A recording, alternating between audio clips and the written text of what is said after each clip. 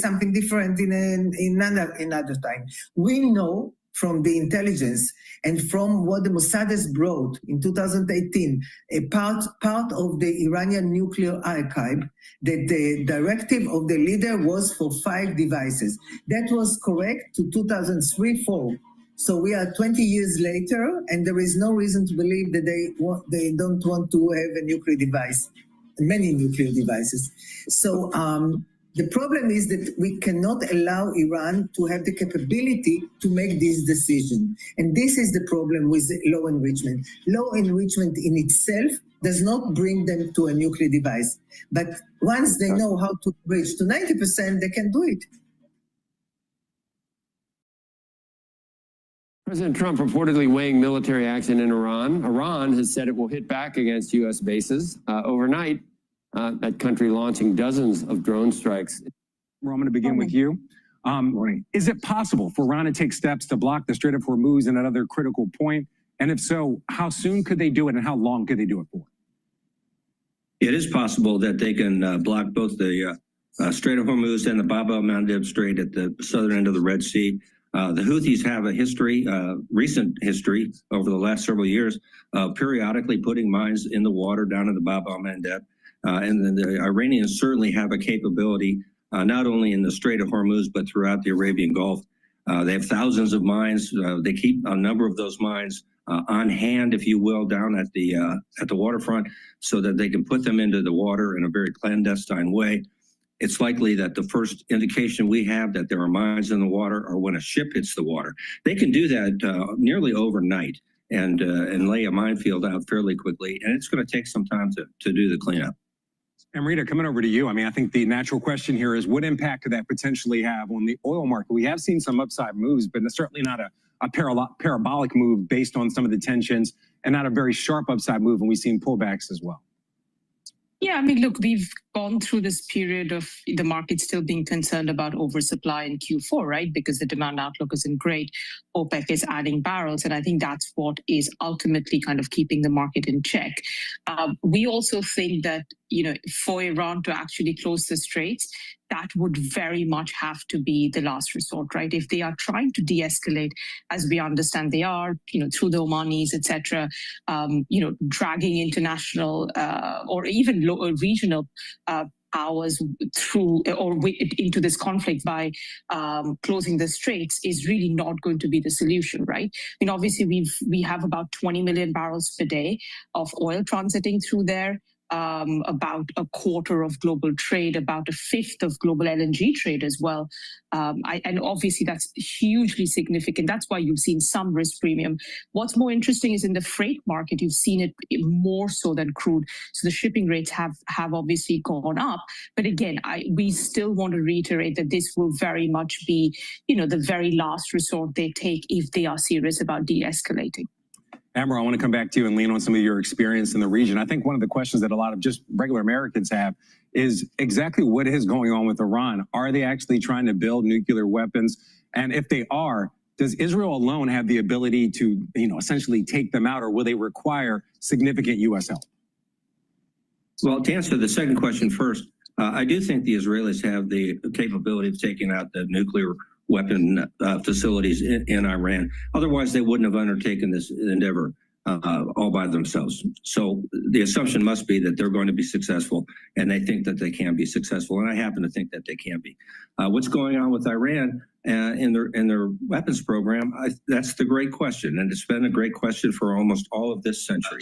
And the Iranians have been way less than forthcoming in terms of what they're doing and what their intentions are. Now, what we do know is that they have enriched a good amount of uranium, enough to build several bombs, well above the 5% needed for peaceful nuclear power or for medicinal research and usage. So the only reason to go above 5%, they have a lot of uranium enriched at 60%, is if you're going to build a nuclear weapon. And so because Iran hasn't been forthcoming, I think it's safe to assume that they do plan on producing a nuclear weapon. And that would be obviously very destabilizing in the region and throughout the world.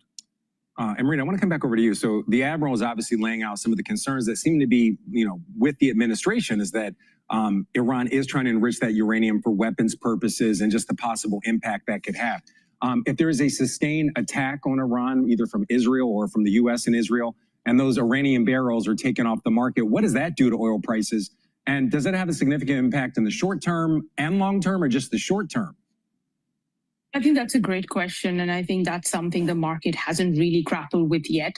The focus has been on the here and now, and that, you know, we haven't really seen energy infrastructure being disrupted. We've seen a little bit of an outage or attacks on kind of South Pars 14, like a refinery in Israel being taken down, and a couple of kind of, you know, LPG outages here and there. But the reality is, if we were to lose Iranian barrels, about 1.5 to 1.6 million barrels per day of Iranian oil currently flows into China. So China will have to seek alternatives. OPEC has that spare capacity to give. That's not going to be the issue. But there are questions about whether, Middle Eastern OPEC members necessarily want to get drawn into this conflict, right? Like, do they want to be seen to be increasing production just as Iranian barrels are going down? I think that's a fair question to ask. Of course, ultimately they will serve their customers. India, China will be critical, and as long as they want the barrels, they'll OPEC will meet that. I think longer term is the more interesting question. We've seen this during the past kind of Iranian revolution. They used to produce 6 million barrels per day. Since that revolution, they never went back above 4 million barrels per day. What are we looking at? Like, what kind of an Iran are we looking at? Are we going to see some significant degradation in their upstream? Do we just basically see oil production kind of gradually decline from the kind of 3.7, 3.8 to say 2.5? Those are the big unknowns, and I think the more interesting question the market has to think about for those medium-term balances is that at the moment everybody's like, oh, sanctions are going to get lifted and we're going to get more Iranian oil. But I think there is a risk that over time, if what's going on is prolonged, and if we don't get something very stable, you could actually get downside risk to Iranian production. Hello, this is Dr. Paul Cottrell, and we are live streaming on Rumble, YouTube, and on my website, the-studio-reykjavik.com. It is June 18th. We're going to be doing a replay of this later today for the ones that weren't able to watch during the live stream. Please go to my store, the-studio-reykjavik.com. And if you would like to help support the work, please donate through Stripe, PayPal, or Buy Me a Coffee. You can also be a paid member to my Patreon channel. All these videos are for free. I have thousands of videos out there for free. So please help support the work. And if you're a international viewer, please help support by donating. I also have Patreon. You can be a paid member to Patreon. Again, I don't put stuff behind a paywall. So I use these systems to just allow you to donate. Also share the links and ask your social media to follow me. Make sure you subscribe to all 4 YouTube channels. And I have Brighteon, Bitchute, and Rumble. It's very important that you subscribe to all the channels because I do get strikes on YouTube, unfortunately. So today is the Fed decision day. Most likely they're going to hold rates. And the big risk on the board here is what's going to happen with Iran. Will Trump do a bombing run on Tehran and on the nuclear facilities in Iran? Most likely he will, but we don't know when. There's a little bit of a rumor that most likely this is going to take place on Thursday. So that would be probably tomorrow. Now, the futures market right now for the S&P 500 is trading at 6,046. It's up by 7 points or so. VIX is trading at 2114. Euro is trading at 115. Oil, I'm going to give you 2 quoted prices here. We'll look at the August futures and the July futures contract. The July futures contract is going to be expiring soon. The August futures contract is at 73.64, and the July contract for the oil futures is trading at 75.16. BITO, the ETF for Bitcoin, closed at 2097. And we have the Japanese yen trading at 144.8. It's not that much stress in the market right now. So it's relatively calm. But we do have a Fed announcement day and volatility may start to pick up. So we have two big volatile risks taking place. And that's the Fed announcement and what's going on in Iran. Natural gas is going up. It's at 3.969. It seems to me that it's climbing pretty fast, and it's probably a little bit too early because normally this would be taking place in August or September. So it might come back down. We'll watch it. But right now, my eyes are very focused on what's going on with oil. All right, with that said, please go to my store, the-studio-reykjavik.com. Help support the work that I do. I have lots of different products. I have ebooks, I have supplements, and I also have course material on immunology and pulmonology that you can purchase. The course material, it's only $50. You get lots of PDFs, lots of videos. You get a password, you log in. You can log in as many times, watch the videos, and download the PDFs. Learn about pulmonology and immunology on your free time. Really important to learn, and it's not that expensive. It's only $50. So please go to my store and purchase those products. Now, the market's going to open up in less than 15 minutes. So please go to my store, the-studio-reykjavik.com, and get the great supplements that I offer. I have soaps made from structural nanosilver. You can get it in lemongrass. You can get it in charcoal tea tree, in lavender, and also in peppermint. They're very high quality soaps. Please go to my store, the-studio-reykjavik.com, and get these soaps. Get a few bars for your household. If you spend $150 or more on an order, you get a free gift until supplies last. And use discount 5 and you get $5 off any order. So please use the discount and purchase the products that I offer. It helps support the work that I do. Thank you. Now, let's listen into Al Jazeera before we go to Bloomberg.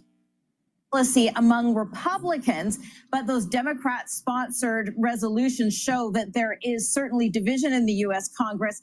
And again, activists are rallying up on Capitol Hill in support of that. And one more division we should note is that the U.S. Director of National Intelligence, Tulsi Gabbard, has been excluded from recent cabinet meetings. She, of course, did testify before the U.S. Senate in recent weeks, saying that Iran was not close to a nuclear weapon. So it's clear that the president, at least in recent days, has been sort of sidelining or silencing that part of his party that does not agree with his intentions. He dismissing her intelligence, saying he doesn't care. He believes Iran was close to acquiring a weapon. All right, we'll leave it there. Thanks so much, Kimberly Halkett, reporting to us from outside the White House. Let's go over now to Noor Aouda. She's in the capital, Jordanian capital, Amman. She's there because the Israeli government has banned Al Jazeera from reporting inside Israel and the occupied West Bank. So what kind of reaction are we getting within Israel to the latest ultimatums from Donald Trump?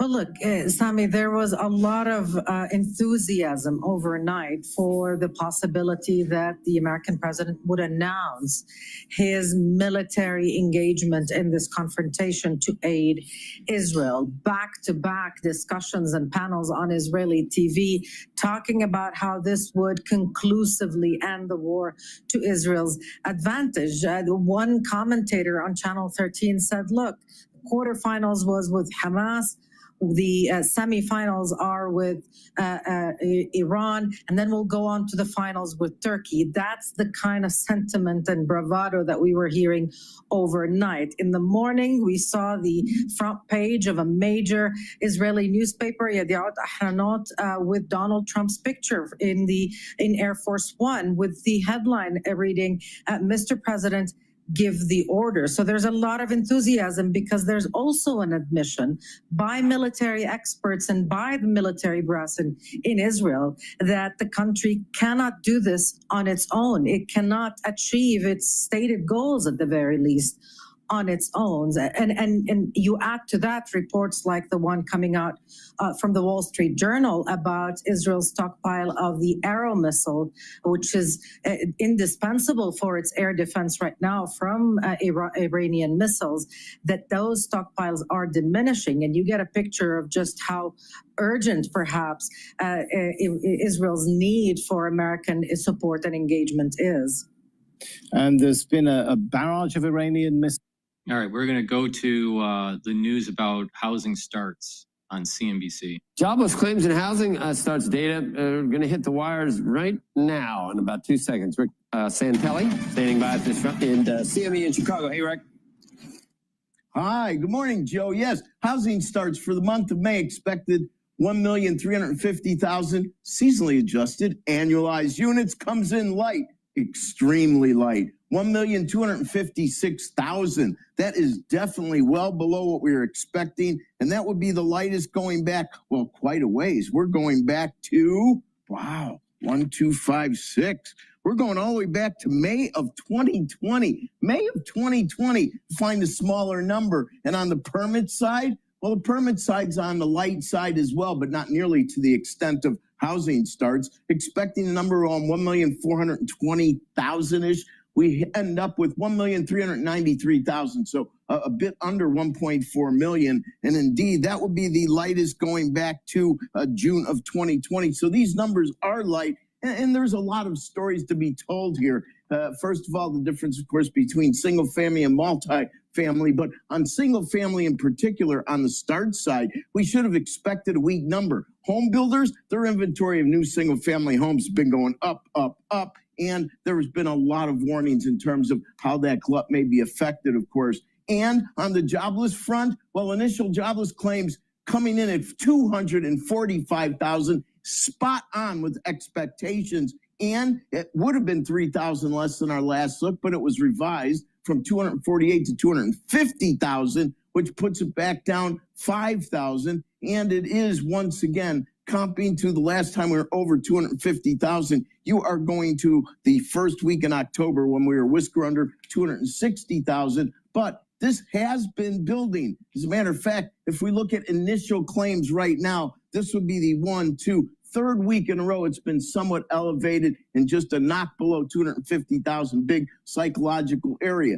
The counterpoint to that is, if you look at the last 3 or 4 years on a chart, it really is pretty darn sideways. On continuing claims, once again, above 1.9 million, 1,945,000. That now becomes the fourth consecutive read over 1.9 million. These are comping to November of 2021. We see that interest rates, well, coming into this number, we're at 435. We're maybe a basis point or two higher in a 10. We're basically unchanged, down 3 basis points in a 2-year at 393. Maybe the big story in interest rates, obviously on the second day of a Fed meeting, is the Fed. And I will say that my own personal preference, I have no problem for higher for longer, but I would like to put a caveat out there. The Fed really doesn't seem to want to ease. If they wanted to, they could find reasons to. They could find reasons not to ease. In terms of tariffs, there's few precedents, and some of the theorizing that some Fed officials have about how the ongoing discussion of tariffs without any definitive information on tariffs might be changing expectations. I don't know. I just don't see how that logic could really hold up to major scrutiny. But nonetheless, they're the Fed. They can do as they want. And as I said, they can defend either side of the goalpost with regard to either easing or not easing, in my opinion. Joe, back to you.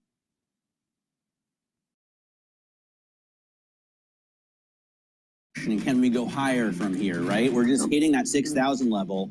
And John with us, John Stoltzfus from Oppenheimer will stay with us through the opening bell. If you look at futures, you can see we're not doing much, but that's not unusual for a Fed day, right? Because I guess people turn off the computers. So right now, at 0.1% on the S&P 500, this is Bloomberg.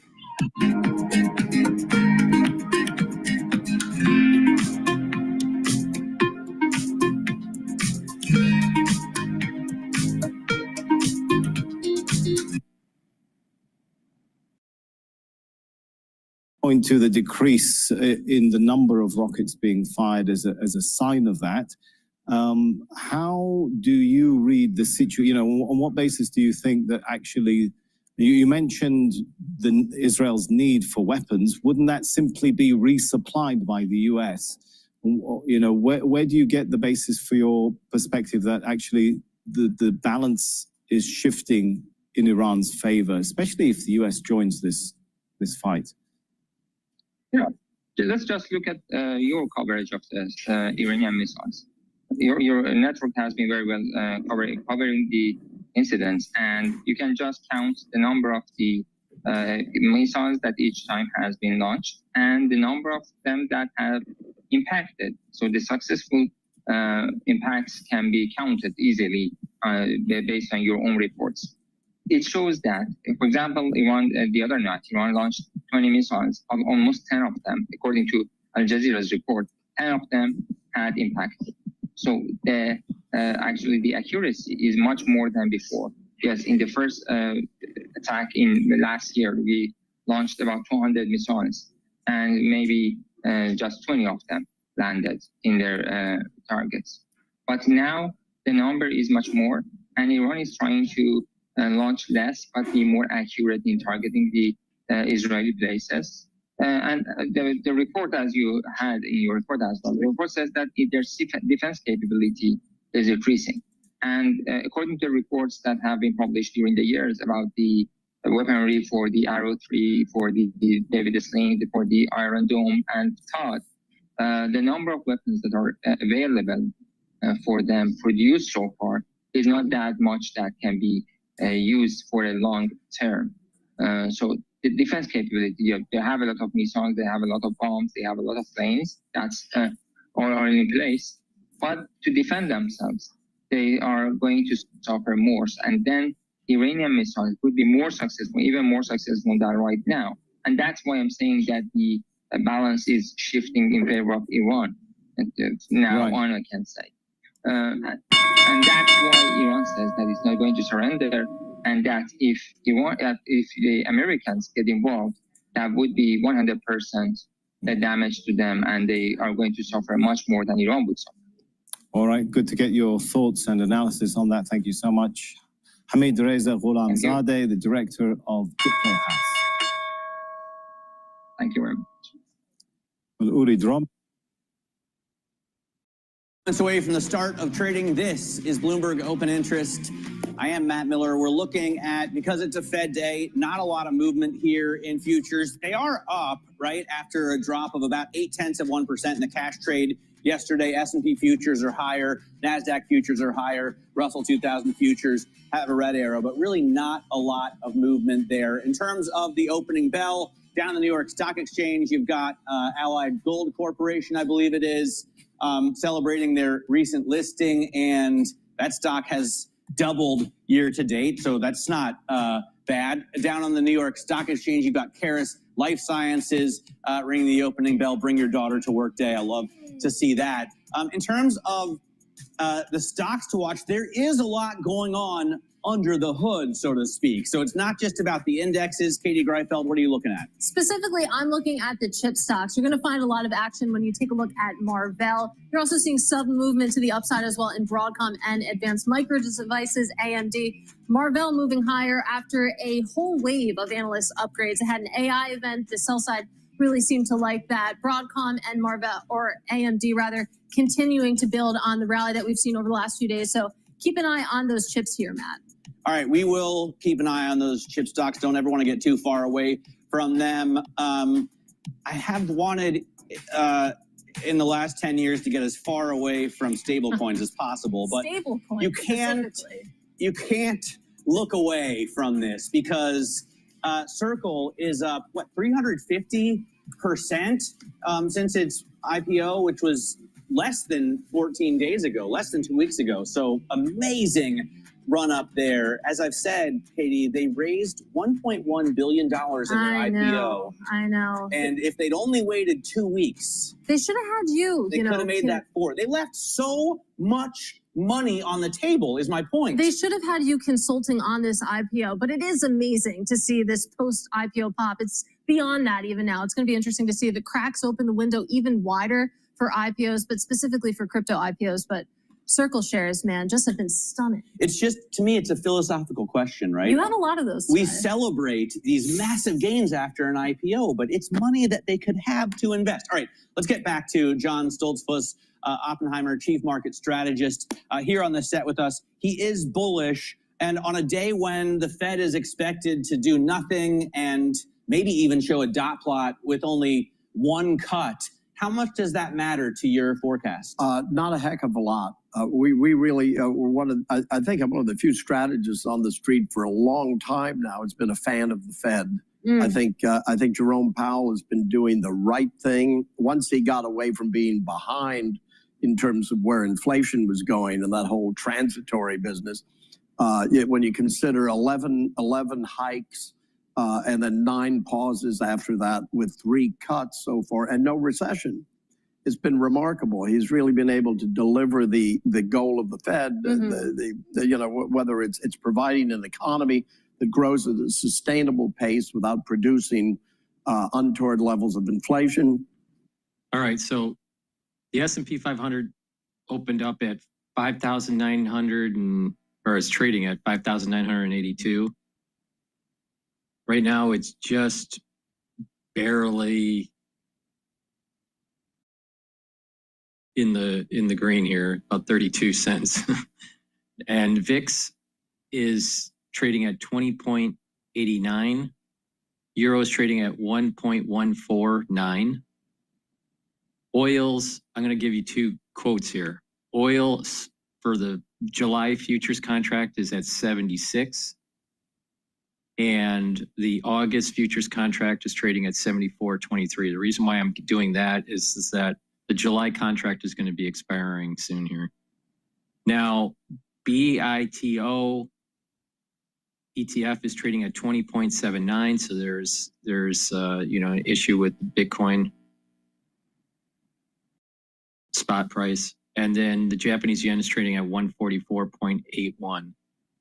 Natural gas is trading at 3.96. Gush is trading at 26.57.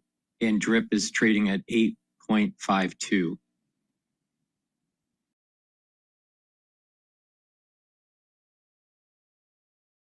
All right, so let's talk about the S&P 500 and oil's resistance and support levels. The S&P 500 is trading at 5,982. So we have a resistance level at 6,000. So we keep on trying to get above 6,000 and then we come back down. So there's the resistance at 6,000. If we stay above 6,000, the next resistance level is going to be 6,130. The next support level, the next support level is decent support level is 5,750. So it's not going to go down that much if it did go down. Oil resistance right now, okay, is at 80. And if it breaks 80, then we have a resistance level at 83.31. Support level is at 72.95 right now is what I'm looking at. So oil support level 72.95, resistance level 80. Please go to my store, the-studio-reykjavik.com. Help support the work I do.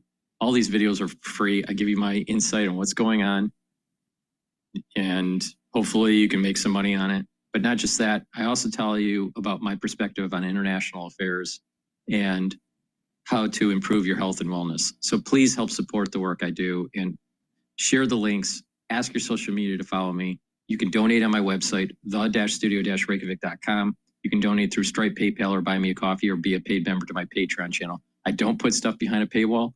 All these videos are for free. I have thousands of videos for free. So please help support the work I do. Back and forth for almost 15 years for his term at the Fed. This time it should be a lot shorter just because information is disseminated much quicker. And I think the Fed has a better handle on it. Well, I appreciate the reminder that President Trump is a New York real estate guy. Of course he wants lower rates. I want to talk a little bit about money market funds, though, because, you know, you talk about, okay, maybe we get 2 rate cuts this year. Maybe that kicks off in September. You think about the $7 trillion that's sitting in money market funds earning 4%. Is 2 rate cuts enough to move that money out of these funds? Yes. I think it's certainly going to move a good portion of it out, because there's still people hiding out in the money markets.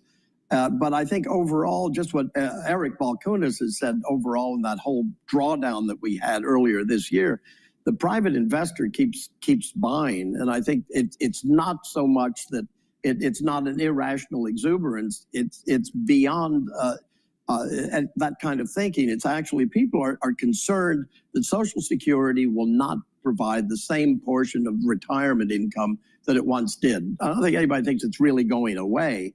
But with the end of, over the last 30 years, you had the end of defined benefit pension plans. Right. And now you have RIP. And with what we've got, it's people have to act more like their own pension plan. And as that, they really are you really see it when you speak to private investors. That's why so many people are, I think why the multiples are as high as they are in large cap stocks. Yep. Is not irrational exuberance. It's a supply and demand question. You know, Yardeni talks about the Wilshire 5000 not really having enough stocks that qualify to be in that index, because private equity has taken so much out of the public markets. Yeah, it's wild. Companies aren't going public. It's demand. It's not craziness. And if you look at the performance this year of the sectors, well, from the lows, it was predominantly tech, communications services, industrials, financials, and the industrials and the communication services, tech, and what the heck else? Perhaps utilities. Well, materials jumped too. But from the peak, the only 2 sectors that are up as of last Friday were industrials and utilities. Right. The Utes. I mean, look at that. You got it's a bifurcated gain, and everything else is still negative from that peak. Well, John, we have to leave it there, unfortunately. Really appreciate the time this morning. That is Oppenheimer's John Stolfus. And let's look at some of the bifurcation in this market right now. When you take a look at the S&P 500 here, that is the SXXP, not the S&P 500. But hopefully we can bring up the S&P 500, because you have something interesting happening under the surface right now. We're going to get that up. You can see that there's more gainers than losers right now. 300 names in the green. Up at the top, you have Tesla, the biggest weight to the upside on this market. Maybe the banks waking up to that reporting from our team at Bloomberg News that the Fed and other regulators are looking at easing SLR rules. You can see JP Morgan up 1.25%, small moves overall. And it's a similar story when you take a look at the downside as well. NVIDIA, your biggest weight on this index. Microsoft trading spaces there. Eli Lilly and Zoetis. Zoetis hit with a downgrade this morning. Let's take a look at the sector level. It's pretty close to an even split. Bitcoin's trading at around 104. Here up 0.5% or so. Consumer discretionary, the banks waking up once again. You take a look at what isn't doing too hot this day. You have technology and healthcare down at the bottom. NVIDIA and Eli Lilly are your weights there, Matt Miller. All right, so we do have then some gains right now on the S&P and the Euro stocks 50. The stock 600 we know has fallen and is currently down in the session. After a year and a half of back and forth, the president finally agreed to sell U.S. steel to the Japanese. The Nippon Steel takeover is finally done.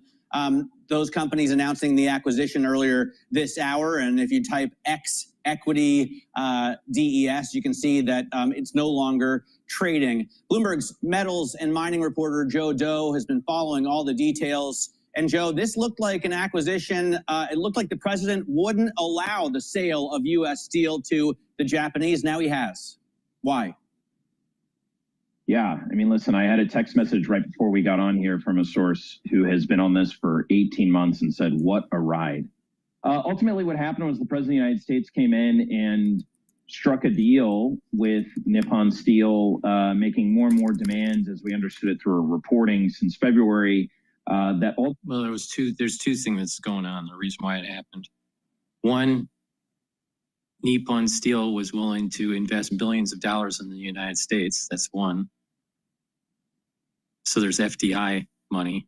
In addition, it needs to ramp up its production and improve U.S. Steel's facilities so we can make more ships and have steel for our war effort, especially if something happens in the Pacific between the United States and China. An amount of power to the president of the United States. And it's not just Trump, it is in perpetuity. So we're going to see where that goes. I do think that opens up a whole new can of worms. Many people have been kind of questioning whether it would be an actual golden share. It's not an equity stake. But the fact that the president of the United States has a say in things like production cuts and capital investments and whether or not they can move the headquarters somewhere else is an interesting one that this steel industry in the United States is going to have to keep an eye on for the coming years. All right, Joe, really appreciate your reporting. This deal that finally got done, closing a chapter there, that is Bloomberg's Joe Doe, who has been following it closely. Now, coming up, Slide Insurance making its NASDAQ debut after an upsized IPO. We speak to Bruce Lucas. He is the company's founder and CEO. Up next. This is Open Interest. All right. Please go to my store, the-studio-reykjavik.com, and get the great products that I offer. But before we talk about some of the products, let's talk about another ETF here, resistance levels and support levels. So Bitcoin is trading at 104,000 a coin. And I take a look at the two ETFs, to long or to short. All right. To long it, it's BITO. To short it, it's BITI. All right. So for BITO, which is longing Bitcoin ETF, it's trading at 20.87. Now we have a support level at 20. Now, if that breaks, that would mean that Bitcoin is getting closer to like 102, 103. All right. If that support level breaks of 20, then the next support level for BITO is at 19.73. Now we have a near-term resistance level at 21.48. The reason why we keep on going below 21.48 for BITO is because Bitcoin can't stay at the 110 level. Now, my take on this is that because there's not new money flowing into Bitcoin because of this Tehran issue and Iran and Israel's conflict. Plus, there's a lot of stress in the energy markets right now. So I think there's money on the sideline waiting for things to stabilize before new money comes and flows into Bitcoin. So I think that's part of the reason, because it's a speculative play, and institutional investors that are starting to pile into these ETFs, they have to kind of weather the storm on other parts of their portfolio, so they're not willing to take more risk in Bitcoin at this moment in time. So right now, BITO is going to be depressed. So BITI, which is the short, is trading at 20.31 right now. So question is, does Bitcoin drop below 100? If it drops below 100,000, then BITI probably would be a better play. If you think that Bitcoin is going to get closer to 110 in the near future, then BITI would be the better play. But I'm sorry, BITO would be the better play. So to long Bitcoin, you want to go to BITO. And to short Bitcoin, you want to go to BITI. But I don't think that Bitcoin is going to get to 110 until we start seeing a little bit of a calmer situation going on in the Middle East. I just don't see that institutional investors willing to risk their portfolio with something that has a lot of volatility, an asset that has a lot of volatility.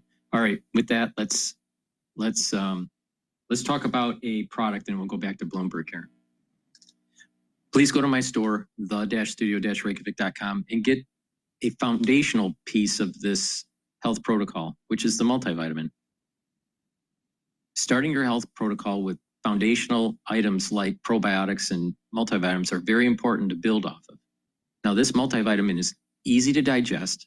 It has vitamin A and vitamin D3 and the B vitamins and selenium and manganese and folate.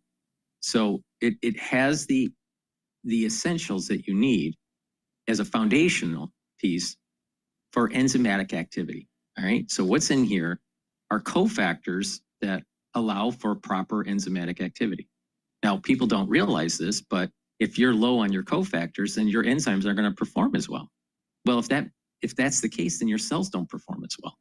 So you need the cofactors for proper enzymatic activity, and multivitamins are very important for those cofactors. So please go to my store, the-studio-reykjavik.com, and get this multivitamin. It is easy to digest, and it is a great start to build this health protocol, to slow down the aging process, to boost up that immune system, to have more vitality. And over time, you're going to notice with building up these protocols that I'm going to be talking about throughout this transmission, you're going to be aging slower and you're going to be healthier. So please go to my store, the-studio-reykjavik.com. Use discount 5, you get $5 off any order. If you spend $150 or more, you get a free gift until supplies last. Get the multivitamin as a foundational piece for your health protocol. It's really important, but it's a holistic approach. It's not just supplementation. It's proper diet, proper exercise, filter your water, stay away from processed foods. Do the 4 modalities of exercise: cardio, resistance training, balancing, and stretching. All 4 modalities are super important. Learn new things, get proper sleep. When you apply this in a holistic fashion, you actually slow down the aging process.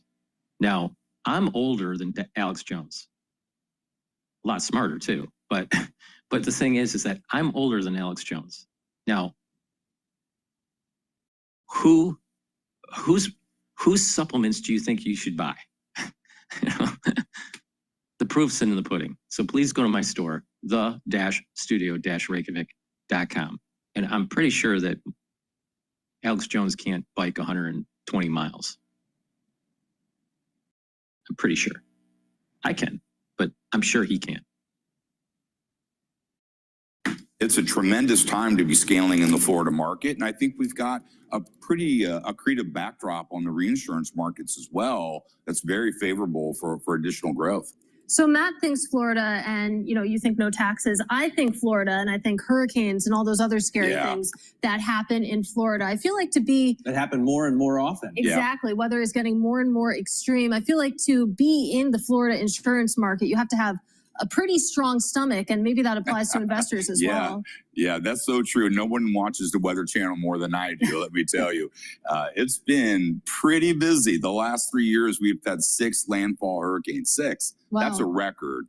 Last year, we had 3 Cat 3 or higher landfall hurricanes. So, yeah, it can be a little nerve-wracking, but what you have to do is prepare for the worst. And that's what we do. We buy more reinsurance than any of our peer companies. You try to maintain low retentions. You want to try to lock in as much profit as you can, but volatility can really hit you, and it's all about where these storms are hitting. And so far, so good. We took a big blow in Tampa this year with Hurricane Milton. All right, let's listen to Roger Altman by Evercore, CNBC. The thrills never stop at Empire City Casino. You can win big with nonstop action. Joining us right now to talk about everything we're seeing is Roger Altman. He's the founder and senior chairman of Evercore. And Roger, we asked you about a lot of different things. I think maybe your point on the resiliency of the markets right now may be the most important that we haven't spent a lot of time talking about. Well, it's a double-edged sword, though. So right now we're seeing a surprising, and that's the word I think is important, amount of resilience in both the economy and markets. And it's confounding a lot of experts. I spoke to 2 or 3 economists I really respect yesterday in anticipation of coming on here today, and they really couldn't explain it because of the following. And I'm going to tell a little story here. If the 3 of us 4 years ago today have been having a cup of coffee, and into the room walked a prophet, or an authentic prophet, who said, let me tell you what's going to be happening 4 years from today. There are going to be wars raging between Israel and Iran and between Russia and Ukraine. A powerful new regime of tariffs on imports will have been installed by the United States. There'll be mass deportations occurring and large public protests over that. What do you think the impact of those will be on the then economy, on the then markets? I think most of us would have said, well, not very good. And so at the moment, that not very good impact has not materialized. But I think there's a pretty serious chance it's the calm before the storm, and that the resilience. What happened?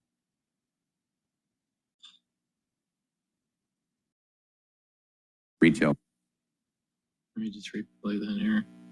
would have said, well, not very good.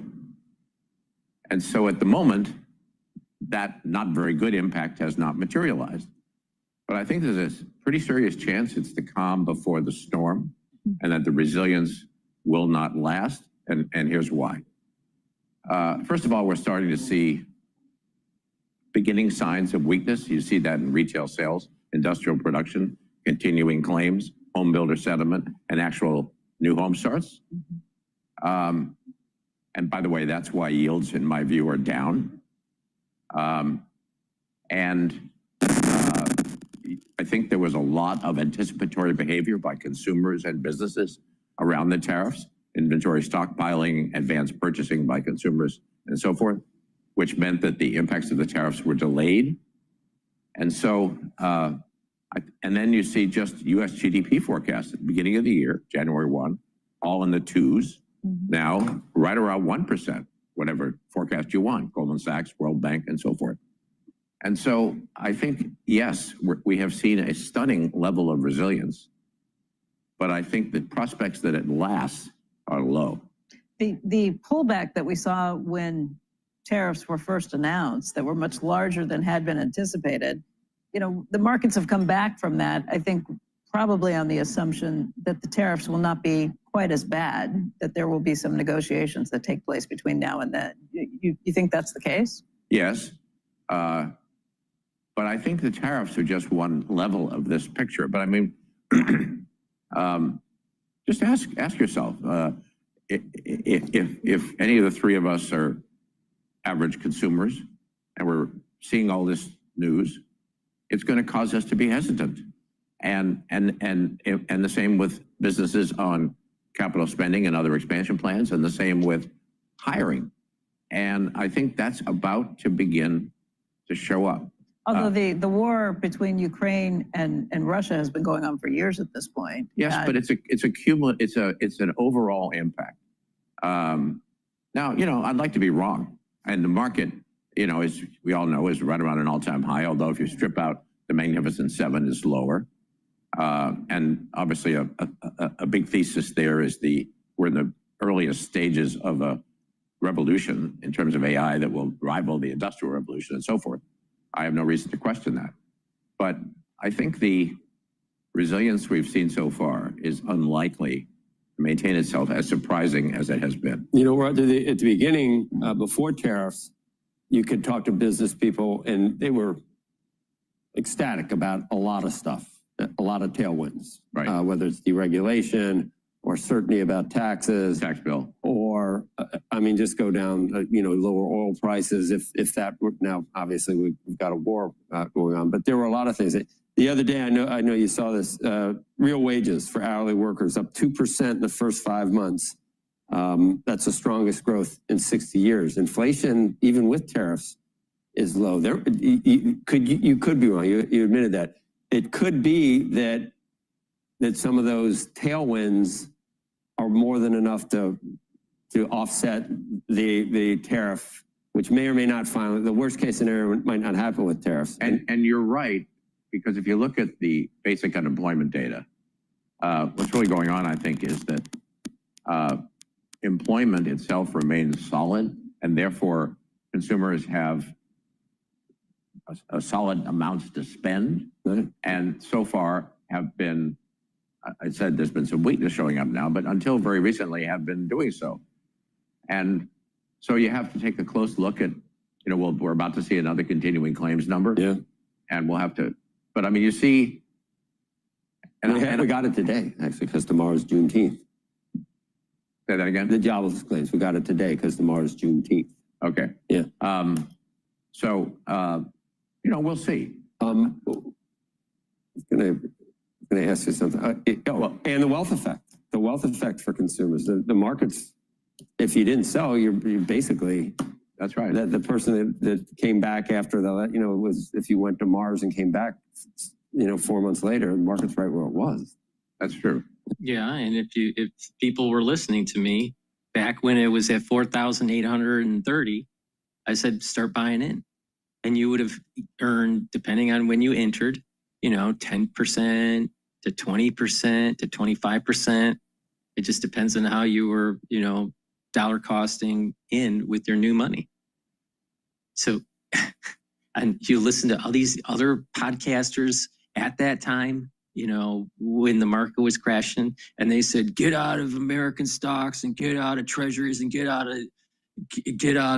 the dollar and go to gold or go to Europe or go to China or whatever. And they were all fucking wrong. The economists that were on Bloomberg were wrong.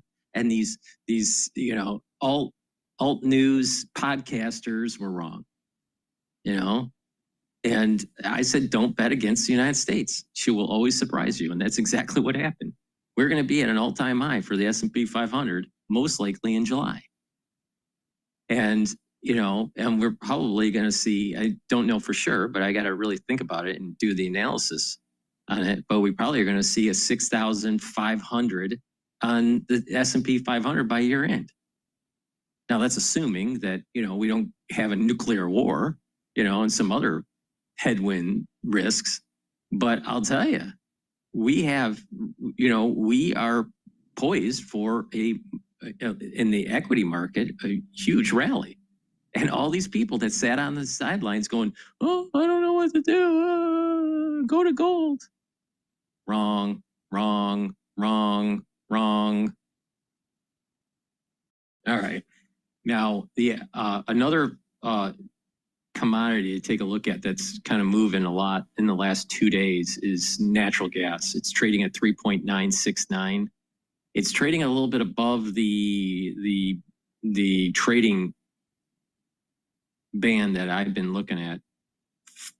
$4 may be a decent resistance level for nat gas, and it drops back down. A great way to play that is boil or cold. So if you want to short it, use cold, spelled with a K. And if you want to long it, use boil. All right, let's go back to CNBC. But, Yeah. you know, I have a lifelong history of being wrong on the markets. deportations, Roger. I think it's a fraction of what the Biden administration, what they were doing, and a fraction of what Obama was deporting. Well, the Biden administration was totally asleep when it came to this. They were deporting. They were just deporting the people. They were letting it was like it was like a bucket with in a boat with a bunch of holes in it. That was the level of malpractice. But Obama deported a lot of people. He did. A lot more than Trump. 10 times as many. I'm just saying. What I'm trying to say is, there's a confluence of huge events. Yeah, huge events. But even the Iran, that could be. We had Steve Eisman yesterday talking about how positive, if something does come out of this with Israel and Iran and the whole Middle East has a shift. He wasn't saying that. Talking about the whole Middle East. But he wasn't necessarily saying the markets would go up. Not the markets, but the antithesis of what would happen if something bad had come out of it. But for the world, it could be in terms of finally putting this to rest. There's been a thorn in our side since 1979. If we sail right through this the way we have so far in terms of what I call resilience, I just think it'll be amazing because there is such a confluence of destabilizing events that typically cause consumers to hesitate, cause businesses to hesitate. And so far, we've seen a little evidence of it, but not much. I happen to think we're going to see more, but maybe I'm wrong. Are you seeing that hesitation in your business, the business you do with M&A and other things? Well, the M&A environment has been okay, but not booming for some time. You know, last year was not a great year. This year is somewhat better. I'm happy to say that we are doing quite well ourselves, but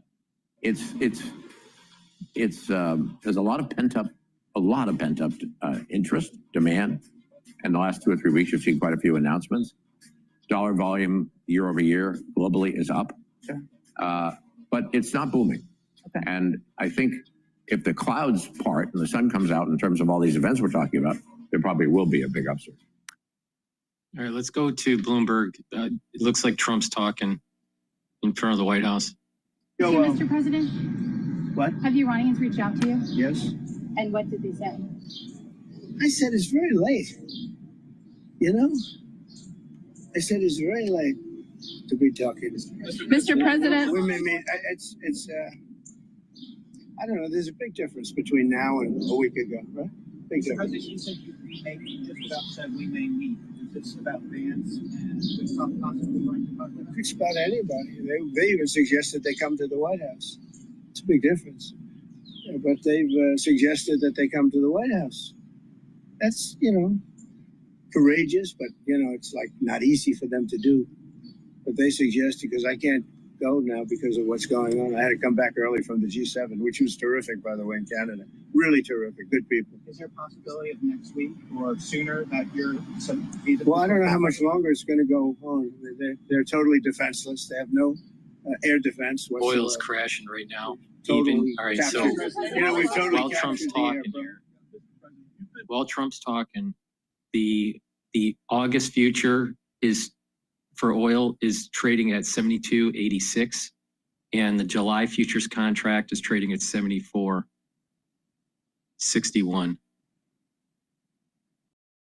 Yeah, smart people. And those people are getting the hell beat out of them now. And it's really a shame. It's so stupid. It's so stupid. This is another one. Russia, Ukraine is so stupid. Would have never happened if I was president. You guys agree with that, right? Would have never happened if I was president. Putin would have never done it. And I spoke to him yesterday, and I said, he actually offered to help mediate. I said, do me a favor. Mediate your own. Let's mediate Russia first, okay? I said, Vladimir, let's mediate Russia first. You can worry about this later. But I think that's going to work out too. But it's so many people have been killed. The big thing with that one is far more people are dead than have been reported in the Ukraine, Russia. Many, many more people. Mr. A building President, falls what down, does, they say nobody was hurt. what does unconditional surrender mean? Well, you know what it means. Can you explain it for Two those very who simple don't? words. Very simple. Unconditional surrender. That means I've had it. Okay, I've had it. I give up. No more. Then we go blow up all the all the nuclear stuff that's all over the place there.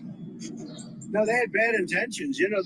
We will for never have a 40 years, president they like would him say ever death to again. America, death to Israel, death to anybody else that they didn't like.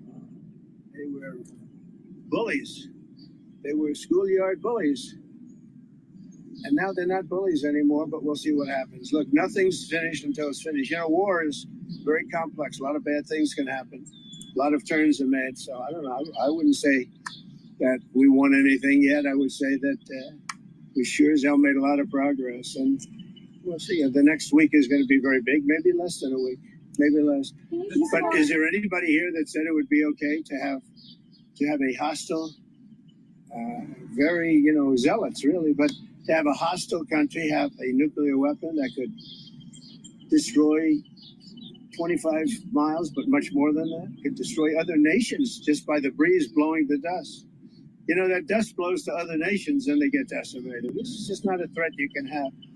And we've been threatened by Iran for many years. If you go back and look at my history, if you go back 15 years, I was saying we cannot let Iran get a nuclear weapon. I've been saying it for a long time. I mean it more now than I ever meant to. Yeah. Mr. President, a question on deportations, Mr. President. You said last week that changes would be coming for farmers who've seen a lot of the workers they rely on taken away. But then DHS said this week that worksite enforcement would remain in place, that it's a cornerstone. So what's your message to farmers? Everybody's right.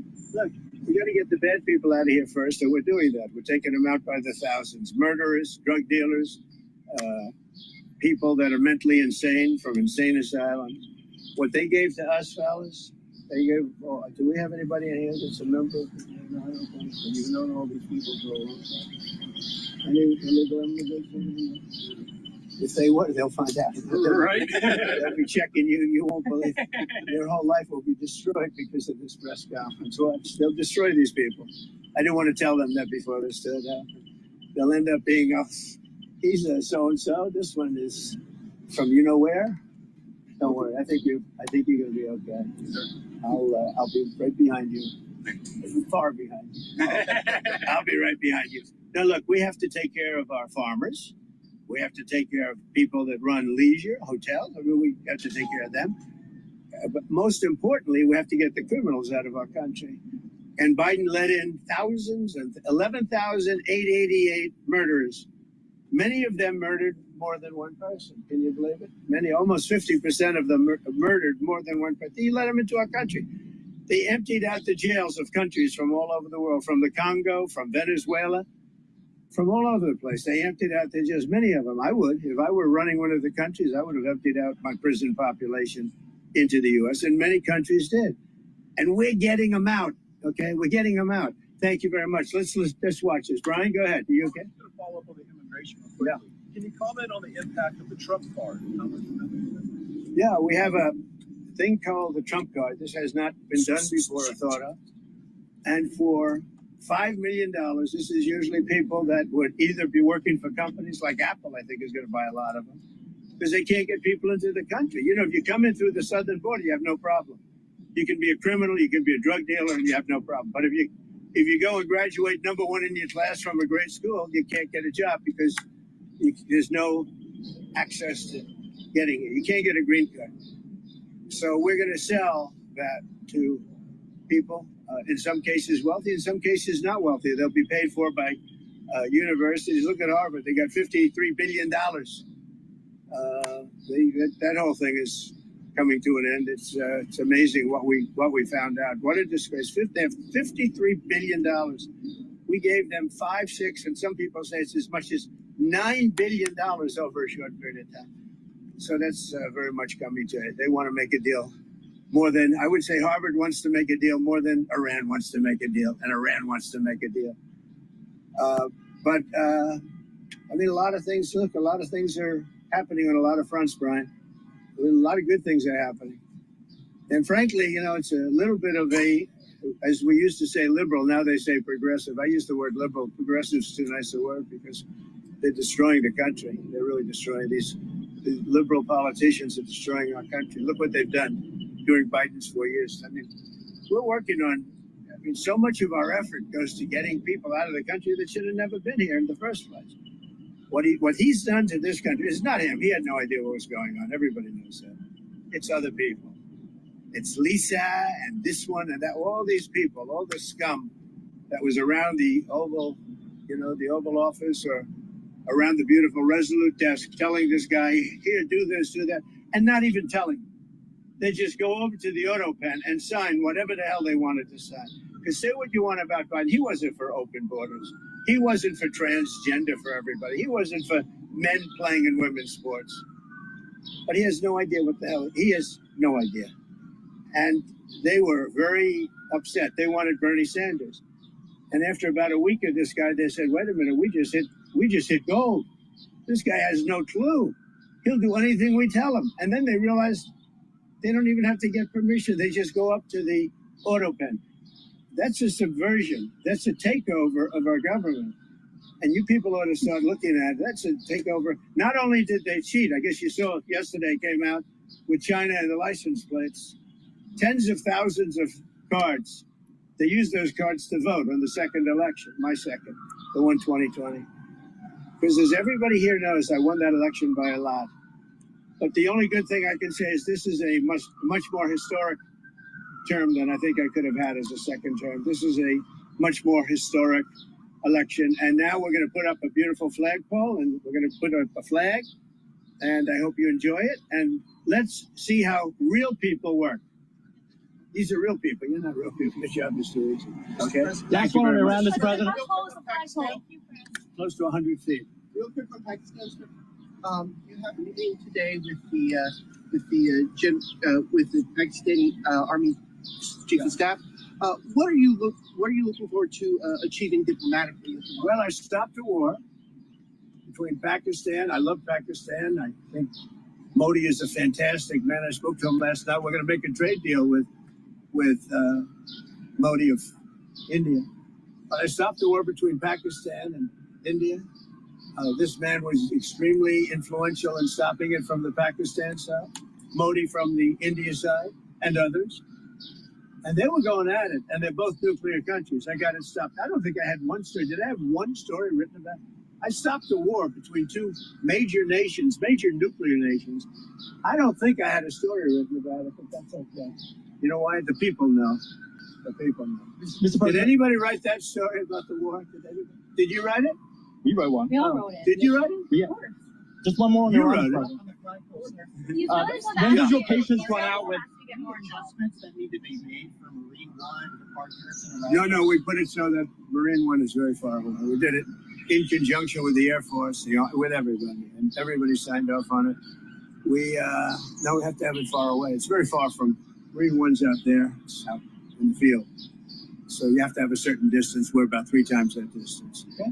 Thank you very much, everybody. Thank you, Prime Minister. The south lawn of the White House, they're putting up 2 flagpoles there. So we got some comments from President Trump. He commented on the Federal Reserve, commented on Russia, Ukraine, the Middle East. So a wide-ranging Q&A session with the reporters out there. But that is on the south lawn of the White House. All right, now, Steele, Paul Sweeney, we are live here in our Bloomberg. All right, so there's some big moves in oil here during that question and answer session on the lawn of the White House. So the July futures contract for oil is trading at 73.97, and the August future contract is trading at 72.40. The reason why I'm giving you these two is to show that there is backwardation for the futures curve, but not just that. The July futures contract is going to be expiring soon.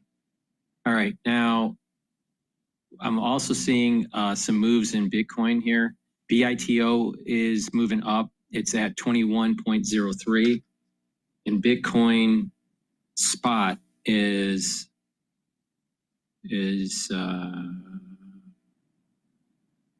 unfortunately, it's not really moving that much. It's trading at 104.886. Well, 1049 now. VIX has gone down a little bit since the market opened. It's at 20.15, and equities are now positive and it's up about just around 25 points. It's trading at 6,007. Again, like I said earlier, the S&P 500 is having a hard time staying above that 6,000 mark. Okay, with that, let's plug some products here. Please help support the work that I do by purchasing the great supplements that I have. These are supplements that I take every day. Take the Max 14 or Max 35 or the Cleanse and take that every day. All right. Max 14 is 14 parts per million. Max 35 is 35 parts per million. Cleanse is 30 parts per million.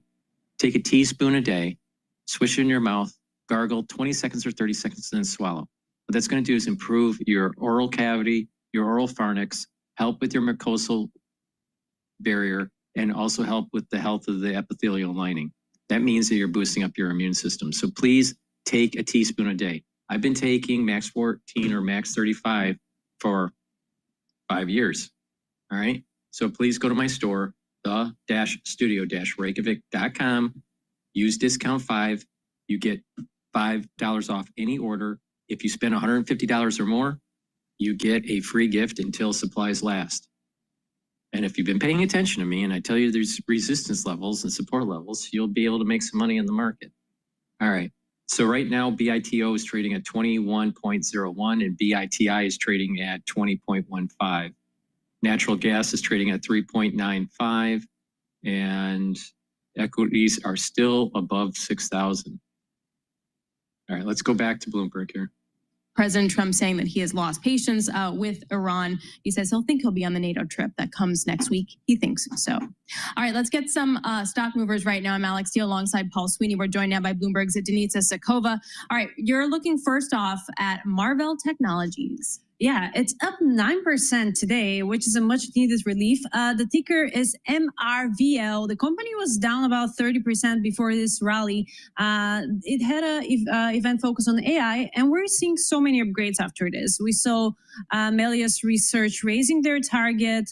We saw Bank of America raising their target. We saw B. Riley raising their target. So there is a lot of optimism. And we remember just a few weeks ago when their earnings reports was out, there was a lot of disappointments. The report wasn't bad, but the expectations were so high about the company that there was a big slump after the first quarter earnings, which were pretty much in line with analyst expectations.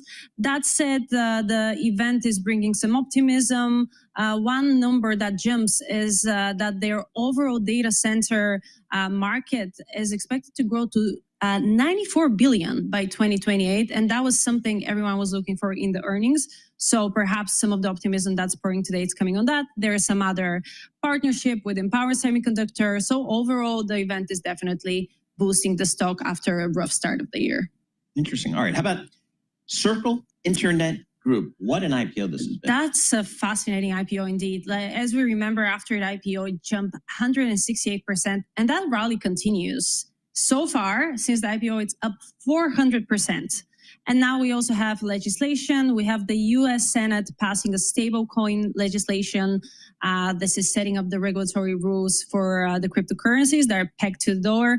This is a landmark legislation. Obviously, it's kind of paying off after the really big investments from the crypto industry that were supporting the electing campaign of Donald Trump.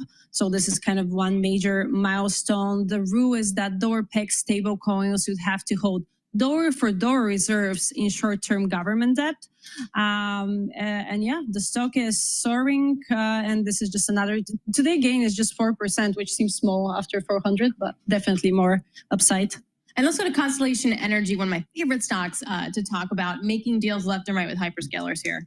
Yes. That's definitely one of the movers. We're also looking at, for example, alcohol beverages today. They are okay. Not my fault. Our producer said Constellation Energy instead of brands. That's another mover. I'm totally selling him out. This is not my fault. That's another mover. Alcohol beverages are moving. All reports that the US dietary guidelines are expected to eliminate the long-standing recommendation of 1-2 drinks per day. And now those guidelines are supposed to be a little bit vaguer, which is boost to those alcohol brands. For example, Constellation Brands is down 27% year to date. Today, the gain is really small, but perhaps this is bringing some optimism. Of course, this is developing story, so we don't know too much about the guidelines, but there is some optimism for all those alcohol brands that have been suffering year to date.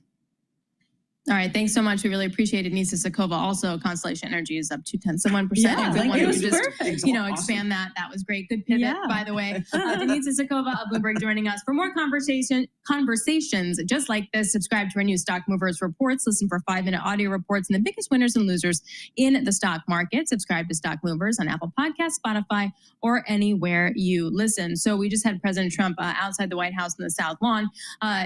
Several remarks underway when it comes to Iran. Some standouts is that he defines unconditional surrender. It means he's had it with Iran. He says that this week or next week will be big. He also says it's too late for Iran to be talking. And he says that Iran has got a lot of trouble and that Iran is now defenseless. So a lot of interesting comments coming out. I want to go now to Golnar Motivali, a Bloomberg Iran reporter joining us.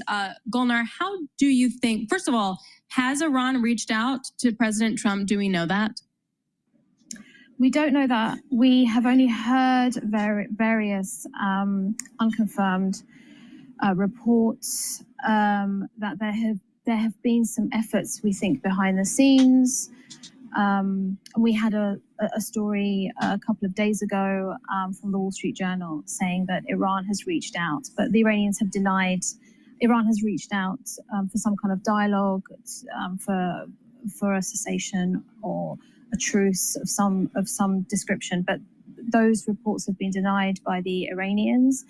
And of course, we had these comments just a couple of hours ago from Supreme Leader Ayatollah Ali Khamenei, saying that Iran will never surrender or will not surrender. He was directing those comments squarely to the US, saying that Iran won't surrender and that it will not agree to an imposed peace, which is his way of also saying that Iran won't accept any efforts by the US or Israel to force it or coerce it into accepting some kind of ceasefire that it doesn't want to agree to.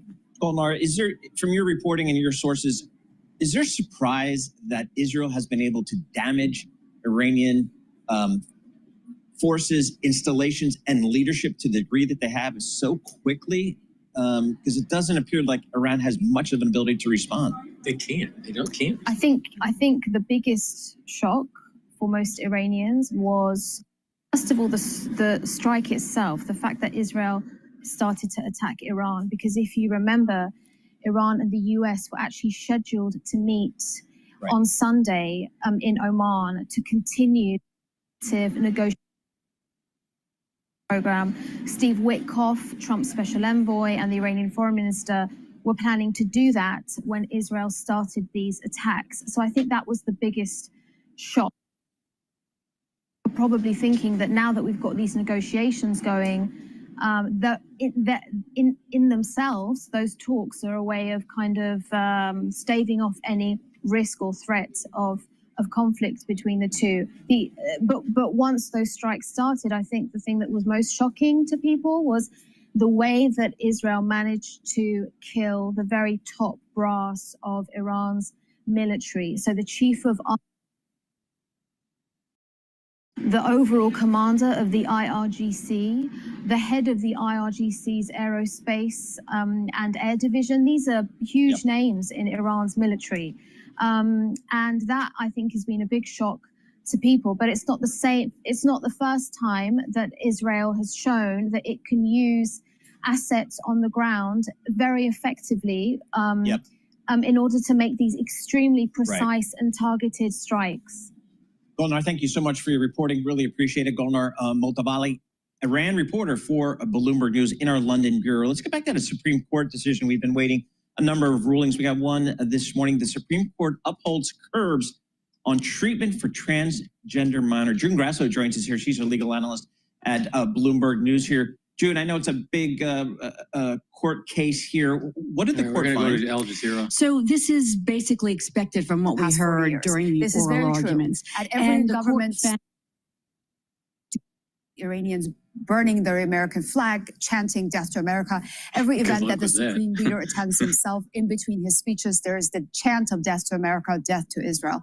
But there's a bit of mystery missing here from the US and CIA involvement of the overthrow of the Mossadegh government, the first democratically elected government, the backing, the US backing of the Savak, which the very brutal police under the Shah, which is not lost on Iranians, right? The people being burnt alive in ovens, which have been reportedly made in New Jersey, and things like that are very much alive in some of the Iranian psyche. Absolutely, and that's what I was getting at, Sammy. The history that the Iranians share with America is a hostile one, given the amount of support the United States government has given to destabilize the country over the past century. In 1953, Mohammad Mossadegh, the prime minister of Iran, was ousted by the then Shah, Mohammad Reza Shah, who was the last Shah in the Pahlavi dynasty. Even Mohammad Reza Shah... The CIA-backed coup. Yeah, absolutely. The CIA and the British MI6 assisted him. Also, for the last Shah, Mohammad Reza Pahlavi, he overthrew his own father with the help of the Americans and the British in 1941. So really, there are reasons for this hostility, and the history is there. And the U.S. president clearly has not been briefed on that history. All right, thanks so much, Dawson Jabari. Good to have you back with our CR correspondent who's covered it. Please go to my store, the-studio-reykjavik.com, and get the magnesium and zinc. Magnesium and zinc is going to help boost up your immune system. Magnesium also helps with the efficacy of vitamin D3. Vitamin D3 will work better. And magnesium is really important for brain function. And you're going to notice within your social circle that within 5 to 10 years that more of your friends and family members are going to have problems cognitively. And with kinematic issues, they're going to have gait issues, they're going to have movement issues. These are neurological problems. So you have to start protecting those neurons, and there's ways to do it. There's no magic bullet, but I'll tell you, in the next 5 to 10 years, you're going to see a lot of people having problems. So start helping your body out the best that you can in a holistic way and through supplementation. And there's ways to do it. If you pay attention, you can mitigate some of these problems. So please go to my store, the-studio-reykjavik.com, get the magnesium and zinc, boost up that immune system, help with brain function, and help with the efficacy of vitamin D3. And take it with vitamin C and magnesium. Vitamin C will help with the skin. Vitamin C also and magnesium will boost up that immune system. And again, magnesium helps with the efficacy of vitamin D3 and helps with brain function. Please go to my store, the-studio-reykjavik.com, take the magnesium and zinc and the vitamin C and magnesium. You can take them separately, but it's best to take them together. Drink it with filtered water. Missiles, those ballistic missiles coming from Iran and from Yemen occasionally. And it's running out. The stockpiles, according to the Wall Street Journal, are running low. The U.S. is aware of that, and it's trying to mitigate the situation. But providing Israel with more Arrow 2 missiles won't be enough to sustain a war of attrition, if you will. And that's what Israel wants to avoid. The U.S. coming into the equation, striking Iran in the eyes of the Israeli lawmakers and decision makers would end this war quickly and certainly in Israel's favor. And nor the timeline there, which Donald Trump talked about, it's going to be, next week is going to be big, maybe before next week. Are we, indicative? The assumption is that this is indicative of perhaps the U.S. joining a military strike. That might obviously prompt a change. Are we seeing any indication of a preparation or a change in the Israeli military posture in line with that? Well, what we've seen since Friday, Sami, from Israel is an escalation in tone, in showmanship, in messaging and narrative. Israel being very determined, very deliberate in painting a picture not just of superiority, controlling the skies over Tehran, destroying all the air defenses in Iran, destroying the capabilities of launching missiles, of producing missiles, but also of really calling the shots, of having these covert operations on Iranian soil and so on and so forth. Many Israeli politicians are even doing interviews saying, look, we've done all the hard work, all the dirty work. We've cleared the way. The skies over Iran are now clear. And the situation is ready for Donald Trump to take the win, to do that one strike and take the win. And so, a few days, Israel can handle it. It's not showing any difference in terms of military preparedness, but certainly it's becoming much more vocal about issuing forced evacuation orders in Tehran, about speaking to the Iranian people in Farsi through the spokesperson of the military army, invoking symbols of the Farsi tradition and culture and so on, trying to appear as if they're just a few steps away from not just achieving those military goals, but from overthrowing the government in Tehran. And also Donald Trump speaking about how it, quote, ended on the first day. But looking at the Iranian military posture on this, the firing of missiles doesn't appear to be over on the first day from their perspective. Talk us through what we've seen in terms of Iranian military strikes. Well, certainly we've seen, according to the Israeli military and information cleared through the censor, Iran has fired about 400 ballistic missiles, in addition to nearly 1,000 drones towards Israel. Now, the Israeli army claims to be intercepting most of those ballistic missiles, but we know that there have been more than 3 dozen impacts in Israel, in the wider Tel Aviv area, area, in Haifa, in Herzliya, and also in the south. Some of those areas were sensitive, near the Israeli Ministry of Defense, near the compound that houses the intelligence agencies, the Mossad and others in Herzliya. We know that many sites have been censored by the Israeli military. So the extent of the damage, the impact, if you will, is difficult to gauge because this is a war of optics and messaging and posture. And Israel is very careful about what image it portrays during this confrontation, which is unprecedented, certainly in the past 4 decades or so. But nonetheless, this is something that Israelis aren't used to. They're not used to having to head to the shelters several times a night. The first night, it was 100 or 200 missiles. But now what we see, the tactic changing. Iran launches 10, 20, maybe 30 missiles every volley, but that just means that the sirens will go off more times during the day, disrupting ordinary life, which, you know, the Israeli army has issued new orders, easing some restrictions, providing Israelis with a little bit more freedom in certain areas in Israel, but not in the border areas. But having to stay close to the shelter is not a way to live normally. And this is something that until now, Israelis are willing to tolerate in order to overcome Iran, which is perceived as a common threat. All right, we'll leave it at that. Thanks so much to our correspondent, Noor Aude in. Please go to my store, the-studio-reykjavik.com, and get the dual purpose deodorants. These are for males and females. It'll help as a deodorant, but also help to detoxify your body. It has no aluminum, no baking soda. It's made from essential oils from the Himalayas. Very high quality deodorants, again, that helps to detoxify your body. You can get it in peppermint, lavender, and tea tree, or in citrus. Please go to my store, the-studio-reykjavik.com. Get a couple bars for your household. Very high quality deodorants. Use discount 5, you get $5 off any order. If you spend $150 or more on an order, you get a free gift until supplies last. A little bit more cautious. Also some trends in terms of credit card delinquencies and such that may be a little bit worrisome. But if you step back and ask, is the consumer still active in a way that's supporting the economy? The answer is clearly yes. So the consumer does seem to be hanging in there. Before we go, we only about 30 seconds and then we're up against a break, Dennis. What's the data delay you think? Like, when are we going to start to see the real impact from tariffs? How many months out?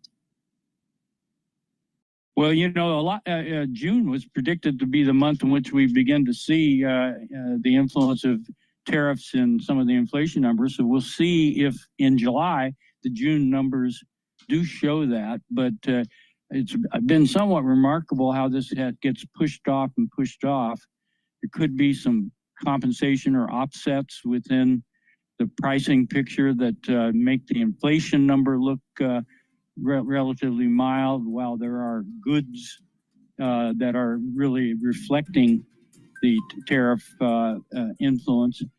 But I think with July 8th when the next tariff cliff occurs. Dennis. So I think we'll have to look to that. Dennis, we got to go. Dennis Lockhart, thank you so much. More coming up. This is Bloomberg.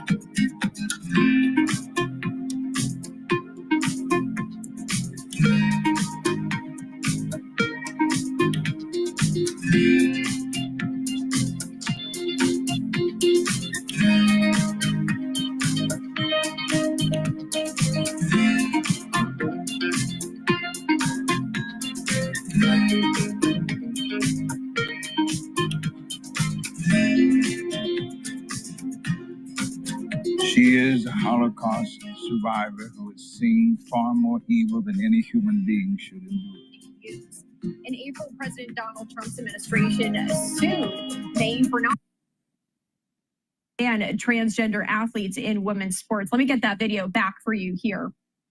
Trump has also sought to block federal spending on gender-affirming medical care for those under age 19, instead promoting talk therapy only to treat young transgender people. In addition, the Supreme Court has allowed him to remove transgender service members from the military, even as court battles continue. The president also signed another order to define the sexes as only male and female. Trump's administration has also called for using only therapy, not broader health measures, to treat transgender youths. The justices acted a month after the United Kingdom's top court delivered a setback on transgender care. I do apologize that this video keeps going out for us here.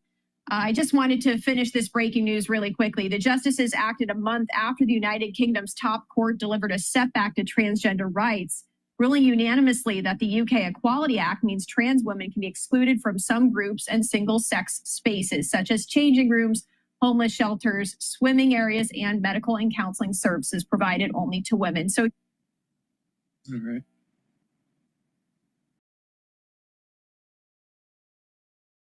All right, let's go to CNN. They have a clip here.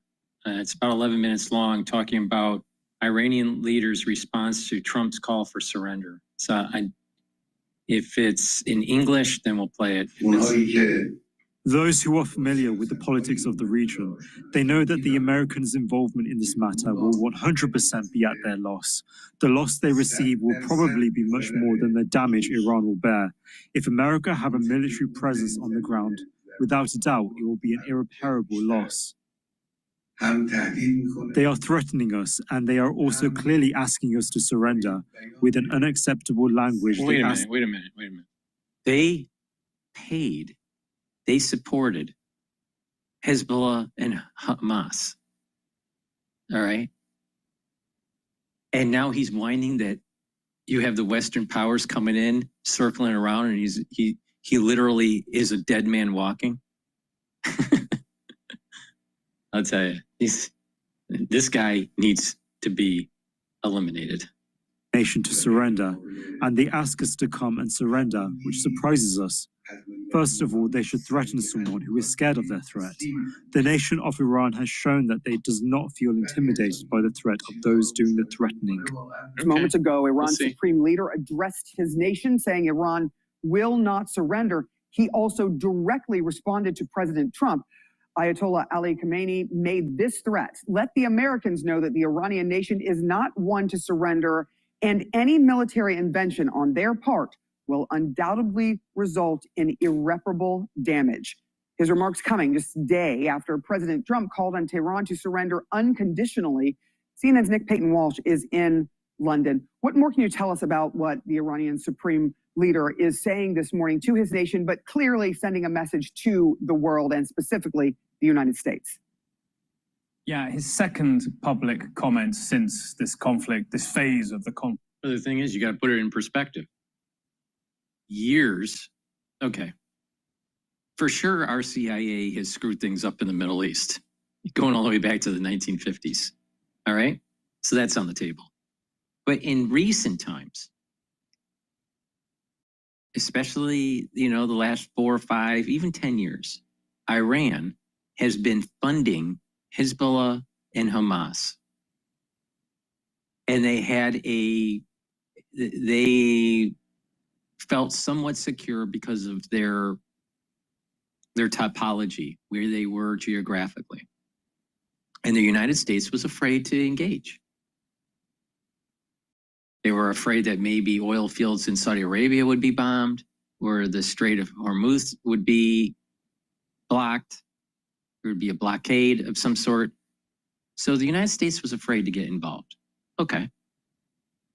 But the Iranians felt emboldened, and they kept on using proxies to try to knock out Israel.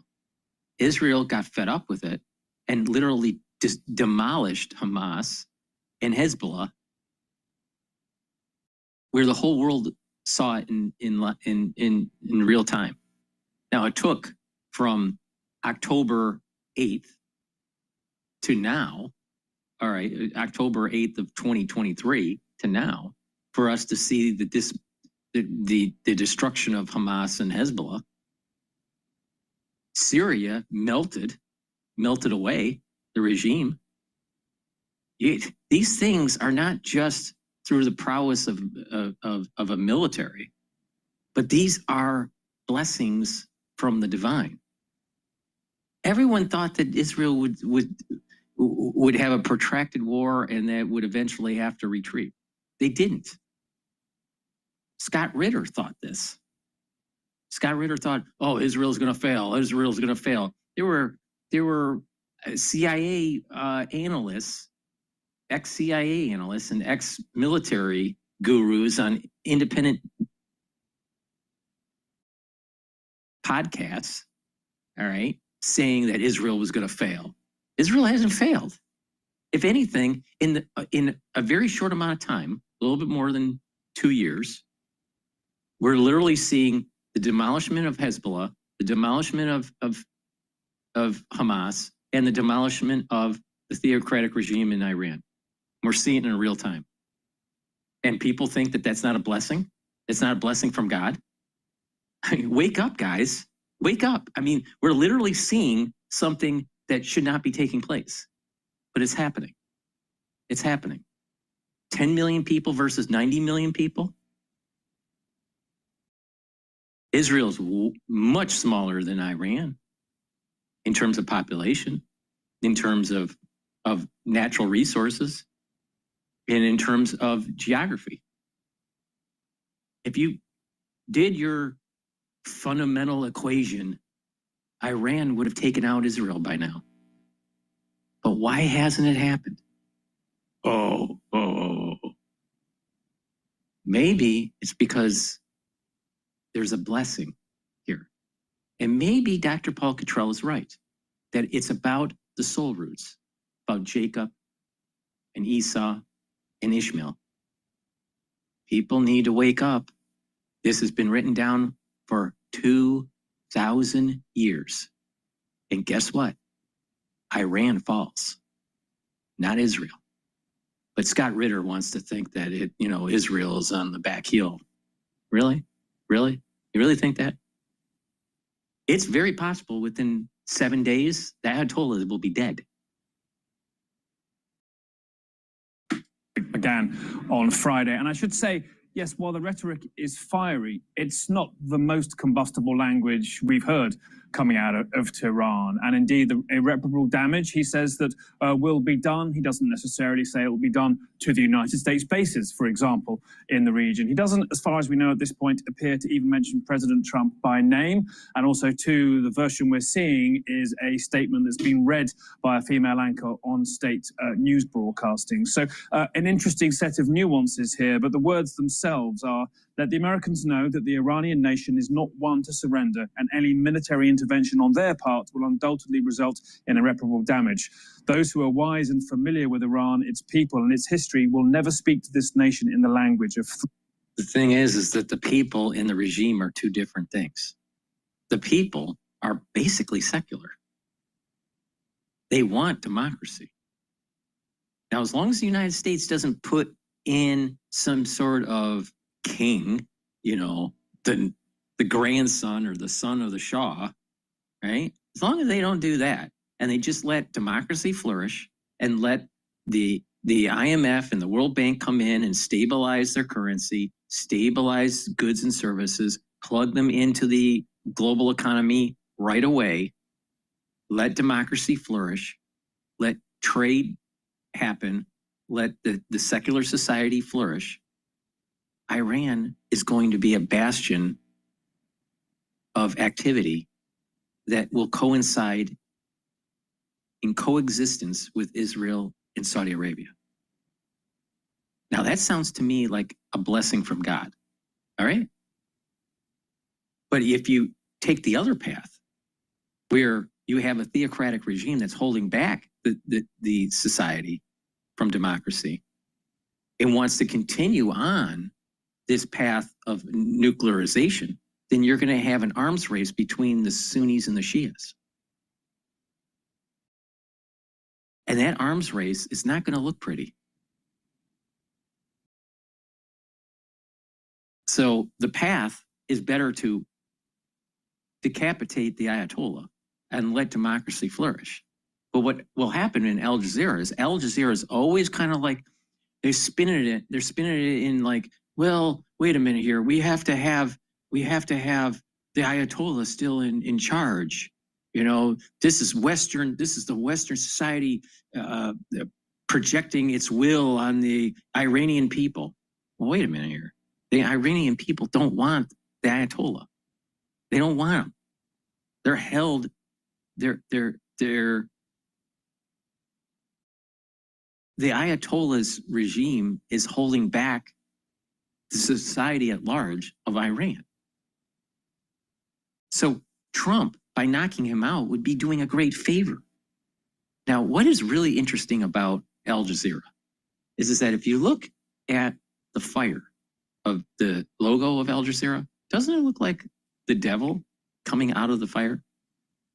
Now that is interesting because Satan is losing power as this great arc of the strength of Jacob is increasing over the centuries. Satan is losing power, and he has to latch on to someone or something to get the power from that soul root. All right. Kedusha is what it's called. All right. But there's this power, and you get Kedusha through doing good deeds, and you're getting this divine power. Jacob has it, and Ishmael has it, and Esau can get it. All right. With Esau, there is a positive and a negative that happens.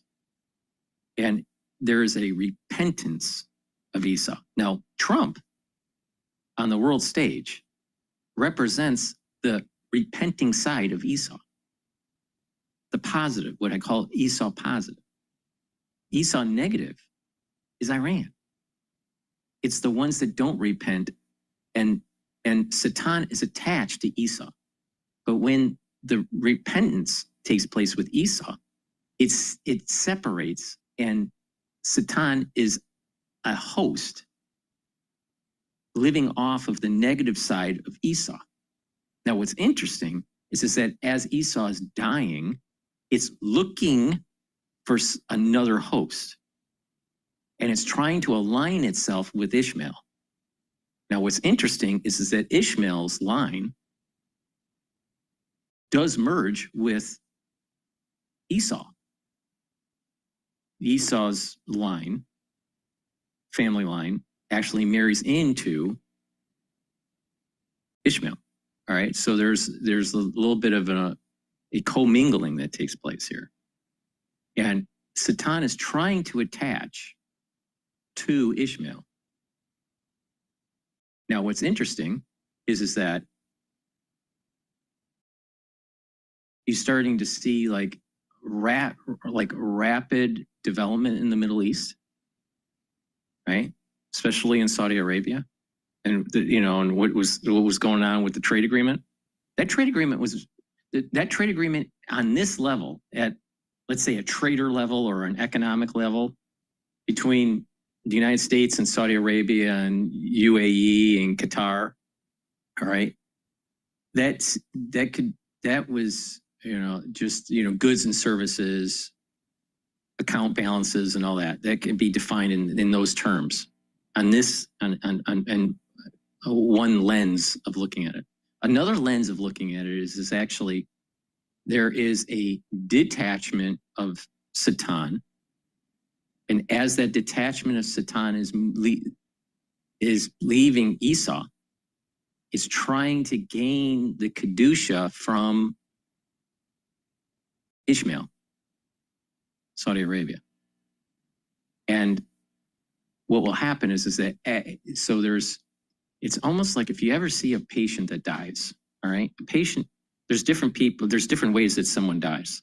They're living, if you're looking at a time on X and activity, all right? Or, we'll call it biological activity on the Y-axis. One death curve is that you have high activity and then all of a sudden drop. That's usually an accident, like a car accident or something like that. And there's a sudden death. There's also a death curve where there is a steady decline, right? And then death. There's another curve where there's a steady and then a sharp drop off and then death. Now, a lot of times when there's a steady decline, especially in the elderly or the very ill, there's a wave pattern. And that wave pattern oscillates, and the high point of the wave pattern is lower than the previous high, and the low is lower than the previous low. So on average, it's a continuous it's a continuous decline, but there is an oscillation that takes place. So sometimes when you see a patient, it's like they look like they're getting better, but they're really not getting better. They're actually, they'll get worse a week later. And then they get a little bit better, but not as well as last week or 2 weeks ago. And what happens is that they slowly decline. This is what's happening to Satan. Satan is detaching and seeing that Esau is about to die. And it knows that if it doesn't attach itself to something else, Satan dies with Esau. So the faster we do this, the faster we actually destroy evil. Now that is a Kabbalistic way of looking at the trade agreement that just took place in the Middle East between the Arab nations and the United States. Now the United States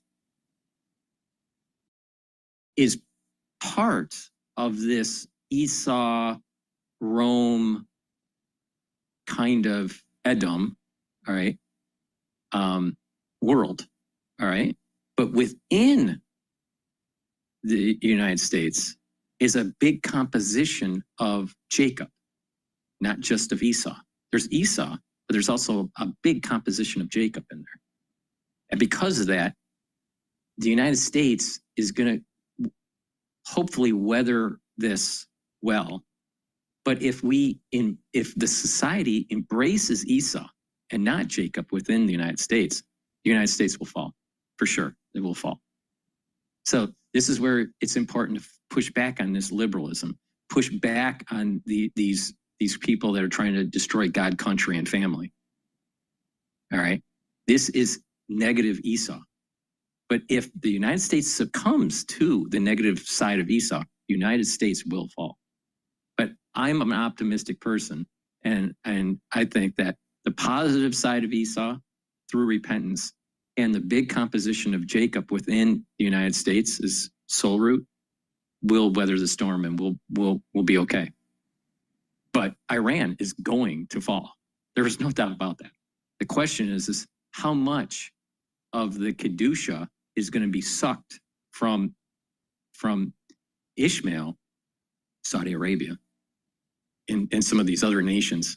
How much of that Kedusha will be sucked by the Satan, where it brings down their their society too. They'll look like they're doing well, but what's really happening is that it's like the deal with the devil. All right, you get something from the devil, right? But you have to pay a big price.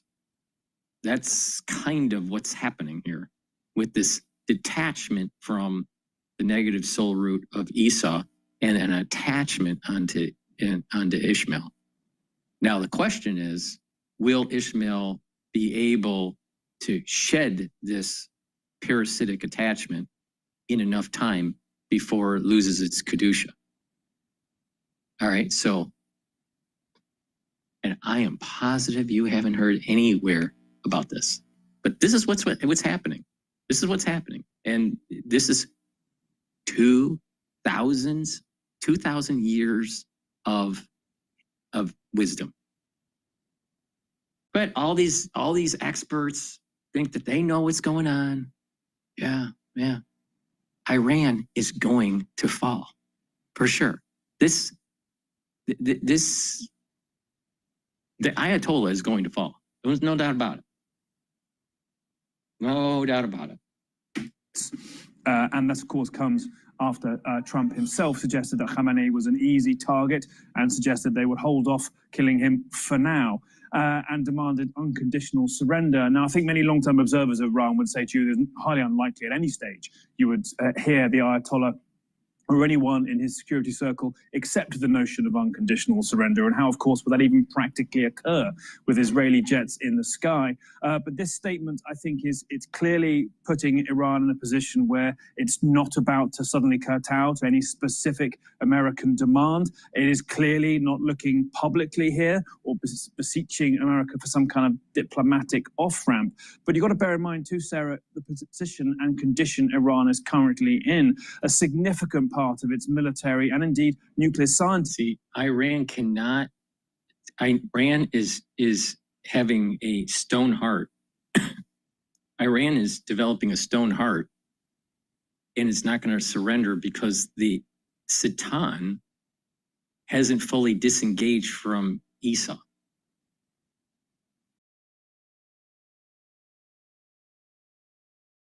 Having been killed, that hierarchy gone, disrupted, even the replacement chief of staff of the military killed in just the last 24, 48 hours. Khamenei himself clearly dealing with the most existential crisis indeed of his career, with the Natanz enrichment plant heavily damaged, according to UN inspectors, speaking in the last 48 hours, by these Israeli strikes. And so they're now looking, I think, at their military arsenal. What indeed do they have left? Some experts we've been speaking to have suggested they have between 1,000 to 2,000 missiles that could hit Israel. They've possibly burned through 500, maybe 700 of those so far. So really doubts as to how much they have left that could be used as a deterrent against Israel, period. And I think that will be dictating a lot of their choices going forwards. They can't publicly give in, but there's not an awful lot potentially, as far as we know, they can do to deter the US and Israel in the days and weeks ahead. Iran Supreme Leader ratcheting up its war of words with the U.S. this morning. The U.S. military now surging its troops in the region. And two sources, CNN says President Trump is increasingly warming to the idea of the U.S. using its military to strike Iran's nuclear facilities. Iran ramping up tough talk, as we mentioned just a short time ago. Iran Supreme Leader warned that if the U.S. gets involved in the conflict, it will cause irreparable damage. That comes after President Trump said the Ayatollah would be an easy target and demanded Iran's unconditional surrender. Already, the U.S. is mobilizing forces, sending another aircraft carrier to the Middle East, and sources telling CNN the U.S. is deploying more than 30 aerial refueling tankers to the region as well. Overnight, Israel says it launched a new wave of strikes involving more than 50 jets on Iranian centrifuges and missile production sites, and new before and after satellite images obtained by CNN show the damage that the airstrikes have caused to Iran's military facilities. CNN chief international anchor Christian Amanpour joining me now. Christian, you look at this situation and what we're facing. What do you see as you see all of these things moving into place, the military moving things into place, Donald Trump warming to the idea of strikes? Do you see this going forward, that the U.S. is indeed going to take part in this war? Look, it's hard to tell. Donald Trump says certain things and is, he's making decisions with his closest advisors. And we don't know, sometimes from one day to the next what it will be. But you're absolutely correct that all the signals point to Donald Trump deciding to take part. And apparently, according to what you've just reported, the actual physical preps for such a deployment, contingency plans, so to speak, pre-positioning aircraft and other such equipment that might be necessary, appears to be going on from what you've just said.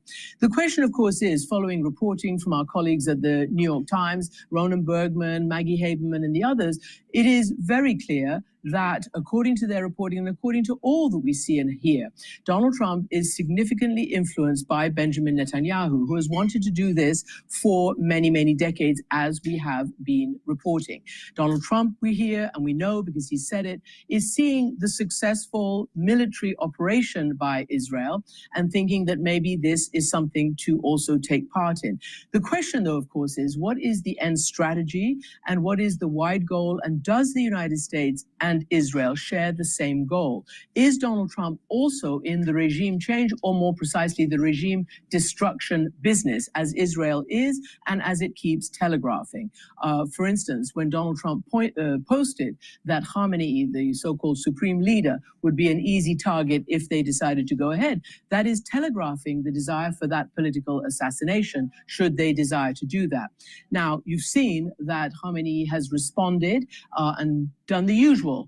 Iran always says we will not surrender and we will, maintain our dignity, our sovereignty.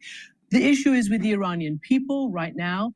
There is a good deal of fear and panic. I have my own friends and family, not to mention others who I'm in touch with there, who are trying to follow instructions. It is impossible to evacuate a city of 10 million people. Just impossible. It's a completely irrational thing to say. So analysts are saying this is a sort of a psyops, if you like, to cause as much panic and chaos and damage to the regime's control right now by threatening, that many people, or subliminally threatening that many people, by bombing in various areas that may or may not have military targets, but also have quite a lot of civilian targets, many, many residential neighborhoods, and also by cutting and disrupting and hacking the financial system, where it's getting more and more difficult for Iranians to be able to get money out. They also don't have enough gasoline, even if they wanted to get into their cars, to actually escape en masse, as they are being told to do. So this is the situation on the ground. And the real question is, what is the strategy? What is America's end goal? And what is Israel's end goal? And do they align? Yeah, those are really good questions that need to be answered. There's also this question that I wanted to talk to you about, because you are in touch with people in Iran, and you've been covering this region for such a very long time, many, many decades. One of the stated goals we are now hearing from Netanyahu is that not only does he want to get rid of the nuclear facilities that Iran has and its nuclear capabilities, but he is calling for regime change. What are you hearing from within Iran as Israel is also striking Iran and sending people into a panic? Well, indeed, to follow up from what I was just saying, there is quite a lot of panic. Look, we've said it over and again, the majority of the Iranian people are fed up with this government, with this regime. I have personally covered the Green Revolution, the so-called Green. And not just that, there's a calendar, all right? All right, the Jewish calendar goes based on thousands of years, all right? So it's like 5,785. And then the current common era calendar is at 2025, all right? But if you look at the dates in the Bible, starting at the 7 days of creation, right? And, those super religious are going to say it was created in one day, certain things were created in one day. And then you have the scientific community say that it took millions of years. Okay. It doesn't matter, because there's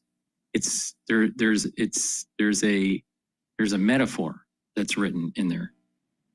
And that metaphor is a fib sequence. It's actually a Fibonacci sequence. So you have 6, 6 days. But you also have 6,000 years before the Messianic era. All right. And then within those thousands of years are actually a clock. And that clock, just like you have 24 hours in a day.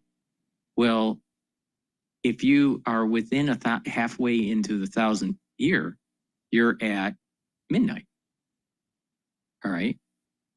Depends on where you start with the clock. All right. But in our case, let's just say that we start the clock at midnight, halfway through would be noon. All right. So let's say if you're in the 5,500th year, then within that era, millennia, all right, that would be 12 p.m. All right, let's just say, because it's halfway through. But as you get closer and closer to 6,000, we're getting closer and closer to these world events. Now I'm going to play a video.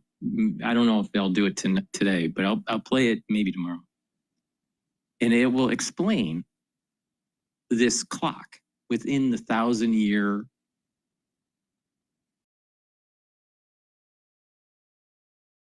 period, all right? And how world events ties into a fib sequence. And it starts with the 6 days of creation, where the 7th day is rest, all right? So it's fascinating to see on world events that are taking place within the 5,000-year mark and how it plays with the quarters of the actual millennium as like a clock. And I'll tell you, it is spooky, super spooky. And we are in it. We are in this. What is happening here is something biblical. Revolution back in 2009, when people actually came up to me as I was following them with cameras, running through the streets with these protesters in 2009. And they said, Madam, this time it's going to happen. But no, it didn't, because the regime used its police, military, and paramilitaries to crush that protest. I've been banned ever since for doing those reports on people's All right, so let's figure out what he or she was doing there. Hearing from within Iran as Israel is also really striking Iran and sending people into a panic. Well, indeed, to follow up from what I was just saying, there is quite a lot of panic. Look, we've said it over and again. The majority of the Iranian people are fed up with this government, with this regime. I have personally covered the Green Revolution, the so-called Green Revolution, back in 2009, when people actually came up to me as we were... Now, keep that in mind for the ones that have been watching me regularly. 2009, okay? And the video I play is going to tell you why that didn't work out. All right? All right? It was too early. It was too early. It didn't meet the critical threshold of this clock within the 5,000 year period. I'm telling you. It's spooky. What the rabbi said the other night, I'll tell you, it's spooky.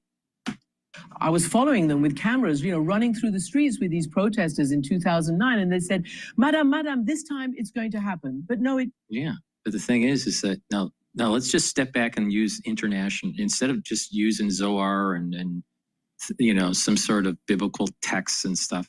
Let's just step back and look at it from an international affairs point of view. Wouldn't it have been easier to knock out Iran and to allow for the overthrow of the Ayatollah when you disrupt and neutralize the proxy groups beforehand?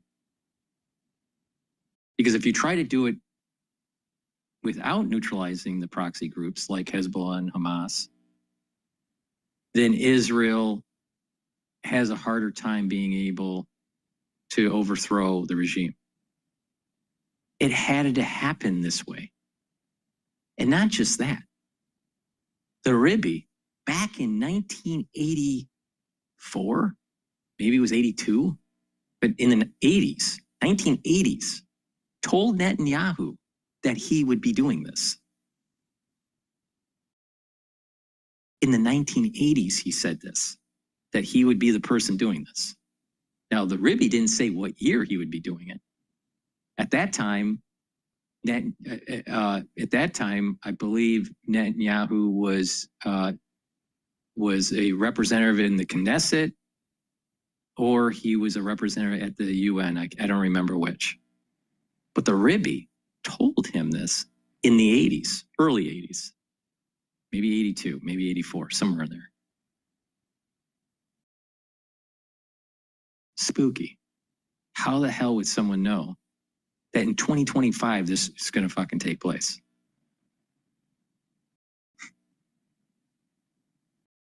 Because the regime used its police, military, and paramilitaries to crush that protest. I've been banned ever since for doing those reports on people's desires in Iran. And that whole green movement in Iran, or the freedom movement, it was a little bit too early. You'll understand why when you listen to this video with the rabbi explaining what's going on. It was about 3 years too early. So the question is, will they be able to come out now under a hail of bombardment and under the panic that I've just described? Because people don't know where the hits are going to happen, even if Israel says they're telegraphing. Remember, Gaza the same. They said they were telegraphing, but many people just found themselves going in circles and not knowing exactly where to go, over and over again, being told to evacuate under a hail of bombs and strikes. The second issue is, even though many people would like to see an end to this, do they want to see it? And you're seeing it on their internal discussions and Telegram, although even that is difficult to monitor right now because of the disruption of a lot of internet ability there, that they're very concerned and not thrilled that this might come, at the end of an Israeli F-15 jet. It is very, very sensitive in that part of the world, especially given what that part of the world and many parts of the world view as, the decimation of the Palestinian people by Israel right now in Gaza and in the West Bank as well. So there are all those complicated things. Then the last most important thing is, who comes next? If regime destruction is the aim, who and what comes next? Guess which student has a better chance? What comes next is democracy, as long as America doesn't screw it up. As long as the CIA doesn't try to bring in some sort of kingship, through the Shah and resurrect the Shah's family back as the king of Iran. And if the United States just lets democracy flourish within the secular movement within Iran, everything will be fine. The moment that you start hearing Shah coming back to Iran, it's going to be a fiasco and it's going the wrong way.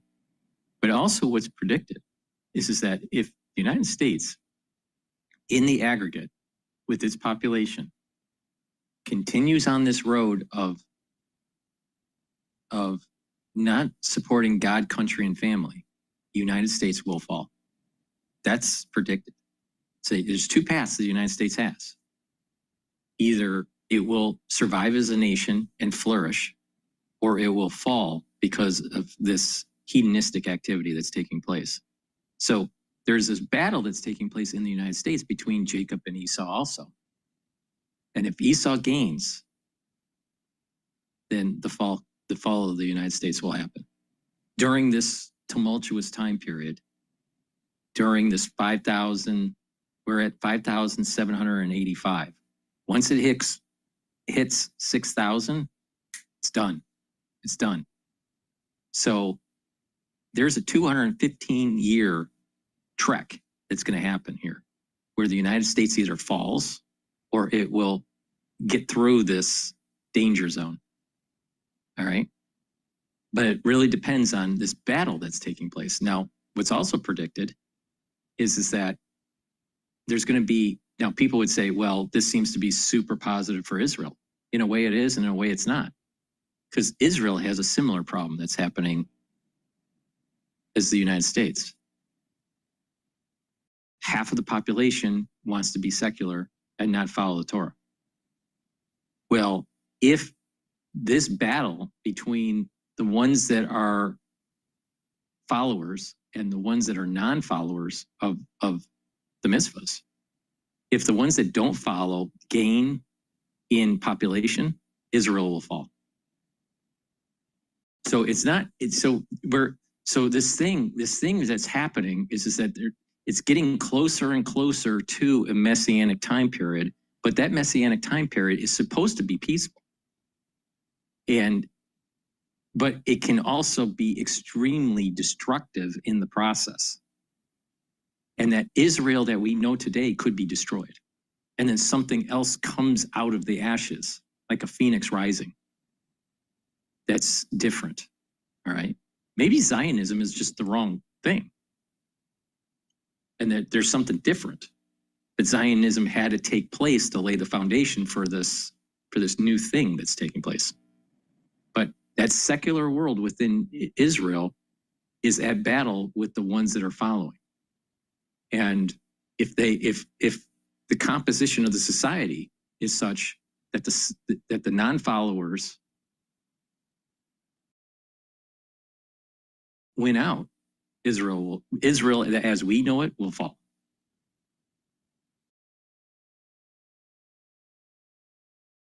All right.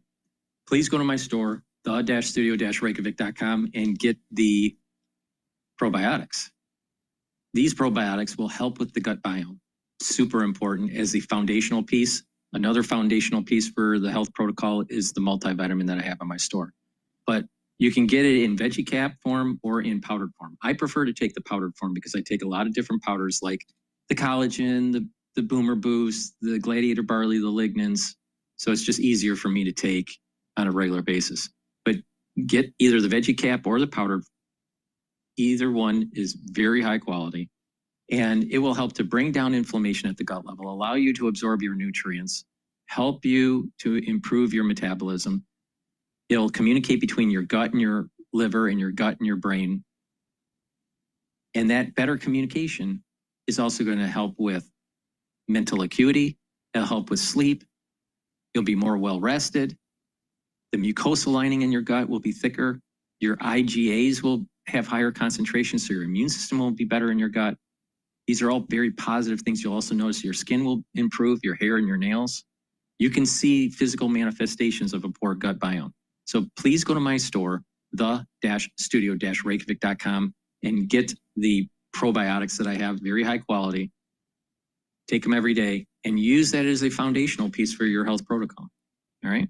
Now, I'll play that video of the rabbi describing these things probably tomorrow. It's about an hour and a half long, maybe an hour and 50 minutes long. So it's so long, but it's very informative. It's very informative. But in general, there's a higher probability of peace and prosperity in the world, but we're going to be going through tumultuous times. But to think that the impossible, it's starting to reveal itself in the last 2.5 years, and to say it doesn't have some sort of God intervention, you're just not paying attention. Because what Israel is doing is the impossible. It should not have happened. You know, Scott Ritter, saying, well, strategically and blah, blah, blah, this is, the power imbalance, and they're going to be hubris, and they're going to fall, there's going to be asymmetric warfare and blah, blah, blah, and, and Israel's going to fall. It didn't. Why? Maybe God wants it this way. See, the thing is that people keep on not paying attention that this was written down 2,000 years ago, how this was going to play out as we march closer and closer to the 6,000th year.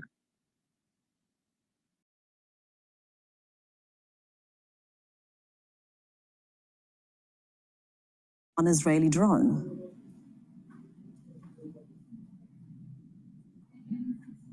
Yes, indeed. We've got this report from different parts of the city. One was basically, if I'm not mistaken, one came from Isfahan, where they said that they have downed one important drone of Israelis. Also, we've got reports today that the fourth F-35 of the Israeli forces has been shot down by the Iranian forces, but still, we know that across the country, Israeli strikes continue, as we had a report today from Pakdash, a city in Alborz province, near Alborz province, about the targeting of Payam airport by the Israeli. All right, let's play Fox News from the eastern and western Luca part of Faloni's the cotton Tehran, chinos and are this is not meticulously it. This is not handcrafted just in Italy military by strike.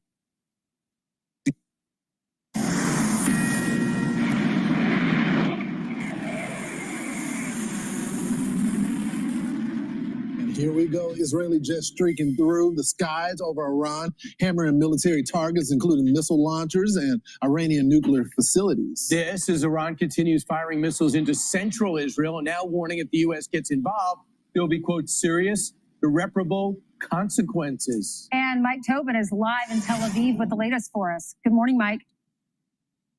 Good morning, Ainsley. Now, this is a nightly routine, but people here in central Israel were sent running for the bomb shelters in the middle of the night with more Iranian ballistic missile attacks.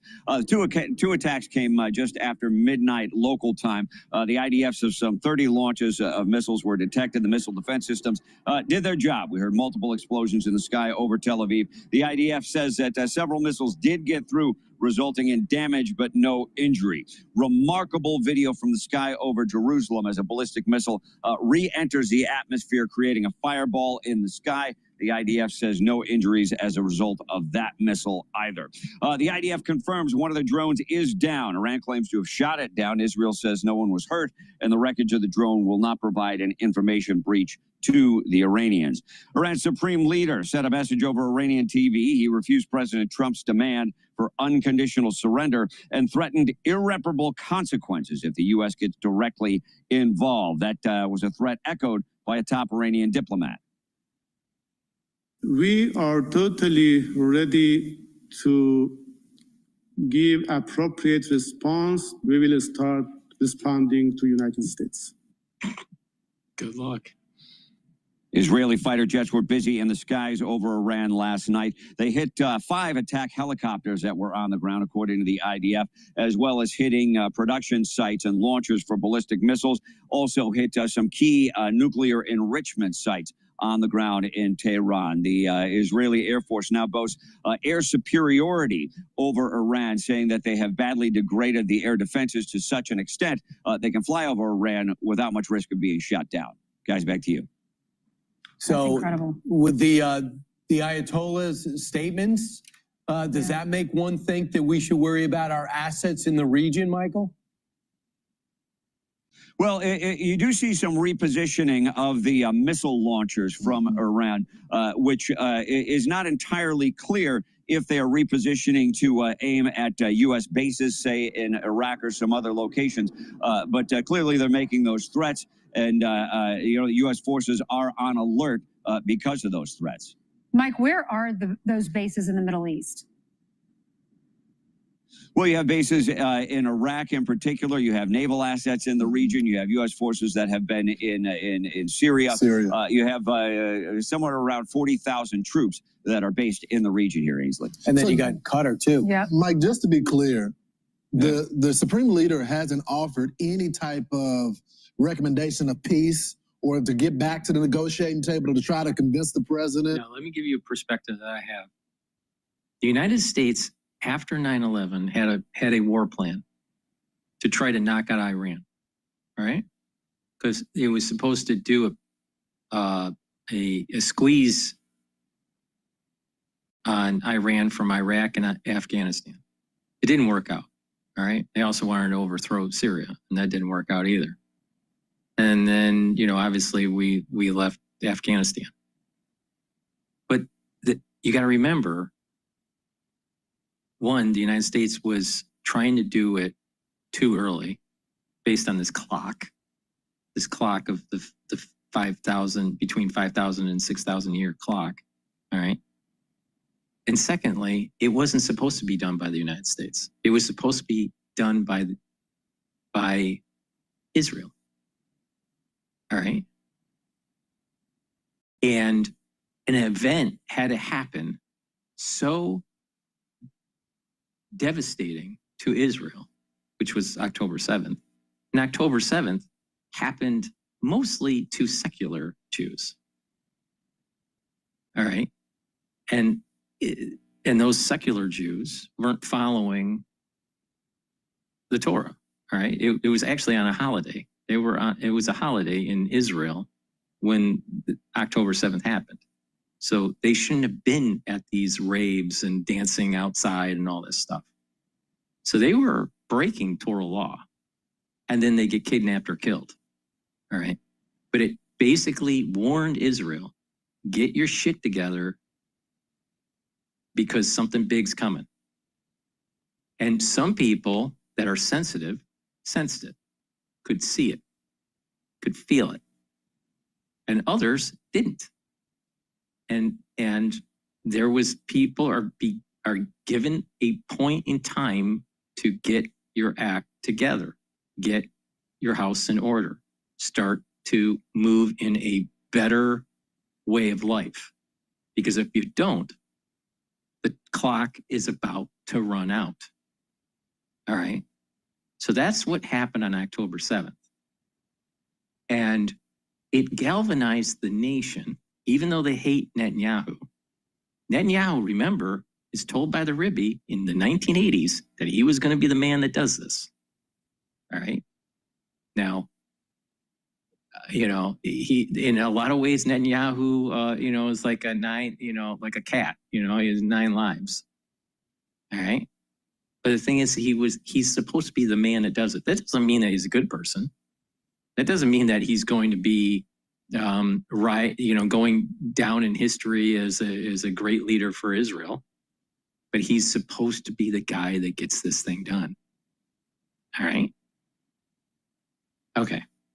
So Israel proper is being warned to follow Torah laws. Because if you don't, the ones that don't are going to be killed when this clock runs out. All right. The United States didn't have the mojo, didn't have the blessing to get the plan to be executed properly to knock out Iran. And we just because we went in with false pretenses with 9/11 and all this stuff. All right. It just didn't work out because it wasn't that we didn't have military prowess. We didn't have the blessing. Israel doesn't have the military prowess like the United States. Not even close. But they have the blessing. See? See the difference? See the difference?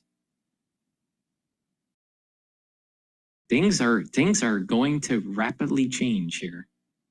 That he doesn't want a nuclear weapon, right? Well, you have heard some Iranian representatives say that they're interested in a return to the negotiating table, but the supreme leader, you get more of this bombastic type. Leaves the country, it'll be in exile. There is talk that makes a move to Russia. He could go to Russia. Yeah. Any word on that?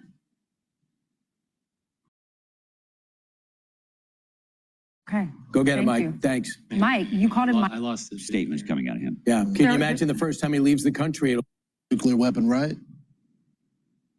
Well, you have heard some Iranian representatives say that they're interested in a return to the negotiating table, but the supreme leader, you get more of this bombastic type statements coming out of him. Yeah. Can you imagine the first time he leaves the country, it'll be in exile. There is talk that makes a move to Russia. He could go to Russia. Yeah. Any word on that? No word on that. Okay. Go get him, Mike. Thanks. Mike, you called him Michael earlier. What do you prefer, Mike or Michael? Michael, do you want to weigh in? I'm more of a Mike. Okay. His mom is the only one allowed to call him Michael. When he's in trouble. Did not know that. Thanks, Mike. So, Thank you, Mike. Yeah, all right, so now I'm going to handle this in the break. It just shocked me when you said it. It was on my brain too. Yeah, we share everything with you, the audience. There's nothing you don't know. We're pretty open. We're pretty open. All right, now to another alert. The Trump administration is weighing options about how to respond to this growing conflict. And this is expected to come up at the Defense Secretary Pete Hegseth's Senate hearing in just over an hour. Peter Doocy is live at the White House with all the details for us. Hey, Peter. Good morning. The Ayatollah is saying that he's not going to surrender, even though President Trump has publicly stated that the Pentagon has him in its crosshairs. The president says We know exactly where the so-called supreme leader is hiding. He is an easy target, but is safe. Think about this, like what I've been saying. We couldn't get this done in post 9/11, and we had a bailout after 20 years of a war in the Middle East. Spent trillions of dollars because we didn't have the blessing, because we went into with false pretenses. Okay.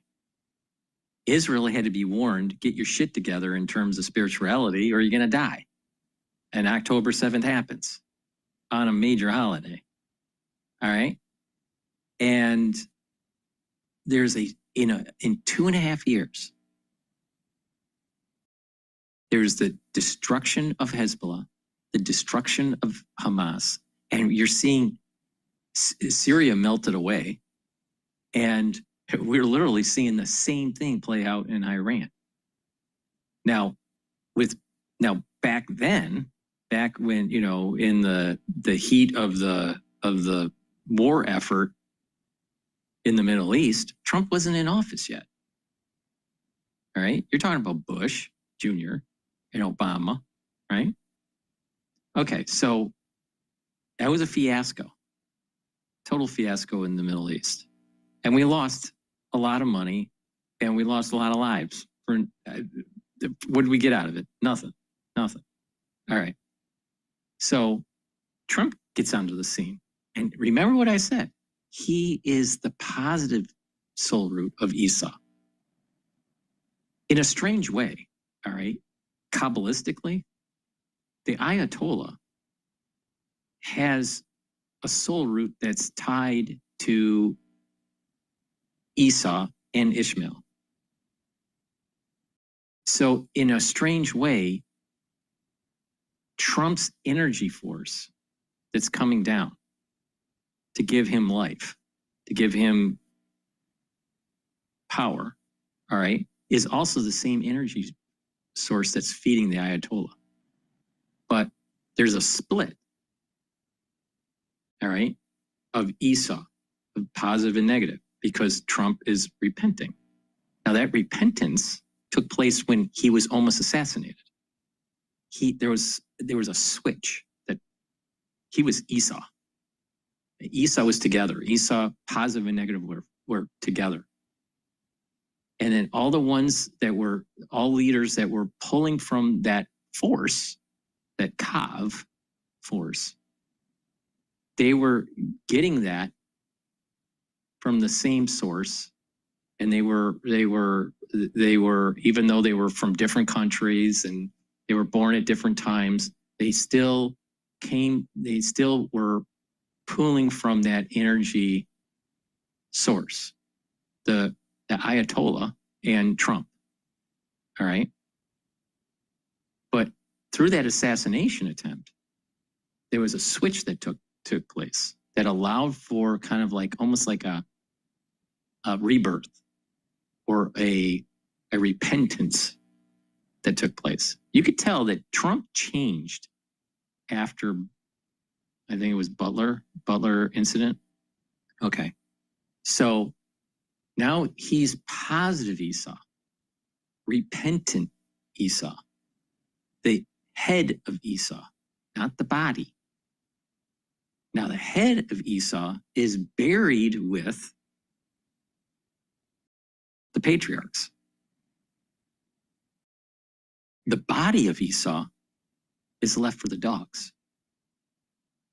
We are seeing, it makes sense that Trump is the president that knocks out the negative Esau. It couldn't have been Obama because Obama is aligned with Ishmael and Esau. He's more Ishmael.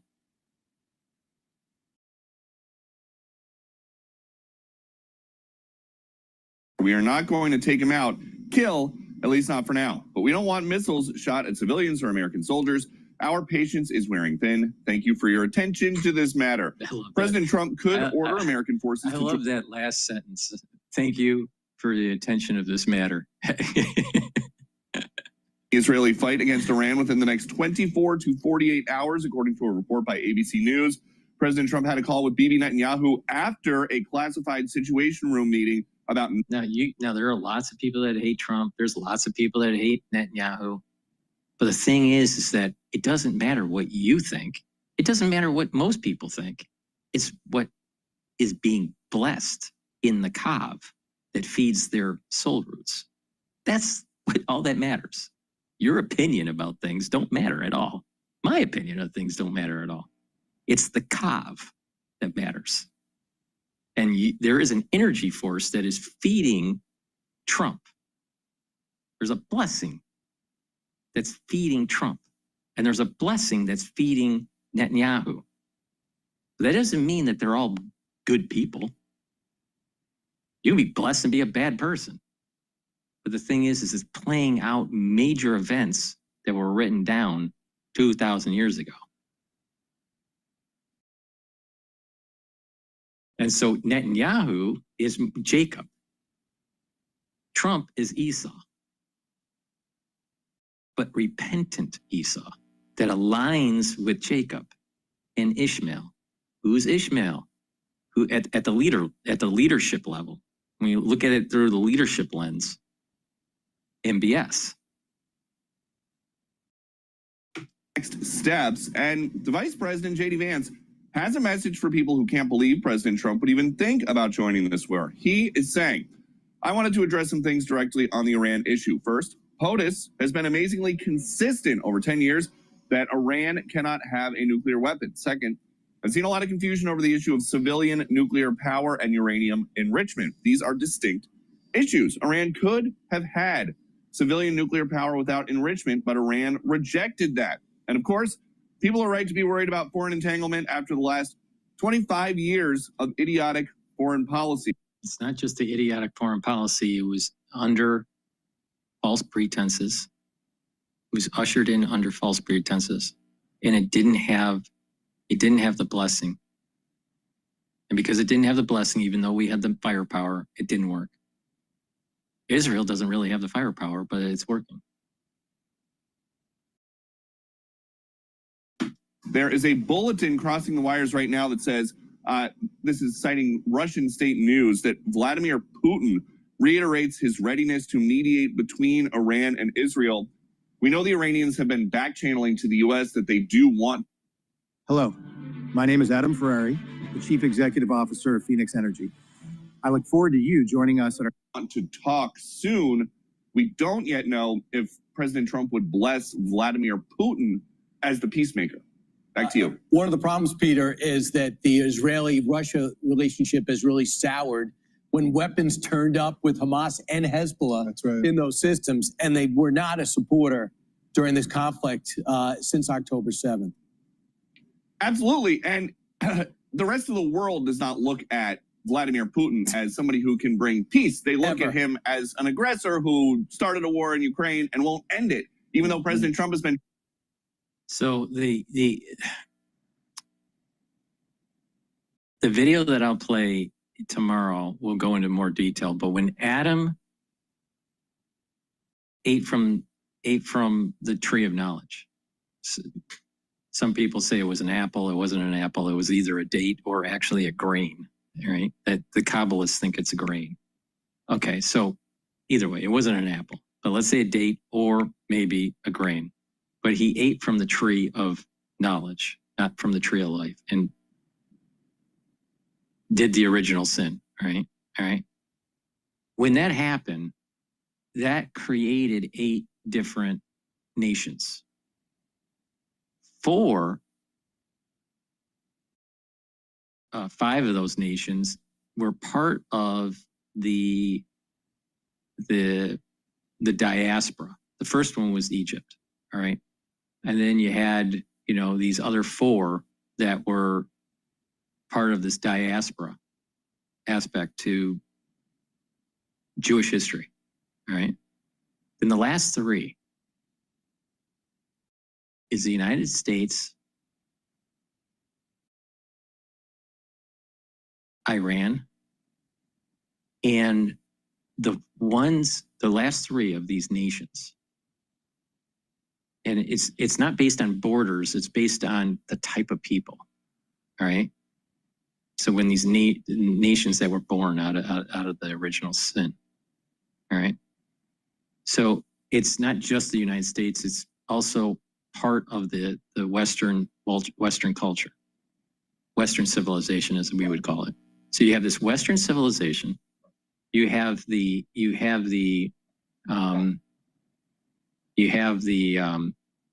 secular society in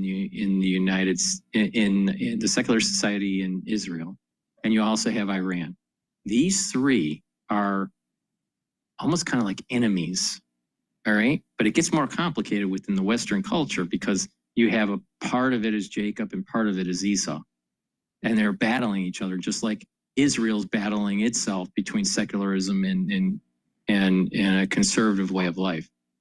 So these are like elements that are trying to prevent this from happening. Now you can take a different type of lens instead of the Kabbalistic lens that I just described of the 8 nations to try to keep Satan alive. Because remember, Satan was the one that convinced Eve to eat from the tree of life, or eat from the tree of knowledge. And then eventually she convinced Adam to do it. But Satan's life force is dependent on these nations, these 8 nations that we'll go into more detail later. But so we're seeing the playing out of the last act of this, of these 3 nations, and how internally they're battling each other. They're battling, the society's battling itself. The United States is battling itself at a societal level. Are we going to have conservatism or ultra-liberalism? And that ultra-liberalism means the erosion of God, country, and family. Well, that doesn't sound like a good thing for the society. Even if you're not religious, you can understand and how sociologically that would be very bad. Economically and just behaviorally within the society. Well, something similar is happening in Israel. And Satan wants to convince I would call the ultra-liberal to try to maintain this struggle. So the Jacob side of the United States doesn't rise up, that the negative Esau stays. The same thing within Israel. All right, there is this convincing of the secular movement to not follow Torah. And by not following Torah, Satan stays alive and pushes out as far as he can the Messianic age, because in the Messianic age, Satan dies. So the farther he can push this out, then there's more energy to allow for Satan to stay alive. All right. So we're seeing this all play out. Now, the rabbi is going to be able to explain it way better than I just did. All right. But there is this choreographic play that's taking place in the last hours of this millennium. All right. As we inch closer to the 6,000th year, which is 215 years from now. All right. To get them to end it for the last 150 days or so. And so it's very, very difficult. It almost seems like that's too easy. And that this is going to be something where third parties, fourth parties, Middle Eastern partners are the ones who are negotiating this to end it, no matter what happens. My favorite part about this whole thing, Peter, is that the President Putin offered to the president to help negotiate this, to be a part of it. And the president's like, don't you have another war that you should be doing peace yourself? Yeah. Well, maybe this is how Vladimir Putin finally gets that Nobel Peace Prize. Right. Whether taking on the job site or your own. All right. Please go to my store, the-studio-reykjavik.com, and get the omega-3. Omega-3 helps to prevent your red blood cells from overclotting. Omega-3 helps to bring down systemic inflammation, and omega-3 helps you to control your lipid profile. By controlling your lipid profile, you're reducing plaque formation. Super important to be taking. Clarity factor. Clarity factor you should be taking every day.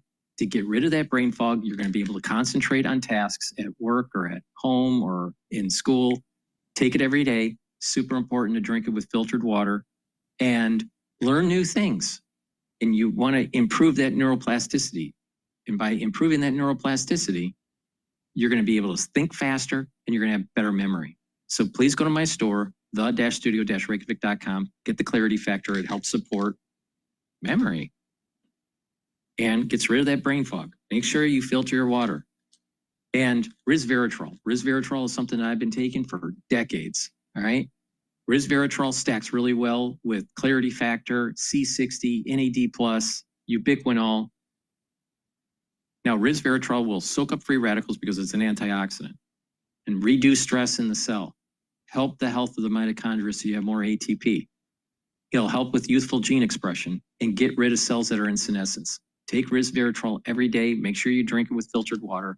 And like I said, it stacks well with Clarity Factor, C60, ubiquinol, and NAD+. All right, let's go to Bloomberg. Holders of dollar debt. I mean, how much could they really absorb if you know, a bunch of global investors started to sell dollar and go to yen? It's just sort of it's sort of hard to imagine at this point. Certainly, though, I can imagine that some of that would sort of be absorbed in the Japan markets. Any feeling coming out of the U.S. government about the dollar? I mean, President Trump says he'd like, I guess, a weaker dollar to help with our manufacturing, sell stuff overseas and that type of stuff. Is that kind of a policy of the government, do you think? You know, definitely not explicitly. So that's the first thing I would say is in no way have they been explicit about wanting a weaker dollar. If anything, Besson and mostly Besson, you know, will go out there, whether it's in interviews with Bloomberg, with other organizations, and say we still have a strong dollar policy. What the market is basically hearing, though, is I have to say this, but we don't really believe this. And that's because, you know, Trump, I think he told Business Week last August on the campaign trail, the strong dollar is hurting us. Like in the first term, Trump talked all the time about wanting a weaker dollar. So certainly not an explicit policy, but I think markets and traders basically, they hear Besson say we have a strong dollar, they don't believe him. That's sort of the sense. Yeah. Really good stuff. I would definitely check it out. It was a great piece. Lots of great detail in that. Carter Johnson, Bloomberg News FX reporter on the Bloomberg Big Take. You can get that on Bloomberg.com/Big Take. You can also go ahead and check it out on the terminal as well. All right, coming up, we're going to talk to Kevin Tealsley, founder and CEO of GEO Academies, to discuss how that organization is focused on breaking the cycle of poverty by providing access to exceptional, non-traditional educational opportunities to all families. Education, of course, always so important, and even more so now with the trauma related to private universities in terms of funding. So we will get his take on that. Looking forward to that. All right, taking a look at the markets. We are taking the S&P is just up by 0.4%, but volume quite light. This is Bloomberg.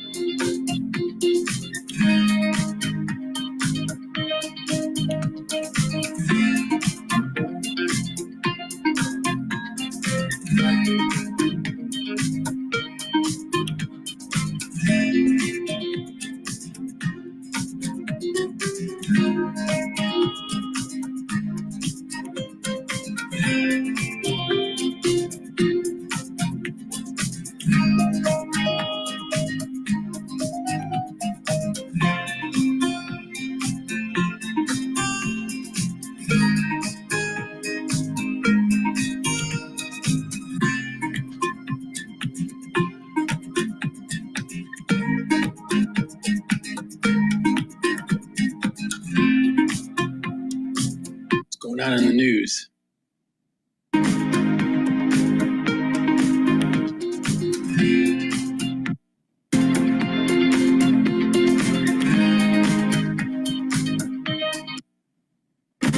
1% says, don't get weighed down by travel nonsense. Look what Design you feel in every detail. Technology as innovative. Joining us now is our former Fed Vice Chair, Alan Blinder. Alan, good to have you. Tariffs going to be what one would imagine an important sort of focus, certainly in the press conference. Where do you stand in terms of the inflationary impact of tariffs, which we have yet to really see in any significance? Is it still coming? I think it's still coming. I stand exactly where you are. That we haven't seen much from the tariffs yet. The tariffs have been announced, unannounced, announced, unannounced. I think at this point, nobody, certainly including me, knows where they're going to wind up. I'm talking about tariffs against our major trading partners. I've been saying this from day one. Trump is a chaotic actor, and these economists have no idea how to model chaos. There's no way they know what they're talking about. Every single economist that's been out there that's predicting financial Armageddon because of what Trump is doing has been just flat out wrong. China, Canada, the EU, you know, Trump made a mistake confusing the UK with the EU, but the EU is the big, quote, country. It's not a country, but I think the markets are actually paying too little attention, not that they know what's going to happen, and neither do I, to the oil situation. Why? I mean, who in the world knows what's going to happen with the current strife in the Middle East? Happen to the price of oil? I mean, happen in general, we don't know. But in particular, in the narrow economic sphere, what's going to happen to the price of oil? It could be a big nothing, or it could be a very big deal. And that's a huge uncertainty, rivaling the uncertainty over tariffs, maybe even larger. Yeah, although our viewers are looking at a chart right now, I mean, it shows that oil still was higher than this only, you know, not that many months ago, Alan. I mean, we have dealt with far higher oil prices without having that large an impact on the economy, it would seem. Yeah, no, it's the speed of increase. We can deal with much higher oil prices in time, but if they shoot up because, you know, suppose they close the Straits of Hormuz and oil shoots up over $100 a barrel in a very short period of time. How long do you really think that the Strait of Hormuz is going to be closed? Especially when the air defense system is completely knocked out.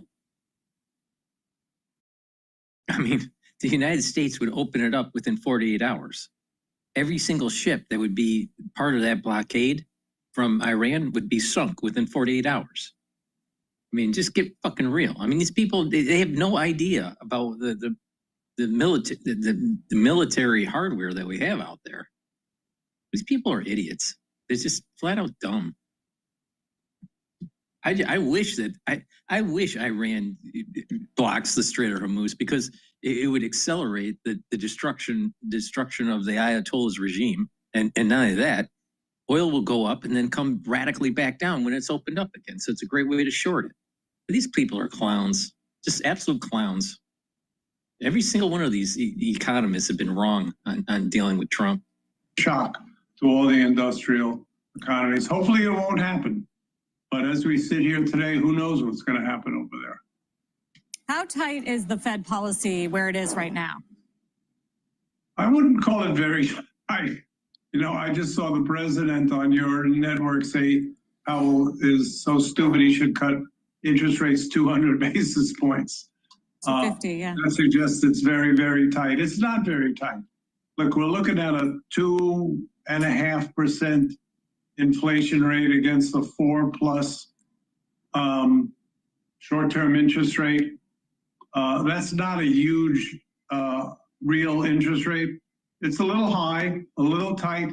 That's where the Fed wants it, just a little bit tight. And as Powell has said ad infinitum, given the behavior of the economy, it is not sinking like a stone. It may not be sinking at all. The Fed can afford to watch and wait to see how these tariff and oil uncertainties develop. But isn't there more evidence of the economy softening than inflation flaring? Yeah, I don't see any evidence of inflation But the thing is, honey, the unemployment rate is still below 5%. Natural unemployment based on standard economic theory is 5%. If you're below that, you may actually have a heated economy. And last time I looked, it was like at 4.2 or 4.3%. So you do not want to cut rates when you have high employment. You want to cut rates when it's low employment. Flaring. You have to look forward to what the tariff increases as they phase in will do to prices. We've seen very little of that up to now. And as I just mentioned, you have to worry a little bit about oil. Maybe I just said a little bit. The market's worrying a little bit. I think I would be worrying a little bit more than that about the price of oil. Hopefully it'll be okay, but we don't know. Finally, Alan, I wonder how much you're watching housing in particular this week. That NAHB number, third lowest since 2012. Residential. And the thing is why is the future contract in August, all right, trading at 72.39, while the July contract, which is going to be expiring soon, all right, is trading at right now 74.05. So right now we have backwardation in the futures contract. The spot price is higher than the future price. Markets are telling you oil is going to go down, not up, in the future, and that's with just the rollover to the next month contract. Where else are you going to get insight other than my show? Don't worry, oil's going down. Construction spending's negative year on year. We always say housing punches above its weight when it comes to GDP, but is that worth considering more? Sure. I mean, look, that's one of the sectors the Fed, I remember this from my time at the Fed. This is nothing new. That's one of the sectors the Fed watches most closely. If you're working on interest rates, you're thinking about the interest sensitive sectors, and those are mostly housing and automobiles. So absolutely. But don't forget, as your question suggested, housing is ballpark 4% of the total economy. New spending on new housing is what I mean, is something like 4% of GDP. Maybe it's, I haven't looked lately to know the decimal place, but it's not like the consumer, which is closer to 70% of GDP. Alan, thank you. As always. Pleasure. Alan Blinder. Advisors work to solve client questions about the future. Equitable helps answer how, with strategies that adapt to market twists and turns, applying industry-leading innovative thinking. Together, let's plan how. Use Kayak's Explore tool to see just how far your budget can take you. Reykjavik. Please go to my store, the-studio-reykjavik.com, and get the B complex. The vitamin B complex is very important to take if you're age 40 years or older. Why? Because the first 4 B vitamins are really important for your mitochondria. And when you get older, your mitochondria sucks. So you want to improve your mitochondria. So vitamin B complex, the first 4 B vitamins are going to help to rev up the health of that mitochondria. Your ATP is going to go up. You're going to have more energy. Your cellular metabolism is going to improve with vitamin B complex, and vitamin B complex also helps to protect your neurons. Super important when you get older. Another set of supplements that will stack well with the vitamin B complex to help with your neurons is ubiquinol. Ubiquinol is the most bioavailable form of CoQ10 that you can purchase. Most people that take CoQ10, guess what? You're taking the wrong type. Ubiquinol, again, the most bioavailable form. You can't get anything better than this. There's nothing out there better than this for CoQ10. So get the ubiquinol, take it every day. It's going to soak up free radicals. It's going to reduce stress in the cell and also in your neurons. It's going to help with the health of the mitochondria. You're going to have more ATP and it'll protect neurons. Super important, especially if you're age 40 or older. NAD plus is a supplement that's going to boost up your NAD plus levels. That will increase your energy, help to repair DNA damage, and to protect neurons. So stack NAD plus with the ubiquinol, with the vitamin B complex, protect those neurons. Super important. You're going to start noticing within 5 to 10 years, your community, your family members or your friends or whatever, you're going to start noticing cognitive decline, gait issues, memory problems, right? So you better start preparing. You better start like trying to mitigate these things the best that you can, because it's coming. It's coming. 5 to 10 years, and a lot of people are going to have problems. A lot of people. Now you can mitigate it, but if you don't listen, you're going to have problems.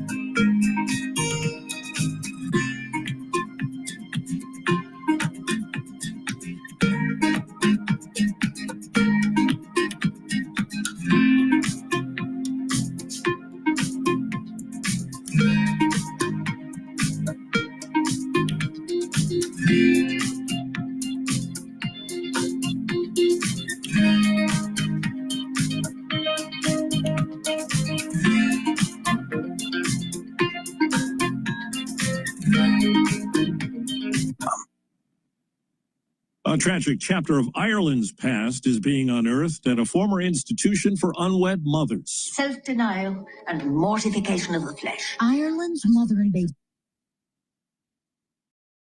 By films like 2013's Philomena. Their suffering was atonement for their sins. One of the mothers was 14 years old. 9 years after human remains were first found there, preparations for excavating a mass burial site at one of those homes have finally begun. It's believed the remains of nearly 800 newborns and toddlers lie there, dumped in a disused sewage tank.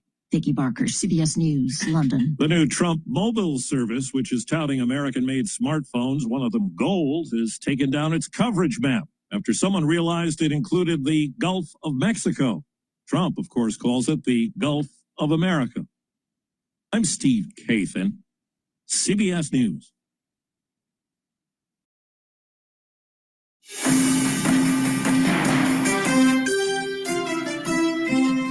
Live from Washington, D.C., this is Balance of Power with Joe Matthew.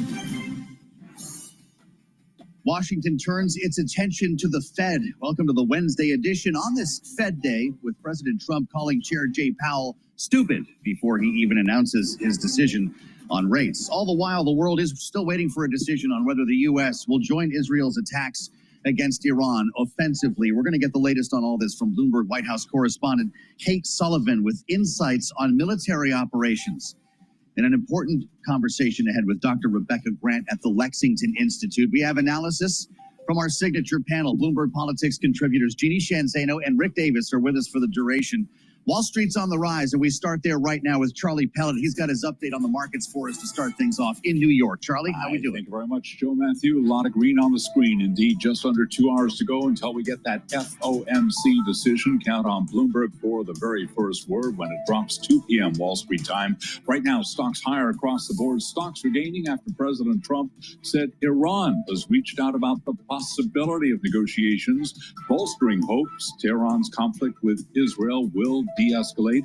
Oil erased gains. Right now, we got West Texas Intermediate crude down 1.4%, but the stock's higher. Right to the numbers here with the S&P up 22, back above 6,000.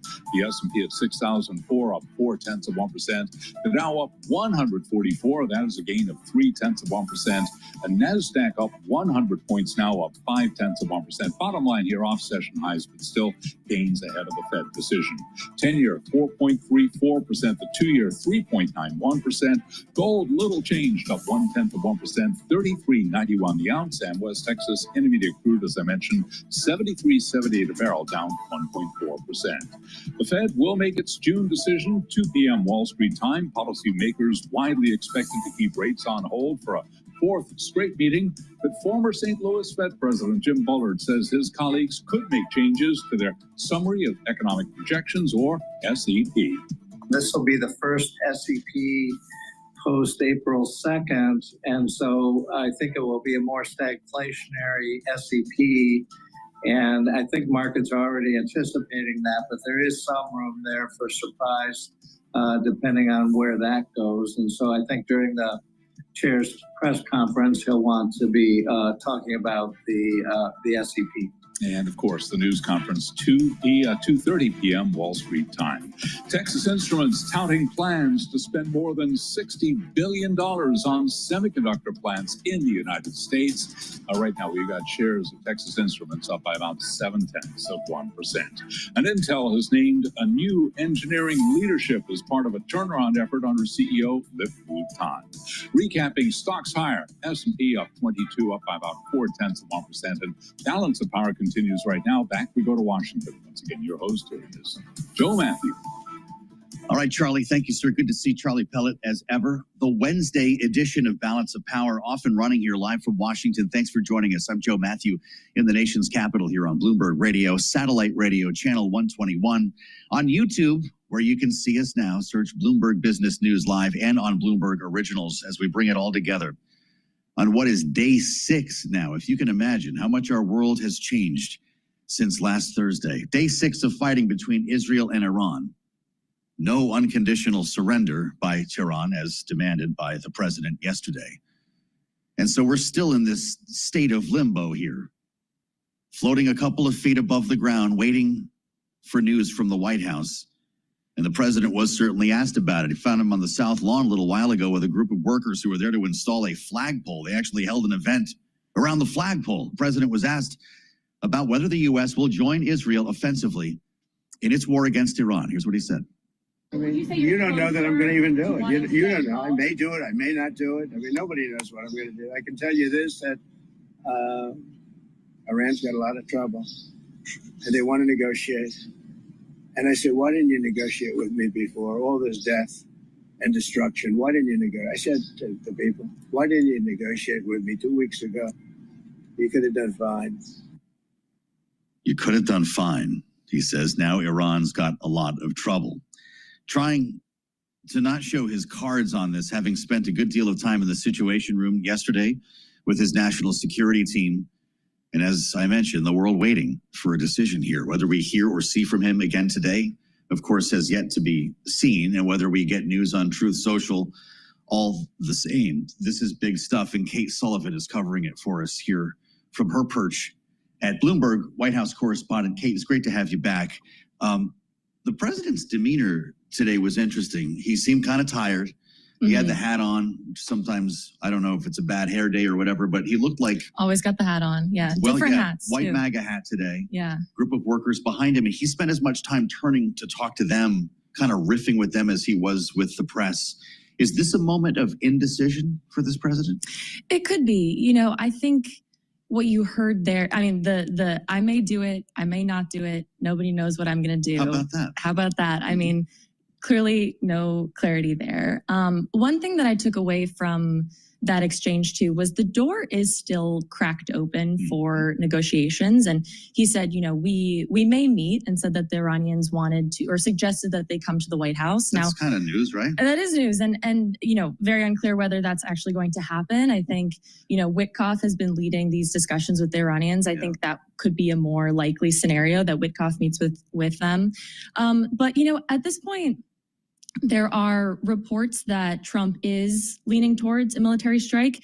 It's also possible that, you know, once again, we're seeing Trump deploy the same kind of tactic here and making these very public aggressive threats, but that it's really, what he wants is it to pressure Iranians to come to the table to negotiate. Now, so we don't actually know which one of those it is, or if it's a combination, or if there, are intentions to strike. I think we're still going to have to stay tuned and see what he says. By design, which I understand. He was kind of laughing at reporters. I'm not going to tell you here what I'm going to do. Right, and of course, like, I'll give you the coordinates. Let you know what time. Yeah. But how is he actually spending his time? We know he was in the Situation Room yesterday. Is he surrounding himself with advisors right now? Is he making calls to other world leaders? Or is it a combination thereof? He is, yes. He said that he's in constant touch with Israel's prime minister. He also said that he spoke to Putin yesterday. So he's definitely surrounded by, top national security officials, and he's making calls to world leaders. He has also, one thing that I think is really interesting is seeing, some of these people he's calling, not all of his allies and supporters are really on board with what he's talking about doing here. I think we're seeing a really big clash and tension within the Republican Party on this. I mean, I'm sure you saw this clip that's going viral of Tucker Carlson and Ted Cruz. And, I think that really shows where people are right now on this. The Senator Ted Cruz is for military intervention, and Tucker Carlson was saying, was sort of grilling him, and Tucker Carlson is not for it, and saying, you can't answer these basic questions about Iran's population, the ethnic makeup, and yet you're talking about, military intervention. You want to hear it? So, we actually have. Oh, sure. Yeah, we can play. I guess this whole podcast hasn't dropped yet, or whatever we call the show. Right. This is a really important moment, which is why we isolated this as well, to watch the unraveling here. The argument with inside MAGA crystallized in this conversation between Tucker Carlson. Big part of MAGA is pacifist. How many people live in Iran, by the way? I don't know the population at all. 90. No, I don't know the population. Million. You don't know the population of the country you seek to topple? How many people live in Iran? 92 million. Okay. Yeah. How could you not know that? I don't sit around memorizing population tables. Well, it's kind of relevant because you're calling for the overthrow of the government. Why is it relevant whether it's 90 million or 80 million or 100 million? Why is that relevant? Because if you don't know anything about the country... I didn't say I don't know anything about what's the ethnic mix of Iran? They are Persians and predominantly Shia. This just got worse as it went. I mean, that is a moment. As somebody who's had a chance to interview Senator Ted Cruz a couple of times, I've never imagined a conversation like that. Is he finding himself on the outs with MAGA? Where does the line fall between Steve Bannon and Ted Cruz? Right. I think we're figuring that out right now. It's really interesting how this is playing out. And, I covered every single Trump rally. I went to every single Trump rally. This and so is exactly what I was saying earlier. Within the United States, there is going to be a battle. And it's that Esau part of the United States not willing to help Jacob. And if it takes hold, the United States will lose. Now, part of that Esau that's in the soul root of the United States, some of it is ultra liberal, some of it's MAGA. But the thing is that if that soul root takes hold, the United States is done. It's done. It's done. You can't be a pacifist in this situation. There are people who support the president, are big fans of the president, and they're watching this play out and thinking, this is not what I voted for. This is not what I thought he was going to do. And this isn't really in line with what he said he was going to do. And so I think we're testing, I think Trump is testing the waters here, and there are definitely conflicting Republican and, MAGA points of view here kind of bubbling up. Well, he seems to be thinking, or the analysis around the White House here, whomever's leaking at the moment, seems to think that there might be maybe a delineation between an isolated couple of strikes against some underground bunkers, and then we're done. Does MAGA see it that way, or we don't have an answer on that yet? It's a great question. I guess we don't know. I think there are some people who, the Steve Bannons and Tucker Carlsons, who say, let's just not get involved at all, because, it can be a slippery slope, And what if we don't get involved and Iran in 12 weeks gets a nuclear weapon and Now it changes the whole dynamic, and there's an arms race for more nuclear weapon proliferation between Iran and Saudi Arabia. Then what do, MAGA? The pacifists. See, every major war, we had pacifists during the Revolution, we had pacifists during the Civil War, we had pacifists during World War I and World War II. We've always had pacifists, and usually they're wrong.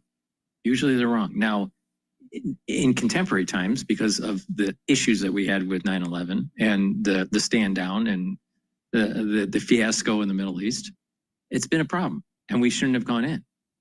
But the thing is that there is an existential threat, not just on Israel. There's an existential threat on the world with Esau getting a nuclear weapon. Now we're talking about the negative soul root of Esau. Iran cannot get a nuclear weapon, period. And if the pacifists within the MAGA movement can't see that, then they are the problem. Great to see you. Thank you so much. Kate Sullivan, Bloomberg. Why? Please go to my store, the-studio-reykjavik.com, and get the Good Night Formula. This Good Night Formula will allow you to get the proper sleep that you need in the cycles of REM sleep and deep sleep to detoxify your body, to be well rested, and to consolidate memory. Super important. This has GABA, passion flower, tryptophan, and melatonin. So take it every day, take it at night, and be well rested. And with good, proper sleep on a regular basis, you're actually going to slow down the aging process. Digestive enzyme complex is very important to take to reduce the load on your pancreas. And the digestive enzyme complex is going to help you break up those carbohydrates, lipids, and proteins so you can absorb those nutrients better and just less load on that digestive tract.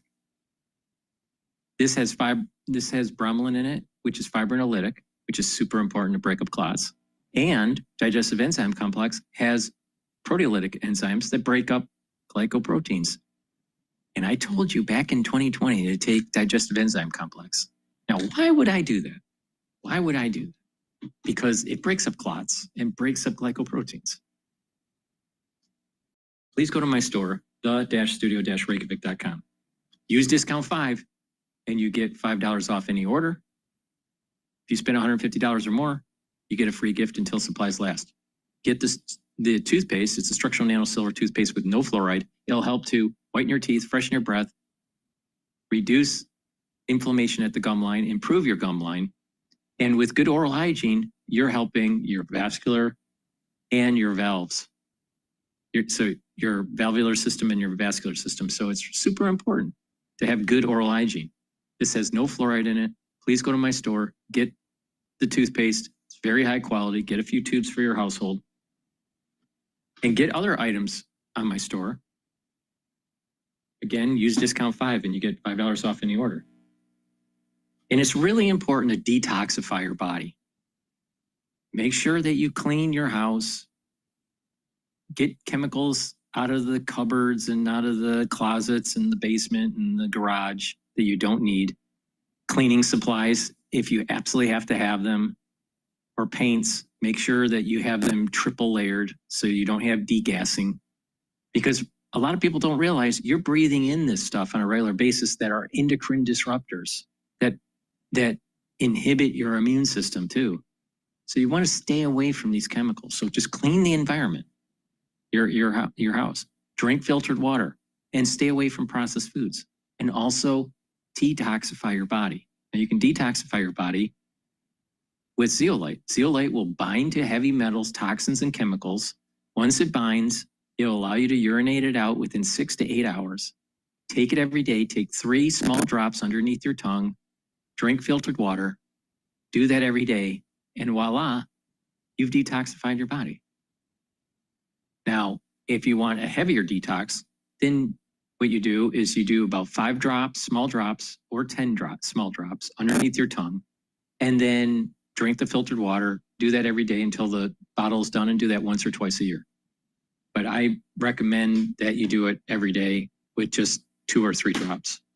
Drink filtered water And clean your environment, drink filtered water, stay away from processed foods. And you're going to notice that your body is just getting healthier. Why? Because you're reducing that endocrine disruption. You're reducing that disruption with the immune system. All right. So please go to my store and get the zeolite. Again, use discount 5. You get $5 off any order. And if you spend $150 or more, you get a free gift until supplies last. Up 0.4%, NASDAQ up 108, up 0.6%, and the Russell 2000 index of small cap shares now surging by 1.1%.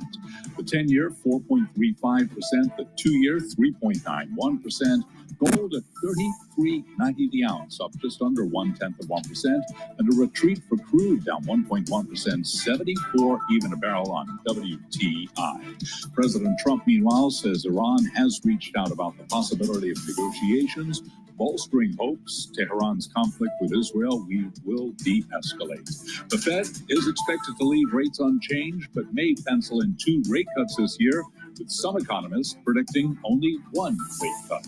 New U.S. residential construction declined in May to the slowest pace since the onset of the pandemic. Among home builders today, we are looking at shares, for the most part, higher today. Lennar up by 0.1%, KB Home up 1.6%, Toll Brothers up by 1%. Again, recapping, Fed Wednesday ahead of the decision. We've got the S&P up 22, up by 0.4%. Balance of power continues right now.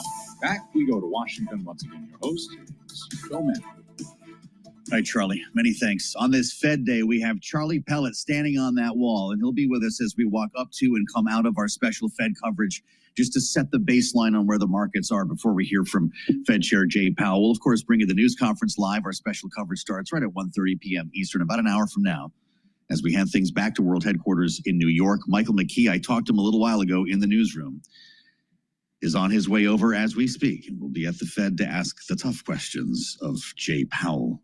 He must be sitting around trying to figure out, how do we do this again, right? It's the same conversation at every meeting. Just ask Donald Trump.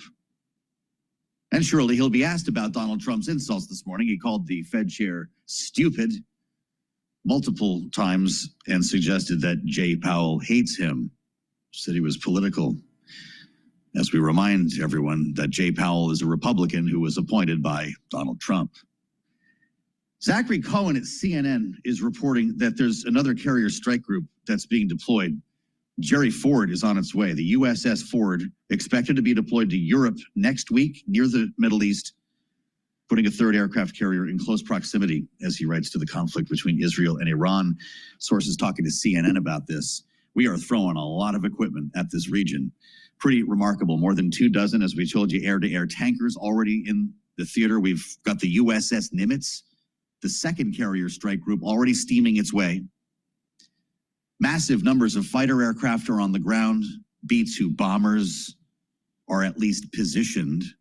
They can fly all the way around the world with air-to-air refuelers, do a 30-hour mission, come back home, sleep in their own beds in the Midwest. It's pretty remarkable stuff. And all of this, of course, is based around the big question of what Donald Trump is going to do. What are we really preparing for here? Are we going to join Israel's effort against Iran offensively, militarily?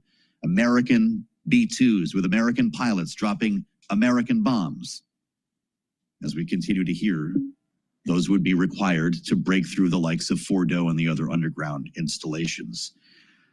We spent a lot of time talking about this week, and I'd like to just move the conversation a little bit away from this toward the other options. The president is not only looking at this one option. When he's in the Situation Room with his national security team, they are unloading a buffet, a menu of options that the president can use here. That's what we wanted to talk to Rebecca Grant about. She understands the nuances of this better than anybody. From her perch at the Lexington Institute, where she is vice president, Dr. Rebecca Grant, welcome back to Bloomberg. It's great to have you here at this sensitive moment. We've talked a lot about the potential for this happening, and here we are now. And I wonder your thoughts on some of the alternate plans that the president is hearing about. For instance, knocking out power to Fordo, letting the centrifuges spin out of control What else is he hearing from his team today? I think President Trump is evaluating a big range of options, but make no mistake, the main thing on the menu here is U.S. air power, probably in the form of very precise B-2 bomber strikes. So this is not a ground operation. This is not a major war with Iran. This is very precise, detailed impacts perhaps on Iran's nuclear weapons capability. And as you suggest, always have to add into that cyber activity, maybe a possibility of Israeli special forces action on the ground, who knows, but they have air superiority there. But really, Joe, we're down, I think, at this point to the weaponeering. So people are coming in to brief Donald Trump saying, if we put this bomb on this aim point this many times, here is the expected damage. Their goal to make sure that Iran a nuclear bomb and can never reconstitute that capability. Interesting. Are there other half measures? And if that sort of saboteur's approach to knocking out power, for instance, or a cyber attack, would that also be part of an air campaign? I don't know where this power is coming from at a site like Fordo or at Natanz. How would that be accomplished? Well, it could be. And what the whole thing tells us is, again, this is not a big regime change air campaign. This is very specifically focused on ruining high-level, complicated machinery that Iran uses. That can be done by having that machinery break. That was done with the computer virus several years ago in one of Iran's facilities. It can be done by denying power, or the sort of get a bomb through those levels of dirt and concrete and make enough rubble and disruption of the whole thing. So I think there will be a cyber component to this unquestionably. I think the question now for President Trump is, would putting a few bunker busters or heavy bombs from the U.S. into that target set, what are the weaponeering effects? Is it going to accomplish what he wants? And is this the right moment to make that strike? There's probably never been a better moment with Iran's air defenses peeled back the way they are.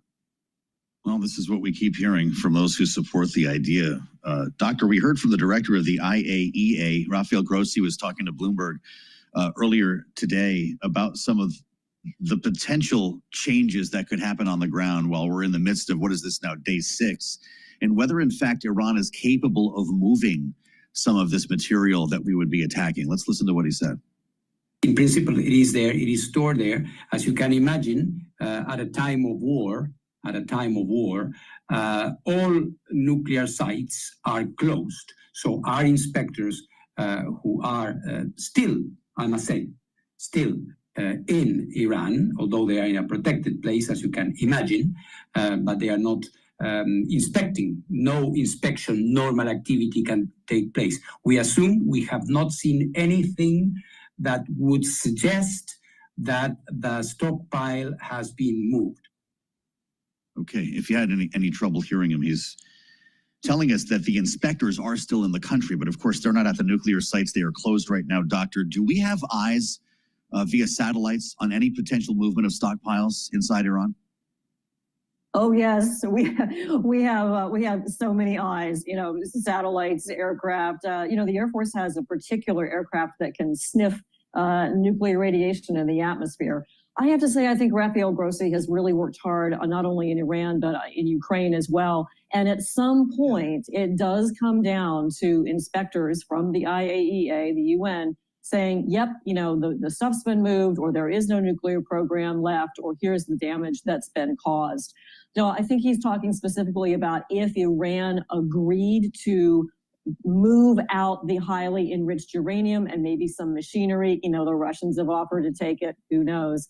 How would that take place at this point? But, we'd have to see some sincerity from Iran. To me, that would perhaps start with no more Iranian missile attacks on Israel. But this is all something that President Trump has the intelligence assets to be able to evaluate if Iran is serious or if they're still running around trying to launch missiles. Well, just as you say that, Rebecca, like clockwork, headline crosses the terminal, the IDF telling us that it has identified the launch of another round of missiles toward Israel. So this continues at this moment. I spoke with Ron Dermer a couple of days ago here, Israel's Minister of Strategic Affairs, and he pointed to American pilots flying aircraft as part of this operation defensively, as we saw last year, firing interceptor missiles at ballistic missiles shot by Iran. What would happen if one of them was shot down? They have a search and rescue plan in place. It's not easy to execute, but we have extracted people. Believe me, these pilots don't fly without at least a plan for combat search and rescue. Remember, a lot of this is taking place over Iraqi airspace, Jordanian airspace. And yes, we are very involved defensively, from Space Force watching the Iranian missile flares and passing that warning along, to our carrier and land-based pilots who are, I believe, looking for drones to shoot down. And then, of course, our Navy that has already done some exo-atmospheric ballistic missile intercepts against Iranian missiles. So we are in there defensively. It's a hugely important part of containing Iran. Second aircraft carrier, getting close to nearly 50,000 American forces deployed there as we try to contain and denuclearize Iran. And another boat with 5,000 sailors on the way. You know, it's remarkable to see the way Israel used drones. You mentioned drone technology in the initial attack, not unlike the way Ukraine planted them behind enemy lines in Russia. We saw that take place with Mossad agents planting drones inside Iran, and they were launched remotely. This is something that we've talked about a lot, the changing sort of dynamic when it comes to the most effective weapons platforms, what we should be buying, procurement reform. And there's an argument here about whether we should be buying a lot of cheap drones to do this or putting very expensive modern fighter planes in the air with actual live people inside them. Rebecca Grant, you've made the case that you need to have actual manned aircraft to get this job done. Hey, drones are great. We need a lot of them, and the U.S. has used them since the Gulf War to attack enemy air defense systems. But Operation Rising Lion proves again that you need manned fighters carrying heavy ordnance with really smart air crews responding to orders. That's what Israel has used over and over. We've seen manned fighters deployed on the carriers, a new wave of fighters, air crews and the tankers doing that. So, hey, manned aircraft are very important. They will be in any scenario, including facing China in the Pacific. So, hey, a big lesson here is we have got to restock our manned air power. Air Force F-47, get the Navy its secret carrier plane that they're about to decide on. We need all of that to team with those drones. Is this the end of the Tomcat? Did we blow up all the F-14s left? This is what all the Top Gun kids want to know. What happened to the Tomcats, Rebecca? Are they gone? We've seen at least a few. They weren't in very good condition. That dates back to when we were friends with Iran and they flew the F-14s. We saw at least one blown up. Yeah. I think they are not in a flyable status. No sign of Tom Cruise behind enemy lines. Dr. Rebecca Grant. Please go to my store, the-studio-reykjavik.com, and get the collagen. Collagen is a multi-purpose supplement. It's going to help with your skin, your nails, your hair, your joints, your cartilage, your musculature, and your bone density. Please go to my store and get the collagen. It has a typical amino acid profile shown on the screen here. You can also read the label on my website. Go to my store, the-studio-reykjavik.com, and get the collagen. Take 1 scoop a day, mix it with soft foods, filtered water, a smoothie, or even with milk, but take it once a day. Very important. Do resistance training on top of that, and that's going to improve your musculature and your bone density and help with your joint health. So please go to my store and get the collagen. Very important to take every day. And also get the gel. The gel you can get in the tube form or in the quick dispenser form. And this gel is dual purpose. You can use it as an aftershave. You can use it as a daily skincare. If you have a cut, an abrasion, or a minor burn, you can put it on that abrasion or cut, and it'll help to heal it quicker.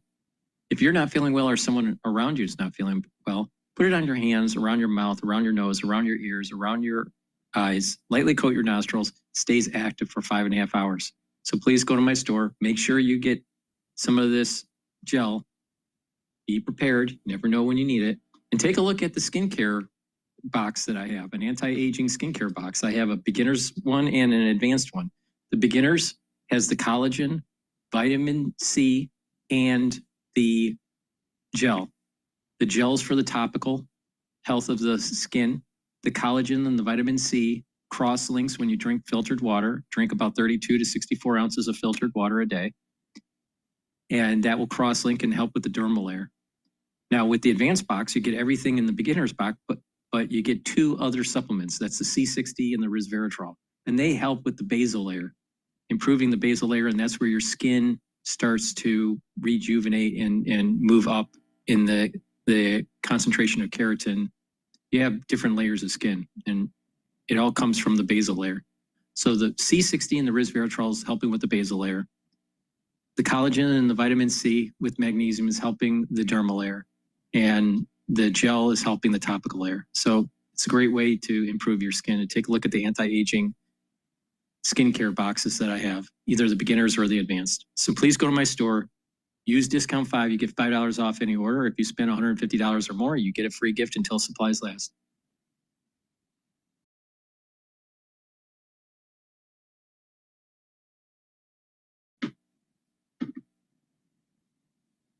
All right, let's see what else is going on in the news here.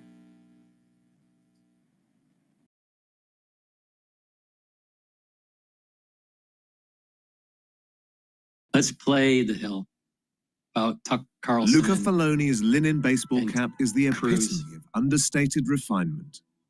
Crafted in Italy from breathable... How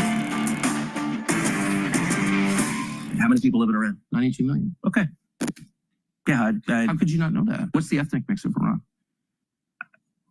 They are Persians and What percent? predominantly Shia. Okay. It's not even. You don't know anything about Iran. So Okay, I am not the Tucker Carlson expert on Iran. You're a senator who's calling for the you're the one who overthrow of the claims, government. You're the one and you who don't know claims anything about the country. No, you don't know anything about the country. Tucker Carlson duking it out with Senator Ted Cruz on his show. The former Fox News host slammed Cruz for alleged ignorance about Iran. Cruz and many in Congress are backing Israel in their campaign against this longtime enemy. It's a little unclear just how involved U.S. troops already are. Trump on Tuesday seemingly implying a joint operation, posting this on Truth Social. We now have complete and total control of the skies over Iran. And following it up minutes later saying, we know exactly where the so-called supreme leader is hiding, and continuing, we are not going to take him out, at least not for now. We don't want missiles shot at civilians or American soldiers. Our patience is wearing thin. Carlson pressed Ted Cruz on how involved the U.S. was, and he gave a similarly unclear response. Let's take a listen. We're carrying out military strikes today. You said Israel was. Right, with our help. I said we. Israel is leading them, but we're supporting them. Well, you're breaking news here because the U.S. government last night denied, the National Security Council spokesman Alex Pfeiffer denied on behalf of Trump that we were acting on Israel's behalf in any offensive capacity. No, we're not bombing them. Israel's bombing them. You just said we were. We are supporting This is Israel. high stakes. You're a senator. If you're saying the United States government is at war with Iran right now, people are listening. No one is better at this than Tucker Carlson. He's so good at being performative. Eviscerating Ted Cruz. And I will in fairness say, sometimes these questions can be a little bit of, like you can prepare for an interview, you can read the Wikipedia page on Iran beforehand and be really ready to get, oh really? Well, how, name the 17 provinces. So I get that. On the other hand, I think the onus is on Ted Cruz, who is advocating the overthrow of the government of Iran, to evince that he understands, and it's not specific to Ted Cruz, it's not that he's unique in this circumstance. Many of our elected Republicans want to do this. It would inspire greater confidence that they know what's coming next and who's going to be on what side. Yep. I mean, this is relevant because when we got into Iraq, we were told they were going to, remember, they'll greet us as liberators. Well, that didn't quite happen, did it? Because there wasn't an understanding of the unique regional issues at play. What people said on the non-interventionist left and right at that time ended up being correct. If you do this, you don't know what you're about to create. It's going to destabilize the region, and you're going to end up with an emboldening of terrorist groups, people who really do want to kill Americans and inspire attacks on Americans at home. That's going to be the result. The people who said that were completely right. So it's your burden, Ted Cruz, to explain why they're wrong this time. And if you can't even, he doesn't have to give me the exact population of Iran. What's the weather there right now? Ballpark it for us convince us that you understand. And he utterly failed at that. And I think Tucker actually does know more about Iran than he seems to. When I watched that, because they posted it last night, when I watched it, I thought it reminded me so much of the scene where Gabe is interviewing Andy to be office manager on The Office. And he's like, how far is the sun from the Earth? How big is it? Andy knows the answers. But it's like, you're right. There's like a vaguely unfair piece to that. Tell me 10 things about Iran right now. At the same time, the onus to know about the country, and you don't have to know everything, right? But the onus is on the people who are saying, let's go in there and destabilize. Because you hope he's getting briefings about it right now. Oh, I hope he has a staff of foreign policy experts who should be telling him this is the situation in Iran so they can make sound judgments. And also, Ted Cruz is known for being one of the more rhetorically gifted members of the Republican Party. He's a great debater. I've seen him do debates. He did a debate with Bernie Sanders on healthcare, on Obamacare years ago. That was really good. He's smart. He's smart. He's a good debater. So that does not inspire confidence for the haucus position. No, and what he tried to do, and like, I'm not the world's biggest Tucker fan. I don't hate him, but like, Tucker is right in this situation. I mean, is Tucker totally over to the top and theatrical? The like, the leading and the doing the like, yes, of course he's being theatrical. He's a performer at some I've learned a lot from him. But I mean, he is really the like, you don't know that? The like feigned outrage. But he's not wrong either, right? Like, I do think that, because you see, Ted Cruz, he does the political thing where he's like, you don't know anything about Iran. It's like, no, I mean, like, it's important, I think, to have this conversation because I keep going back to it. But like, you mentioned this, go back to the early 2000s in Iraq. Go back to the fact that we did rush legislatively, congressionally, we did sort of rush into it. And anyone who was like... Although it looks well thought out compared to what we're seeing right now. But anyone... We consulted other nations. We had Congress discuss it. And that got described as this kind of lunatic one-man show by George W. Bush. Compare that to this. Yes. And I do think the danger there, though, it's those who don't remember history are doomed to repeat it, right? I remember the debate that, you're right, there at least was a debate. But the debate that went on was, this is America, we need... Sirens sound in Tel Aviv. All right, right now. So let's just listen in to see with Bloomberg. It looks like there's going to be a missile attack again. And he made that clear once again to reporters. I don't suspect other information. I'm going to go to But as we Al see the Jazeera third too. U.S. carrier going into the region, because they're planning to use it, or as a is between that and some of the heightened rhetoric, a lot of people suspect. All right, I'll watch some of the other feeds to see if anything breaks. Around the flag. And there were the Bernie Sanderses of the world saying like, wait, like, I don't hate America or anything, but should this be what we're doing? Because exactly what you pointed out, Robbie, which is what comes after this. And it's like, everyone should go back, and I know they won't do this, but go back and watch some of that debate and what was said by the establishment who used the flag and used patriotism, said this is the right thing to do, and then what we have learned in the 20 years that followed it. Because, again, I don't think Tucker is wrong. I think if we are going to go in there and at least potentially, we're going to involve ourselves militarily if we do that, and at least potentially create that this becomes a broader conflict. I'm not saying it will, but it could. Even if we just try to replace Iran's leadership. That's not an insignificant thing. That is something that we should think hard about before we do and have a public debate about. I do not think it should be a thing that the president just says like, and this is whether it was Kamala Harris in office or Donald Trump in office or Joe Biden. And I don't believe, by the way, that the policy would be noticeably different if Joe Biden or Kamala Harris certainly not if it was Joe Biden. Not Joe Biden. I don't know Harris's foreign policy well. I don't quite know either, but she didn't really articulate she didn't articulate any clear differences with her boss, Joe Biden. She said she would do nothing different. Right. I would see them getting roped into this by Israel to just the same extent. And look, I get it's not the same country as Iraq. No. It's a different place. Maybe the circumstances are different. Iran was a more advanced society at the time the Islamic extremists took over somewhat unexpectedly due to the unpopularity of the monarchy. Not just that, Iran is the secular population is there's a large educated population there. They are waiting for democracy to flourish. It's just that they're held down by a theocratic regime. It's a totally different game in Iran compared to Iraq. But not just that. It's about blessing. It's the right time. The United States, when they were trying to do nation building post 9/11, we didn't have the blessing and we lost because we went in there with false pretenses. This is not false pretenses.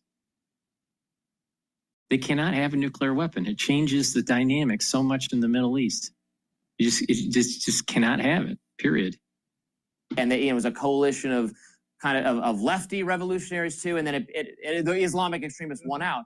But if we're just going to go in there and kill the Islamic extremists that are in charge right now, and then it's just going to be other Islamic extremists, probably, or is it going to be? Will this make a country that is closer in proximity to Russia and China than it is to the U.S.? It's the educated elite that's other hostile foreign powers get even more power over that government. I mean, and we don't want to really be fighting them halfway across the globe for control over this country. Are these questions being considered right now? Where are they being considered? Can Ted Cruz talk about that? Again, he's a smart person. I don't have anything specifically against him, but we're really seeing a difference that we've explored a little bit on the show today between even on the right, an establishment conservative media, establishment conservative officials, and an independent podcasting alternative media personality empire represented by Tucker Carlson and others that is just way more skeptical of this than they are. And the last thing I'll say on this, but Donald Trump is correctly credited as having won this election in part because of how he used the podcasting network, appearing on podcasting, this new media ecosystem that appeals particularly to young men and has brought them over to the Trump fold, very successful in that regard. He should listen to the fact that every personality in this environment, maybe not literally everyone, but this environment is far more against this than the more establishment talking head conservative figures. That is where the ecosystem is. So he is in some ways going against, if not his base, the media apparatus that helped bring him back to power. And I think he should think through why that is the case. Why are they all leaning this way? And I'm going against them on this one. Because usually his instincts to not go against those kinds of people are smart and better than anyone else in the Republican Party. And I think he needs to, there's a long way of saying, on this one, I think he needs to listen a little bit more closely to Tucker Carlson and Joe Rogan to do a bellwether for him. One last point that I was thinking when you were talking is Trump, when he ran the first time, 2015, 2016, he was really, even in the general election at some level, he was really running against the old Republican establishment, right? The Bushes, he attacked George W. Bush and Jeb Bush. I know Jeb was running, but as much as he attacked Barack Obama. And that sentiment, which was Trump understood the disconnect between the Republican leadership, especially in Washington, and what the base of the party wanted. That chasm had been growing, and he channeled that. And it does feel to me like he is and he's, to your point, he's always been good at that. He's always been, he has sort of this innate understanding of kind of what that base wants versus what the McConnells of the world want, for lack of a better word. And this is, look, Mitch McConnell is going to be in favor of this, right? The foreign policy Republican establishment, hawkish, is going to be in favor of this. And Trump has almost always expressly run as someone who thinks those people don't get it, which is very interesting to me that he appears to kind of be, if we had to do a pie chart, if we did the New York Times needle, right, it would be more over toward kind of a strike in Iran than it would be we're not getting involved. Yes. It's very different than he's approaching. Just to echo your point. I thought it was great. All right, we've got a lot more to talk about today on Rising. Stay tuned. Please go to my store, the-studio-reykjavik.com, and get the heirloom barley. Heirloom barley helps to detoxify your body, brings down inflammation, and soaks up free radicals with superoxide dismutase. This is a high-density protein. It's in a powdered form. You take it every day. You mix it with filtered water, a smoothie, soft foods, or even with milk, but take it every day. And by bringing down that inflammation and detoxifying your body will slow down the aging process. So please go to my store, the-studio-reykjavik.com, and get the heirloom barley. Now, let's talk about how to improve your immune system and your cardiovascular system. Taking lignans, it's a powder. You get a small scooper in here, just mix it with filtered water. Take it every day, and it'll bring down inflammation, soak up free radicals. That's really important to help with your mitochondrial health and to reduce stress in the cell. You'll have more energy. And this will help to boost up your immune system and help with your endocrine system. Now, turmeric is also an antioxidant. It's going to soak up free radicals, help with the health of your mitochondria, but it will also bring down pro-inflammatory cytokines. So it's improving your immune system. And when you're bringing down vascular inflammation, you're reducing plaque buildup. Ashwagandha root helps to control cortisol levels and blood glucose levels. Very important. And when you stack ashwagandha with the turmeric and with the lignans together, it's a very powerful stack to boost up your immune system and help with your cardiovascular system. So please go to my store, the-studio-reykjavik.com. Use discount 5, you get $5 off any order. If you spend $150 or more on an order, you get a free gift till supplies last. About America first. We have to make America great.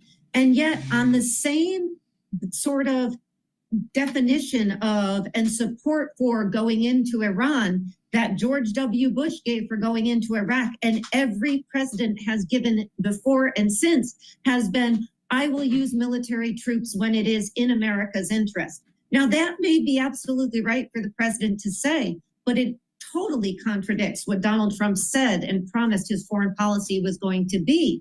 And he's going to hope that he can hold this base together. But it is something, along with immigration and several other issues right now, where for the first time we are hearing a fissure in the MAGA base. And it is not quiet. It is quite public and it is quite loud. And people like Tucker Carlson are getting a lot of attention for pushing back against the president. Well, he's certainly making the noise. To Rick's point, it's hard to tell how much of the Republican Party or the conservative movement this reflects here. Rick, I started this conversation by asking Jeannie how much time Donald Trump has to make this decision. Do you have a take on that? Yeah, I'm sure it's being informed by the strategy that is really the dominant theme here, and that's what does Israel want to accomplish and when do they want to accomplish it? They're on the fast track, right? They know that the longer these strikes last, the more risk they have to their own citizens, and the more the world community tends to turn against them. So they want to wrap this up as quick as they can. They've already been very clear. We're going to pound away at Iran till we've accomplished our goals. And one of those goals is to knock out the capability of the Iran regime to be able to, basically build a bomb. And they need us for that. So the sooner they get us to respond in kind, the more they are able to take their foot off the accelerator. The wait continues with the help of Rick Davis and Jeannie Shanzano. We're also counting down to a Fed decision with special coverage set to begin here on Bloomberg in about a half hour. Stay with us for hour 2 of Balance of Power. Congressman Mike Lawler from New York is going to join us. You don't want to go away on Bloomberg.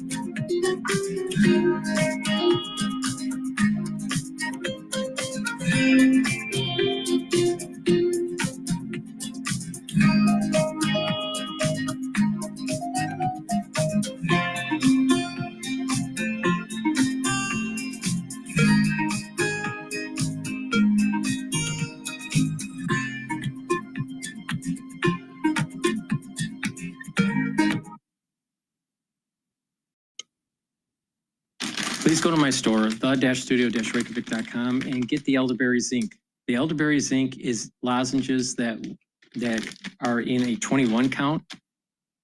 Take them right when you have an irritation in your throat. Very important to mitigate any type of irritation you might be getting throughout the different seasons during the year.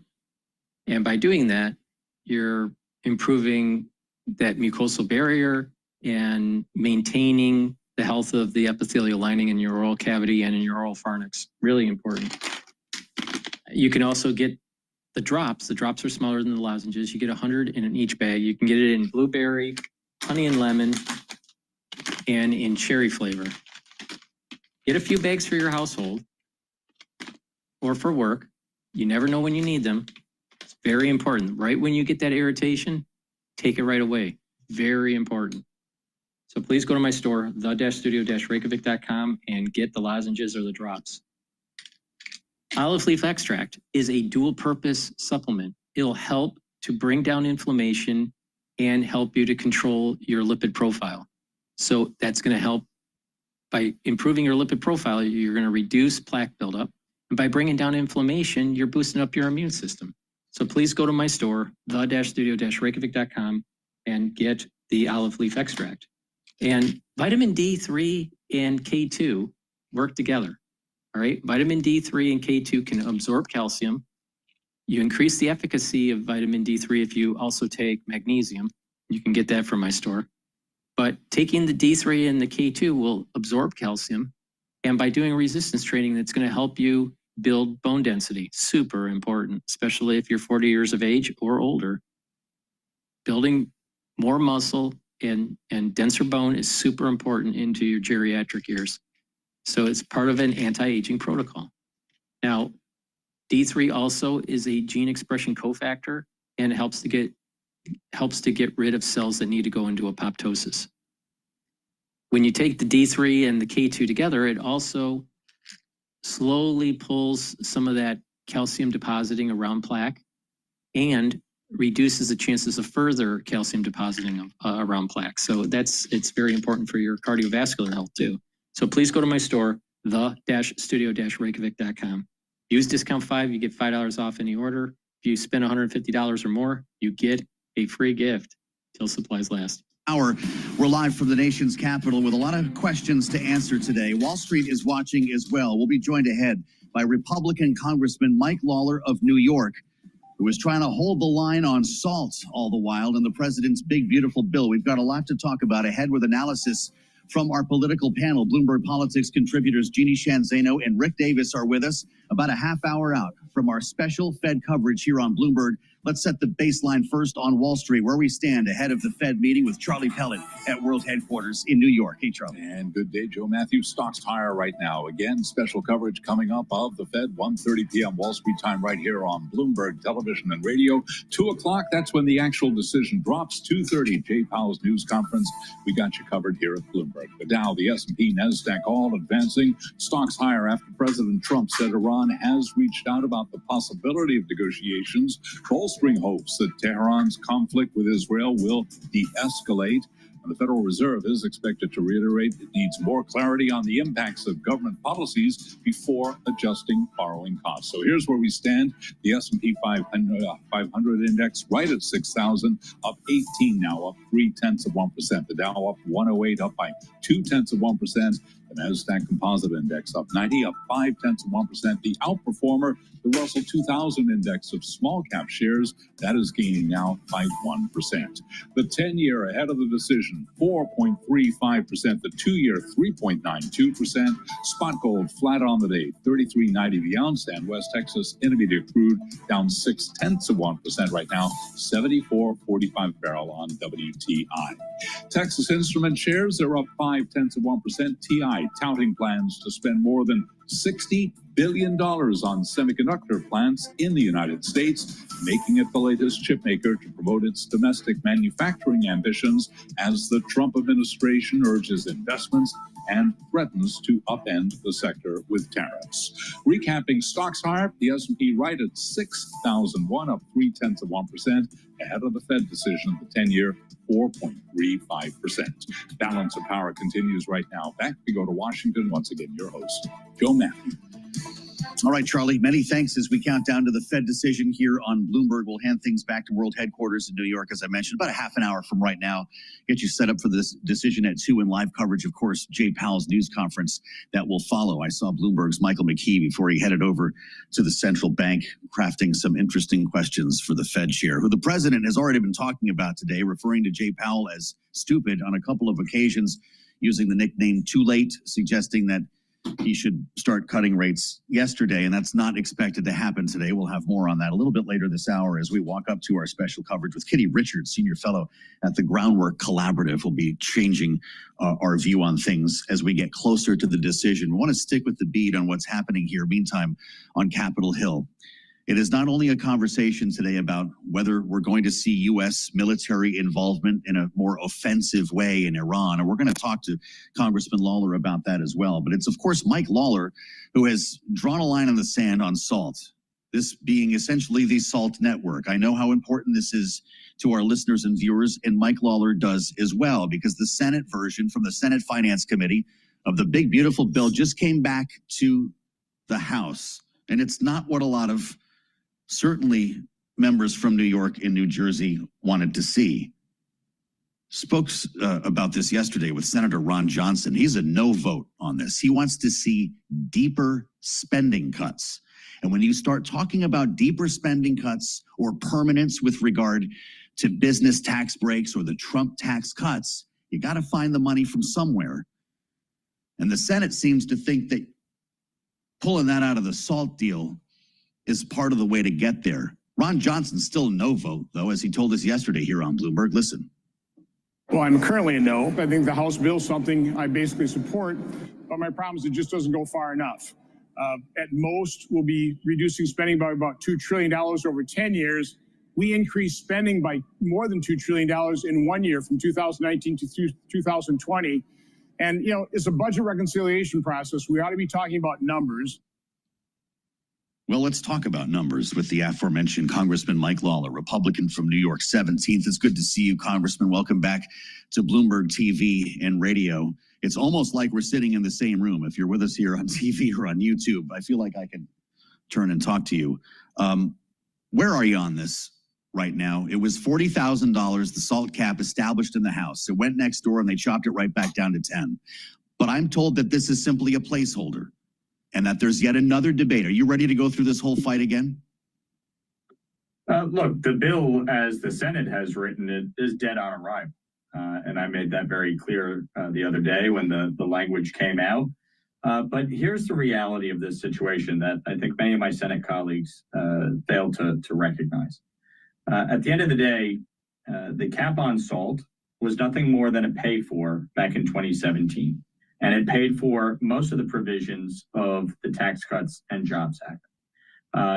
It here again is being used as a pay for by not going back to unlimited. It's paying for the doubling of the standard deduction. It's paying for no tax on tips, no tax on overtime, the expanded child tax credit, among other key provisions, including business tax credits. And we understand that is all part of a negotiation. It's all part of having a tax bill that actually provides real tax relief to the middle class, to the working class. This is not about the billionaires or the millionaires. That's why we agreed to a $40,000 SALT cap with a $500,000 income cap. That was a hard-fought, good faith negotiation that we entered into, despite efforts to roll us. And we came to an agreement with the White House and with House leadership. We are not going back on that agreement. And I think what the Senate needs to recognize, they can make changes, they can enter into negotiations, but the fact is you need 218 votes to pass this in the House. And there is not a chance in hell that this bill will pass at $10,000, let alone less than $40,000. So it's anything under 40 is I know you've got to talk tough on this because you hear it off the air from Republican members that the SALT guys in New York, they knew they were negotiating. They went for 40 knowing it was going to come in at 30 as the House Ways and Means Committee said. You're a no on 30,000, right? No, if we were going to accept 30, we would just accept 30. That is a no. And I guess people, want to try and call our bluff. They tried that in the House. They tried to jam us, and we didn't fold. And we're not going to fold here. We're not trying to stop the bill. We are making the point that this was a good faith negotiation. This is the agreement, and this is what the final number is going to be.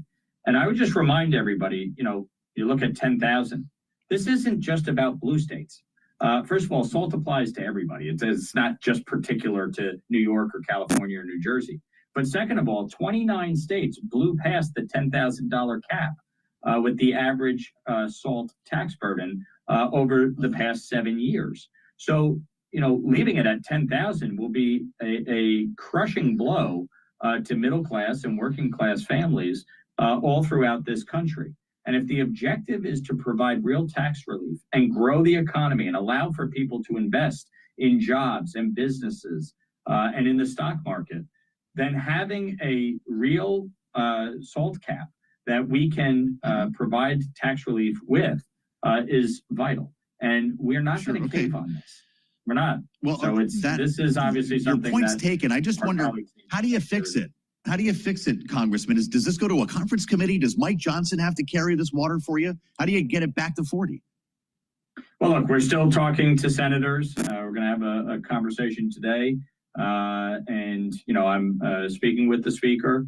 And the speaker certainly understands our position. He agrees with us, even if he doesn't fully support, SALT. He understands how important this is to passage of the bill. And this is just the reality of government.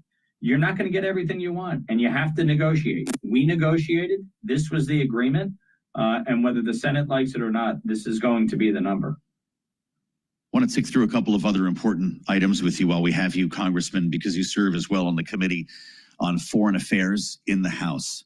Where's your gut as, in many cases, Republicans argue with Republicans about what President Trump should do right now in Iran? I know you support Israel's right to defend itself, but do we need to put American B-2 bombers in the air to help finish the job? I don't think there's any question about that. I think Israel obviously has made tremendous strides over the last few days and really speaks volumes to their military prowess and intelligence. But ultimately, to get the job done, I don't think there's any question, the U.S. is going to have to be engaged. I'm not advocating for troops on the ground. I'm not advocating for regime change.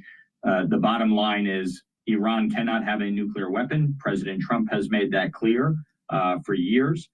Republicans and Democrats, both prior presidents and in Congress, have made that clear for years. The time has come, and ultimately we need to finish the job. They cannot have a nuclear program. They have shown a willingness to use ballistic missiles targeted at civilian populations with the express intent of killing Jews and eradicating the state of Israel. Folks have to remember, there are 700,000 Americans that are dual citizens and live in Israel, at least part-time, if not full-time. These are Americans on the ground in Israel being attacked. We have 40,000 troops in the region under threat of attack. We have to make sure that this threat is eliminated. Ultimately, a weakened Iran, a denuclearized Iran, is the best hope for the Iranian people to rise up and reclaim their government. That will be their choice. That is not a choice for the United States or Israel or anyone else. But it will give the best opportunity for that to happen. And in doing so, will give the best opportunity for peace and prosperity in the Middle East for years to come. Wow. The time has come, says Congressman Mike Lawler. If our involvement offensively was limited to a series of strikes as we've heard referred to, against these nuclear enrichment sites and no more. Would you be comfortable with President Trump conducting this on his own, or does Congress need to have a say? Yes, I would be comfortable with the president making that determination. Obviously, in years past, presidents from both parties have made these determinations in limited strikes without getting congressional approval to do so in that moment. And certainly if that is the decision that is made for the express purpose of eliminating Iran's nuclear capabilities, I fully support it. Lastly, Congressman, from your perch on financial services, you're wishing there was a rate cut coming today. I'm guessing there's not going to be one. How concerned are you that Jay Powell, as Donald Trump says, is too late? Look, despite Jay Powell's many predictions over the years, many of which have turned out to be wrong or late to the ballgame, the fact is the economy is in a very strong position. Inflation has come down. The economy is growing. And ultimately, I think when we pass the tax bill, you get deregulation into effect, you increase domestic production of energy, you bring these conflicts to an end and normalize relations and expand trade, the economy is going to take off dramatically. And I think this is something where the Fed should be looking to ease tensions to start to bring down interest rates, which is vital to economic growth. And I certainly believe that it's time to bring the rates down. I think the predictions over the last 2 months tied to the tariffs have not borne out the way many in the media and Democrats have speculated. And so I do think it is time for these rates to come down. It's great to have you with us, Congressman. Appreciate that. Congressman Mike Lawler, Republican from New York, from SALT to Iran to the Fed. We're going to be turning things over to our special Fed coverage coming up in a little more than 15 minutes with, of course, an announcement on rates coming at 2 p.m. I want to assemble our panel with more on what we just heard from the Congressman with regard to Iran. That was an important moment. You're going to hear that played back. The time has come, said Mike Lawler. Rick Davis, Bloomberg Politics contributor and Republican strategist, partner at Stone Court Capital, is with us now alongside Jeannie Shanzano, senior democracy fellow with the Center for the Study of the Presidency and Congress. Rick, how many Republicans does Mike Lawler represent in Washington today? I think the vast majority. I mean, the Republican Party is still pretty hawkish. In the last year, even before the elections, we had a majority in the House of Representatives supporting aid for Ukraine against Russia. I think Iran is the unifying force. It is the greatest evil empire left in the world. Compared them to Russia and China, we can have a dialogue with Russia and China, but we cannot have a dialogue with Iran. And Iran has been the basis for mischief in the world for a long time. They sponsor terrorism around the world, and so I really don't think there's a lot of daylight between the Republican Party and the need to do something about making sure Iran never has the capability of crafting a nuclear weapon. Please go to my store, the-studio-reykjavik.com, and get the Boomer Boost. Boomer Boost has 68 nutrients, has a very comprehensive compound profile. Read the label on my store. This will focus on different systems of your body. It's going to help with your heart, your vascular system, your brain function, musculature, strength. It'll boost up your energy levels and rev up your metabolism. You're going to lose weight safely with this. Take it every day, breakfast or lunch. You're going to save money, because this is cheaper than for a month's supply. This is a month's supply. It's cheaper than what you'd be spending for a month for breakfast or for lunch. So it's cheaper. You're going to lose weight and you're going to get healthy. You're going to have a steady burn of energy. There's no spiking of energy. It's a steady burn throughout the whole day. You're going to have more vitality. You're going to want to be more active. You're going to have better concentration. It's going to get rid of the brain fog. You're going to sleep better. So please go to my store, the-studio-reykjavik.com, and get the Boomer Boost. It stacks really well with the Gladiator barley or the heirloom barley for added benefits like bringing down inflammation, soaking up free radicals with superoxide dismutase, and detoxifying the body. Take C60. C60 is an antioxidant. It's a very potent antioxidant. Take a teaspoon a day every day, preferably on an empty stomach, and that's going to soak up free radicals. You can get it in extra virgin olive oil,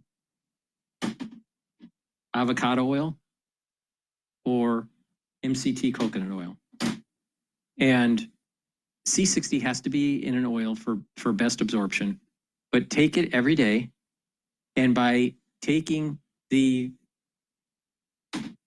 C60 every day, you're going to soak up those free radicals in your cells and in your tissues and even in your bloodstream and in your neurons. And by soaking up those free radicals, you're helping reduce stress in the cell. You're boosting up the health of the mitochondria. You're raising your ATP levels. You're going to have more energy. The cells are going to perform better. And by soaking up those free radicals, the cells won't age as fast, because free radicals do damage to the cells and to the tissues, and then that's part of the aging process. Well, if you soak up those free radicals, you're slowing down the aging process. Now, at the vascular level, when you're soaking up the free radicals, you're reducing oxidized LDL. And oxidized LDL ends up being plaque. So if you reduce oxidized LDL, you're reducing the chance of plaque formation. Now, in your neurons, when you take C60, you're soaking up those free radicals in the neuron, and you're reducing stress and helping the health of the myelin sheath, which is super important for communication between neurons. And you're improving the health of the mitochondria. Your ATP in your neurons are going to increase. The health of the mitochondria is increasing. There's less stress in the neuron. More neurotransmitters are produced and better communication between the neurons. And then by having better communication between the neurons, you're going to have better neuroplasticity. That means you're going to think faster, you're going to have better memory, you're going to sleep better, you're going to have less brain fog. These are all important things, but it's a holistic approach. By soaking up free radicals and doing the proper exercising, eating properly, making sure you drink filtered water and staying away from processed foods, reducing your sugar intake, learning new things, reading, writing, talking to people in the real world, spirituality or mindfulness will calm the central nervous system, go from sympathetic to parasympathetic mode.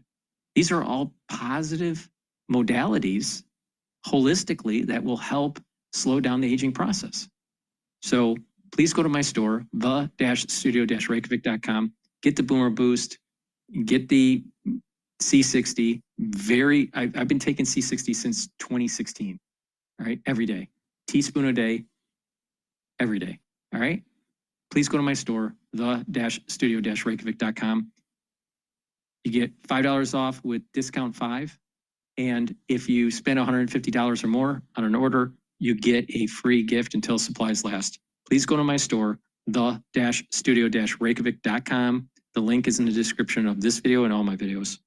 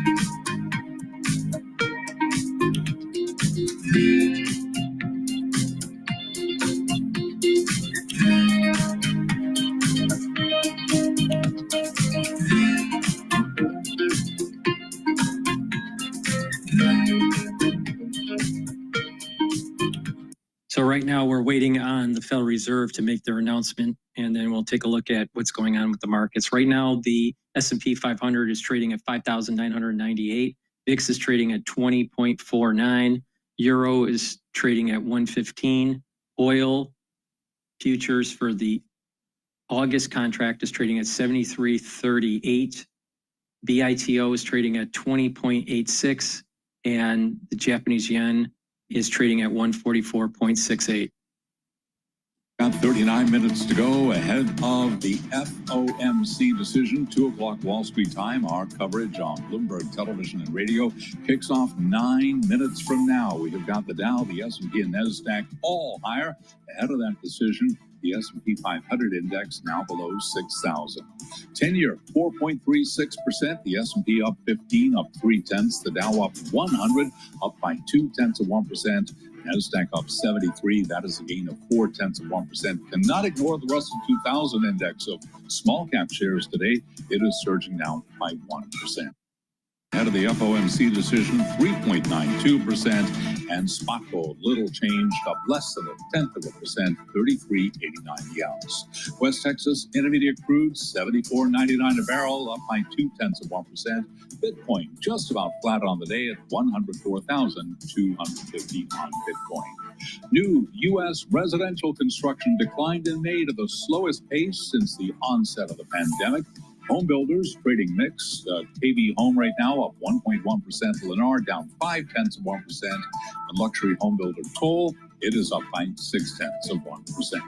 For on-demand news 24 hours a day, subscribe to Bloomberg News now wherever you get your podcasts. And Balance of Power continues right now. Back we go to Washington. Once again, your host, Joe Matthew.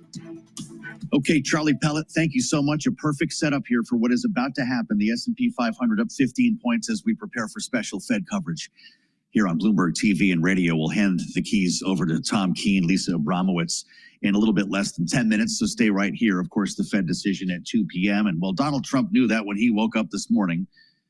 He was asked about the Fed meeting by reporters when he walked down onto the south lawn of the White House today with a group of workers who were there to set up a new flagpole. It's one of the only public events he has today. No affection for Jay Powell. He called him stupid several times, suggested the Fed chair hates the president of the United States, that he was acting based on political inspirations, and had a lesson for the Fed chair. Listen. Because of this guy's rates, if he'd lowered a point, I'd pay about a point less. Then if he'd lowered 2 points, I'd pay about 2 points less. And that's for 10 years, 12 years, 15 years, 5 years. It's hundreds of billions. It's even trillions of dollars that we're going to lose because of this too late. I call him Too Late Powell because he's always too late. Too late Powell. The president saying it would be nice if the Fed lowered interest rates today by 2.5 percentage points. Something that Kitty Richards is not predicting. She's with us right now, economist and senior fellow at the Groundwork Collaborative. Kitty, welcome back to Bloomberg. It's great to see you. 2.5 points. What would the market do in a world like that? And what would that say about our economy? I think that would be pretty shocking to the markets. Yeah. Markets right now are expecting the Fed to continue to hold pat with rates where they are. And honestly, I think that the president is really putting the Federal Reserve in a difficult position with the chaotic management of the economy that we're seeing out of his administration. If the president wants to see Jerome Powell cutting rates, I would encourage him to not turn the Fed into a political football, but also we really need to see stability in trade policy, in tax and budget policy, some sort of responsible stewardship of the economy. And I think that the various cross pressures created by the Trump administration are putting the Fed in a difficult position. And not terribly impressed with the 4 straight CPI reports that the White House would point to as justification to cut rates. And look, it's difficult. I was arguing for lower rates a year ago on this show. Yeah. And I think that high rates are squeezing American families. They're making housing less affordable, both through higher mortgage rates and through less building. There are real reasons to think that the Fed should be considering moving rates down at a more rapid pace. But there's also so much uncertainty created by things like the tariffs. Yeah. And, you know, we're seeing war in Iran cause energy prices to go up. That can filter through to inflation. It's a really difficult situation. Liberation Day was the game changer then, in your view, and that's what's keeping the Fed's attention away from some nice CPI reports that we can talk about all day long. They're concerned about looming inflation coming from tariffs. I think that's right. You know, inflation from tariffs, some of the Fed governors have talked about that as being transient, a word that we have heard in the past. But I do think that it's a real concern. And also, I think that there are concerns about the massive budget bill moving through the Senate now, what that would do to pressure on interest rates. What does the Fed think about reconciliation? How do you read the tea leaves on this? I think it's hard for me to say how the Fed will view it. You know, typical Fed policymakers are concerned about a $5 trillion increase to the budget deficit, especially to pay for something that is not going to create economic growth and stability, like tax cuts for the very wealthiest. There are also real problems for workers in this bill. If the Medicaid cuts currently contemplated by the Senate bill go into effect, that's going to be millions of workers losing their health insurance, having to pay more. It's going to drive costs up. That's also a problem for the labor market. So I think the Fed they have said they're in a wait and see approach. We'll wait and see if that's what they say at the press conference today. But there is so much going on that I think it puts the Fed in a position of feeling most comfortable just standing pat. Interesting. Jay Powell is an institutionalist, right? Does he take the CBO at its word when we start talking about additions to debt and deficit? I think that the Fed understands the pressures. If you're talking about the different policy baselines that are out there. Well, it's become a parlor game around here. The CBO is the only one who doesn't know what's going on because there's no dynamic scoring and they're not factoring in the tariff revenue. This is what we hear every day on this show. Yeah, I mean, I think that the parlor game around the tariff revenue is the Trump administration claiming that they are going to raise a lot in tariffs and yet somehow prices are not going to go up, and we're not going to see any of that impact the American economy or American workers. Yeah. What's the dot plot going to tell us today? Let's get to some actual news. I'll be interested to see what the dot plot tells us today. You know, we're following what Fed governors are saying. They're going to crank this down to one cut. Is that the idea? I think that most of what we've seen is a wait and see approach, and they continue to wait and see, and things continue to be pushed off. I will be really interested to see what they say about the later quarters of this year. Now, that is also when we expect to see the impact of the tariffs in both inflation and the labor market. Jay Powell is preparing to meet the press right now. Bloomberg's Michael McKee is over there. He's got a bunch of questions. They're going to throw him off. What will be his posture? What will be his tone any different than the last meeting? There's so many questions he can't answer. I would assume that we're going to see a very similar approach to the last meeting. And also, as you said, Jay Powell is an institutionalist. I think that it is important to him and the other Fed governors to not be seen as overly reactive to the inflammatory statements that Donald Trump makes. So I would anticipate a very even-keeled and very similar approach to prior statements. What would you ask him if they called on you in the briefing room today? I would ask him to talk about the impact of the Fed's rates on the housing market. I think that this is a really underappreciated problem with how high the Fed went and how slow they've been to cut back. We've seen both rates impacting Americans' ability to afford homes, with Americans who got their mortgages later in the rate hiking cycle facing much higher burdens of housing costs than Americans who have mortgages from a few years ago. And we've also seen how this impacts the housing market through the ability of builders to get financing to build more housing units. New homes falling to the lowest level since 2020. We had a weaker than expected reading on retail sales. This has to be hanging over his decision here. I think that's right. And housing is such a huge part of a family's budget, and it's such a crisis in this country. But again, the Fed is, I think, cross-pressured by everything that's going on. Yeah. Really glad you could come by. Kitty Richards, Senior Fellow, Groundwork Collaborative, helping us walk up to the Fed. Many thanks for the insights. As always, Kitty. We're going to hand things to New York now, and I'm going to meet you back here at 5 p.m. Eastern Time on the late edition of Balance of Power. We could be living in a very different world by then as the headlines cross moment to moment, never mind hour to hour. A special edition of Bloomberg Surveillance is on the way. The Fed decides, with Lisa Abramowitz and Tom Keene, live from World's headquarters in New York, straight ahead on Bloomberg TV and radio.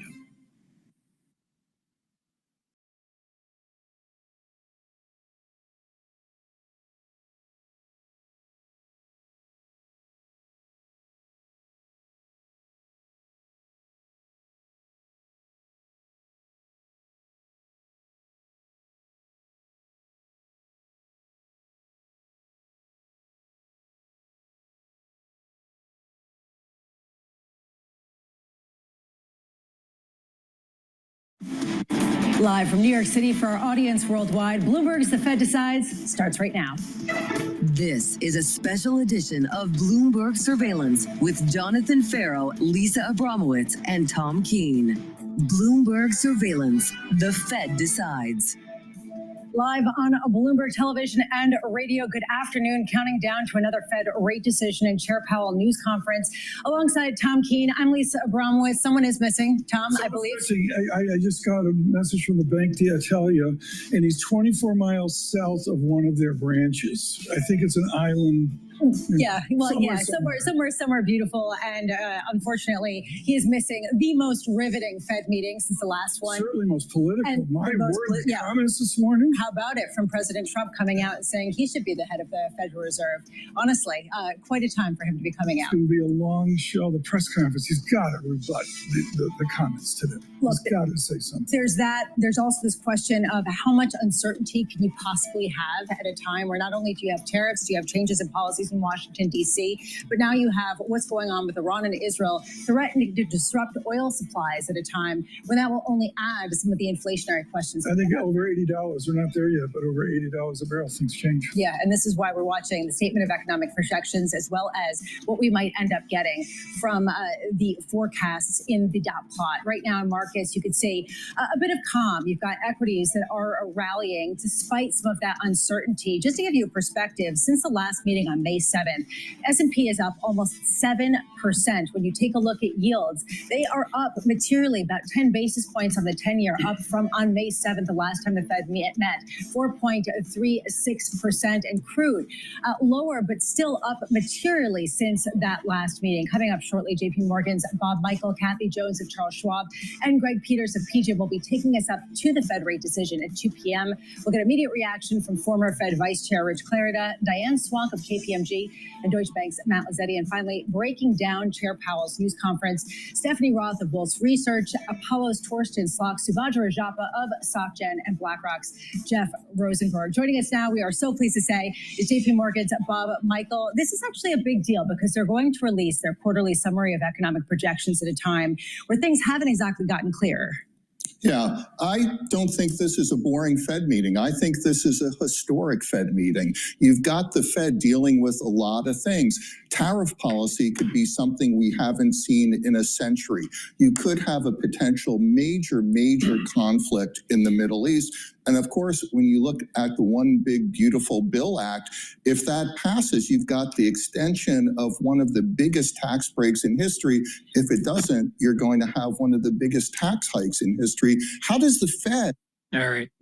We've been transmitting for 5 hours now. So please go to my store, the-studio-reykjavik.com. We're going to shut this down for today and stay tuned for tomorrow and see how the markets will react to this announcement.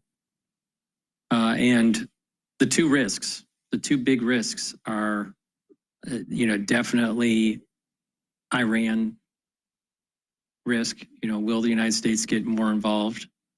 That's a headwind. The tariff negotiations is a headwind. The tax bill is a headwind. Hopefully that gets passed. And, what the Fed does with its announcement, I think they're going to hold steady I don't think they're going to cut. I'd be super surprised on that. And what's going on with oil? So right now, you got the August futures contract trading at about $33 a barrel, and you have the July contract trading at about 74. The July contract's going to be ending soon, so that's why I've been taking a look at the August contract. So please go to my store, the-studio-reykjavik.com. Get the great supplements that I offer to help support the work I do. These videos are for free. Thank you for watching, and have a nice day.